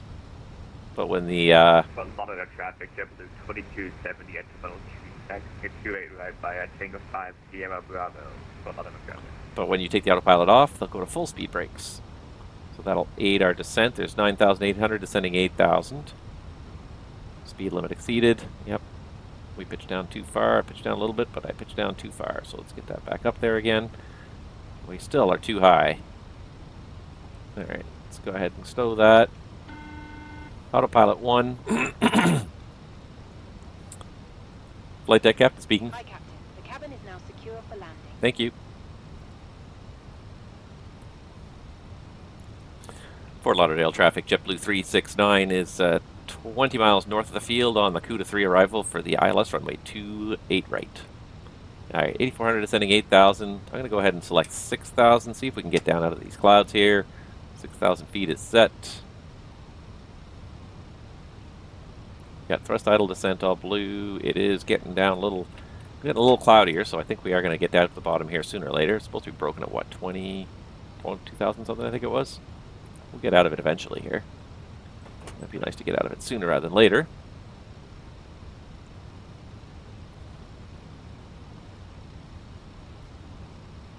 Alright, time to focus on the job at hand a little bit here.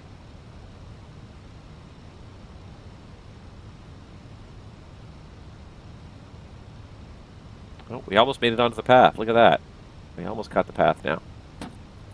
I'm going to pull open descent anyways. Open descent all blue.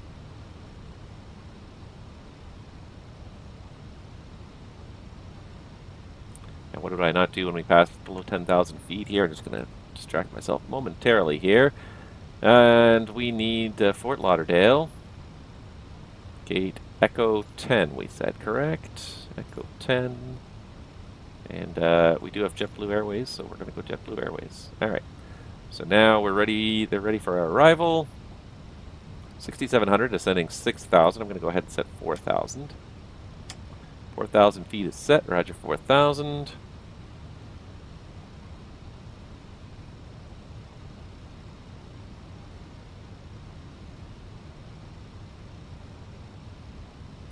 Alright, at some point we're just going to vector ourselves off towards Fuzzy.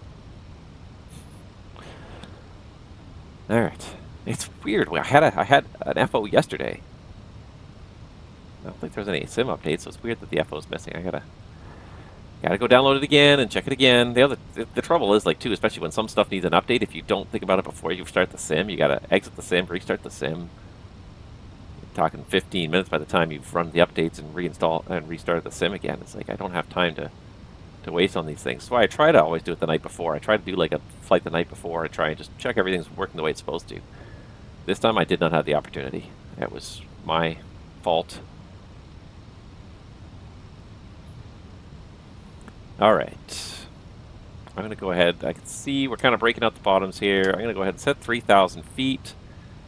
And I'm going to do a self-vector onto final here. So I'm just going to go ahead and pull heading on the present heading. And then I'm going to give myself the direct to fuzzy radial in. Direct fuzzy with a 098 radial in. That sounds about right. That looks right. So I'm going to insert that. That's going to give me nav blue and disarm nav.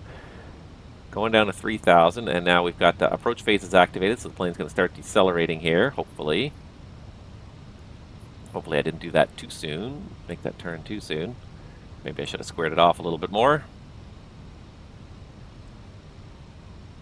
That's the trouble with a 321 is she's a very slow airplane to decelerate. Alright, I think she's going to need some help here. I should have let it fly the route. I thought we had a little bit of margin there. Alright, I'm going to go flaps 1, speed check, flaps 1. Fort Lauderdale traffic, JetBlue 2270, landing on runway 28 right. No change status, remove status, ECAM actions complete. Alright.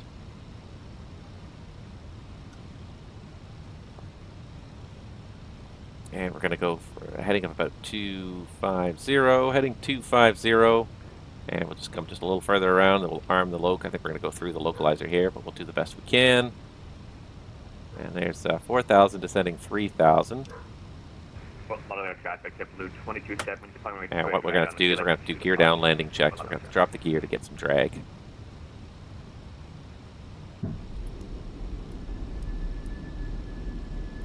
Fort Lauderdale traffic. JetBlue 369 is turning a 14-mile final, runway 28 right. Alright, so we got the gear down. And we missed the localizer completely there. Why did it not arm? I thought I armed it. I didn't actually check it though. So we need about a 310 heading to re-intercept here at 3,000. And let's go ahead, flaps 2, speed check, flaps 2. Alright, I'm not sure why I didn't. I thought I armed it, but I don't think I did actually now that I think about it. It's just doing too much stuff. I think I hit the second autopilot, but the approach didn't take. Cat 3 single, autopilot 1 and 2, low and glide slope blue. I'm going to pull speed here. We might have to intercept the glide slope from above here. We might just catch it here. So I got to pull speed, pulled speed, alt star. Yeah, we're not going to quite get it here, so we'll let it intercept the localizer and then we'll... Okay, there's alt, glide slope, low star. Oh, it just did it. Missed approach 4,000. I can see the departure there just at the far end. He's just a little flashing light there just below the horizon now. Alright. just got it locked in there. There's Lokestar, glide slope. We got the missed approach altitude 4,000 feet set. I've got we'll select speed 170 for now. All right, that was a little bit of a botch turn to final because I thought I armed the approach mode, but the tap did not take for some reason. I was too busy looking at everything I was doing. Be good to have a first officer to help point out when I'm making mistakes, but no, not getting that today. But it goes to demonstrate, too, how bad this 321 is at slowing down. She does not slow down. It's very hard. Even though we burned most of the gas, she's still a heavy airplane. We're still at 67.5 tons. Even at 67.5 tons, she has a bit of a hard time slowing down. You talk about landings in the 70-ton range, 75-ton range. You're always like struggling with the speed brakes, trying to get the flaps out early. Sometimes you get the flaps out at 9,000 or 10,000 feet just to get your speed a little down, get a little bit of drag in there. All right, I'm going to manage the speed. Flaps 3, speed checked. There's flaps 3.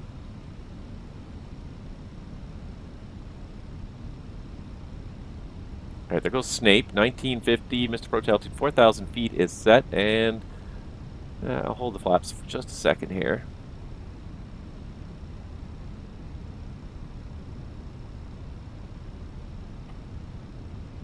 Yeah, I didn't arm the approach for some reason. I think I tapped the button, but it must not have taken the tap. I didn't tap it hard enough. It didn't recognize it, so yeah. Oh, if only you were an FO sitting here that would actually tell me right away instead of the 30 seconds of Twitch stream lag instead. 30 seconds later, you're typing the message. You're like, But thank you. I do appreciate you trying to help me out. All right, flaps full, speed checked. There's flaps full. VAP is, we're looking for 138. We got auto thrust to speed, landing memos, no blue. Landing checklist. Landing checklist is ECAM memo, landing no blue. All right, landing checklist is complete. Fort Lauderdale, here we come. I'm pretty sure that right there is the Hard Rock Cafe Hotel in Fort Lauderdale there. That's why it kind of stands out. They spend a little bit of time here in the Fort Lauderdale scenery actually making that hotel because it's very iconic. And there's the beach, the B Ocean Hotel down there on the Fort Lauderdale beaches there. Nice. 1,000. All right, focus, focus. Stop sightseeing, focus. You can watch the stream back and sightsee later when you watch the stream. All right. Looking good. No traffic ahead. Fort Lauderdale traffic. JetBlue 369 is a 2-mile final, runway 28 right. All right, we're gonna take the autopilot off here. Cat 1.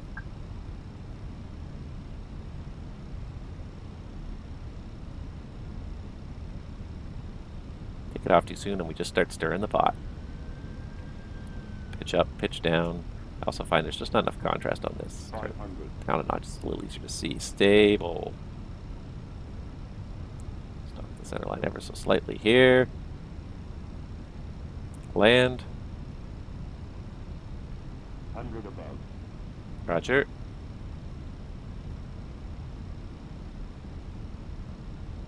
Minimum. Continue.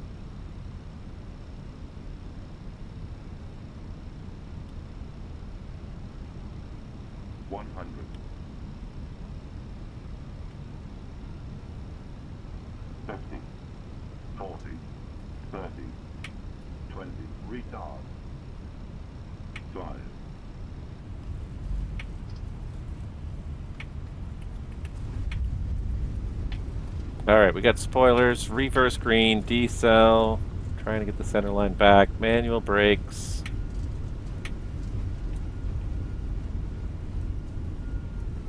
Here comes 70. We'll take the high speed. Yeah, we could probably actually make the 90. Since nobody's behind us anyways, we'll take the 90.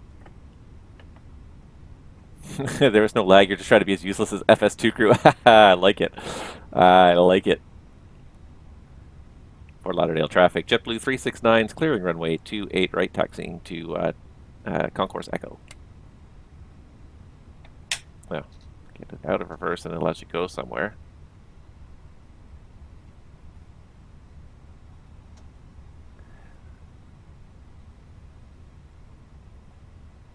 Alright, so we're going to turn left here, then we're going to cut over to Charlie and taxi in via Charlie. We can kill a lot of these lights here. I still have not figured out this tiller. I don't know what setting I had it on, but I have not been able to get it to steer nicely since this setting reset. Badman's back 11 said great landing. Thank you. Thank you. I appreciate that. I think it was too. I thought it worked out very nicely. And everybody has good landings. Everybody has bad landings. I mean, some people have more bad landings than good, but yeah, everybody's going to have a bad landing at some point. So, but that one did work out quite nicely. There was quite a bit of a crosswind from the left, but we definitely got her done. Frame rate didn't crash too much on landing. I find that the landing is one of those opportunities where the frame rate does often crash on me, come down to like single digits, which can be very frustrating to deal with. Okay, we can go ahead and turn the ignition off now because we're on the ground. If an engine fails now, it's not really that bad a situation. All right, we'll do all the after landing stuff here. We'll get pack 1 off on this turn. All right, and we will restart the timer. Stop that and restart this. All right. So we're going to take the right turn on Tango 5. So let me just pull my charts back up here again. 1 engine taxi. This might be too short. We're going to try. But I did use max reverse, so I need to wait 3 minutes for the cooldown. So we may not have enough time for single engine taxi, but we'll try. It's really straightforward, this aircraft anyways. All right, so what taxiway are we at here? We're at Lima. After that's Quebec, and then the 45 to the right for Tango 5. So we're supposed to wait 3 minutes after we stow the reversers, so it's probably been about an extra 30 seconds, so it's been about a minute so far, so 2 more minutes. This one we might not see single engine taxi, but if you ask me again on another stream where we have a little bit of a longer taxi, and I'll definitely try to do it. But it's really straightforward in this airplane. All you got to do is make sure you're straight. Don't try to do it while you're turning or braking. So you got to be brakes off, going in a straight line. And then, yeah, you just call for it. The other guy confirms it, pulls engine 2 master off. You always shut off engine 2 for the single engine taxi. And then the other thing is get the yellow pump on. So, but don't do that till after you've shut down the engine. So shut down the engine, then put the yellow pump on. And that's it. That's all there is to it. But you want to do it when you're not braking because you might get a BSCU. When the generator comes offline, you may get a transient voltage through the BSCU, which may trigger the anti-skid for a split second until the voltage transient ends. So you want to generally not be braking and not be turning during the engine shutdown. See, we're not going to make it here because we've only got about 2 minutes of cooldown so far. We're practically at the gate there, so we'll do it another time though. I promise. A lot of other airports we often have a lot longer. This is actually a pretty efficient taxi in here. All right, so I believe I see the gate there. So I'm going to get the lights off. Let's see here. Also, lights off because I'm pretty sure this is Echo 10 right here in the corner. I think I see a guy standing there. Confirming the weather radar is off. The brake accumulator has pressure. The engine anti-ice is off.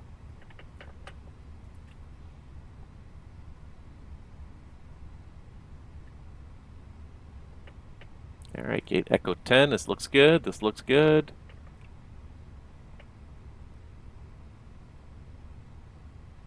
There's arms even moving.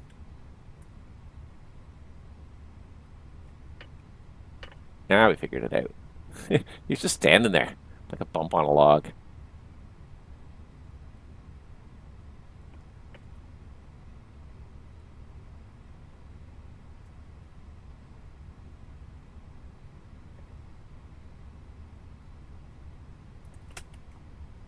All right, parking brake is on. APU bleed goes on. L pumps off. Engine masters. Engine 2. Wait a couple seconds so the power transfer happens so they don't both happen at the same time. Then engine 1. There we go. Just gonna get you out of the way here. Engine 2, engine 1, and alright, seatbelts. Just check.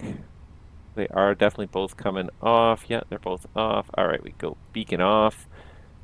And then we can do the parking checklist in a second here. So all the slides are disarmed. So we're going to go ahead and get all the fuel pumps off. That was already off. Force a habit. Alright, we can put that on, take some load off the APU. That's fine, that's fine. We can remove all this stuff here. A little bit dreary here in Fort Lauderdale, isn't it? Zero out the altitude. Check the brakes. See how we're doing. Very reasonable. 145, the highest brake temperature. That's not bad at all. Status, we know about the failure of ADR2, and we're going to have to talk about that fuel pumps failures as well. IRSs, nothing's drifted above 5. And fuel, so again, we'll add this up. Let's see here. Fuel burned 8,800 and 16 and 12. That adds up to about 18, 19, 29 plus 88. That's, let's call it plus 3,000. So that'd be 9, 10, 11, 11, 8. Which is exactly what we started with, so that's perfect. All right, I'm just going to mute the ATC in case anybody starts talking here, but parking checklist, and what do we have for parking checklist in the Fenix here? If parking brakes chocks are on, engines off, wing lights off, fuel pumps off, that's the parking checklist completed. All right, we made it, everybody. You know what I didn't do this whole time, too, was we didn't do any looking here in at my pilot's life career. Sitting there for 3 hours, I'm like sitting there twiddling my thumbs, like, what am I doing now? What are we going to look at? What are we going to do? But, and, oh, for some reason, we're in the airplane now. I guess we turned. If I can try to find it and make it somewhat level. Fly in mint condition. I didn't even notice the name of the airplane before, but I like it. I like it. Okay, let's see if I can just... sometimes I hate the drone controls in this. Oh, I yearn for Chase Plane. Chase Plane had some of the nicest camera controls of any sim I've ever seen. Really nice controls. But, you know, it is what it is. Okay, anywho. Yeah, we're here. Thank you guys for watching. Thank you for participating. I promise we will do a dual hydraulic failure one day. Because it's a really tough failure.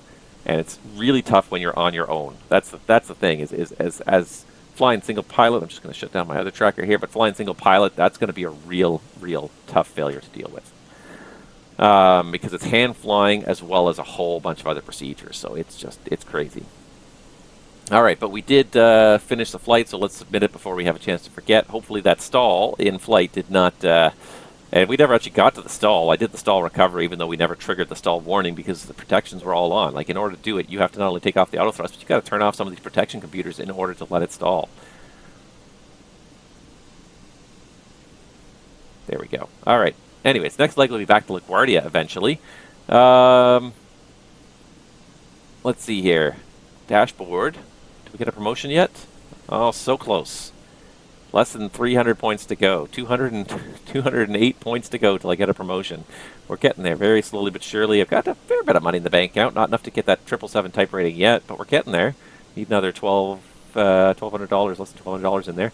Lots of inboxes because they keep on doing these Saturday event polls, which is fine. I didn't even clear them out after the last stream. Saturday event polls, and then my salary income from my last stream was $170. This one will be something similar, I guess. I get paid $50 an hour. It's 3 hours, be around $150 or so.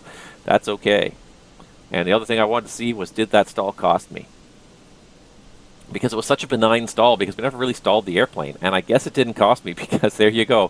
For the second flight in a row, we got 100. We got 100 score. Everything. Nothing was. It didn't go above limits, above and below pitch attitude limits.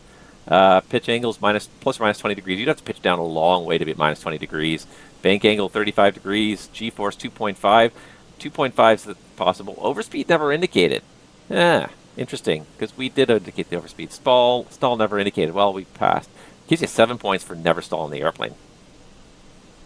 I think, I don't know. I guess everyone's going to get a certain base level of points. I didn't realize there's actually stall was on here. It's a good thing we never actually stalled the airplane.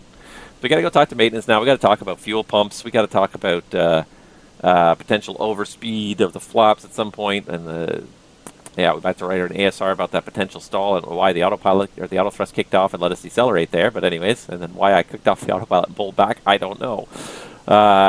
It's good to show the protections of the Airbus though. The airplane does protect you pretty well if the computers are all working.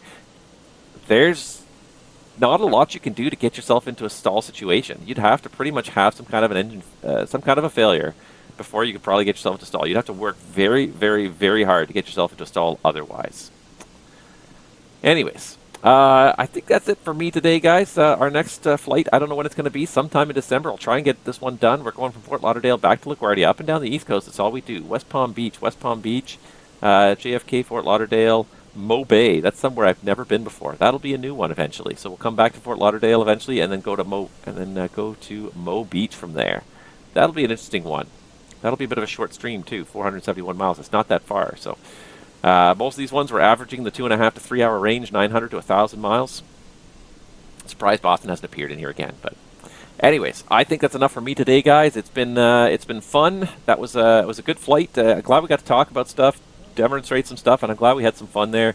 I did make a few errors, and I did make a few errors throughout the flight, and that is what happens. You know, people are human; they make errors. The important thing is one of the reasons why we need to have two people in the flight deck at all times is to get somebody else looking at what you're doing and making sure if they see something wrong, they just say something. Hey, isn't that supposed to be? Oh yeah, you're right. That is supposed to be, and you fix it on the spot usually. Most of the time, like these errors go unmitigated. That's one of the biggest things we have to do in this business. Is we can't engineer out the mistakes, because mistakes will happen. People are human. They will miss a step. They will press the wrong button at the wrong time. They will not notice something that needs to be noticed. We're human beings. We're people. Even on our best days, we will make mistakes. And the important thing is we need to have a second set of eyeballs to check over everything you do and make sure that you're not making mistakes. And if they are being made, when they are being made, catch them then and there. The idea of single pilot airliners, it just scares the bejesus out of me. Knowing what I know about the way these airplanes fly, the idea of putting people's lives in one person's hands and hoping that person does not make any serious mistakes, that just scares the bejesus out of me. I think Airbus says, hey, technically we could do it. Technologically you could, but there's still gaps, and certainly the airplanes are not solid enough to fly without human intervention. I mean, this thing won't stall by itself, but it also won't set up its own approach and landing without some help and assistance from the humans. So anyways, I think that's enough ranting for me for today, guys. I think you've heard enough of my voice. I know I've talked enough today. But thank you for joining me. I really enjoyed that. I'm looking forward to doing the next one. It'll probably be a couple of weeks, but stay tuned to the Discord. I'll try and post it in advance when I do figure out when I have some time. My schedule is very much in flux for December, so it might be very last minute, but we'll see what happens. But in the meantime, thank you guys so much for watching. Enjoy the rest of your day out there wherever you are. I'll try to see you on the VATSIM scope soon as a controller or as a fellow pilot out there. However you're out there, I want to see everybody out there soon. So in the meantime, everybody, enjoy the rest of your day, and we will catch you out there in those VATSIM skies. Take care, everybody.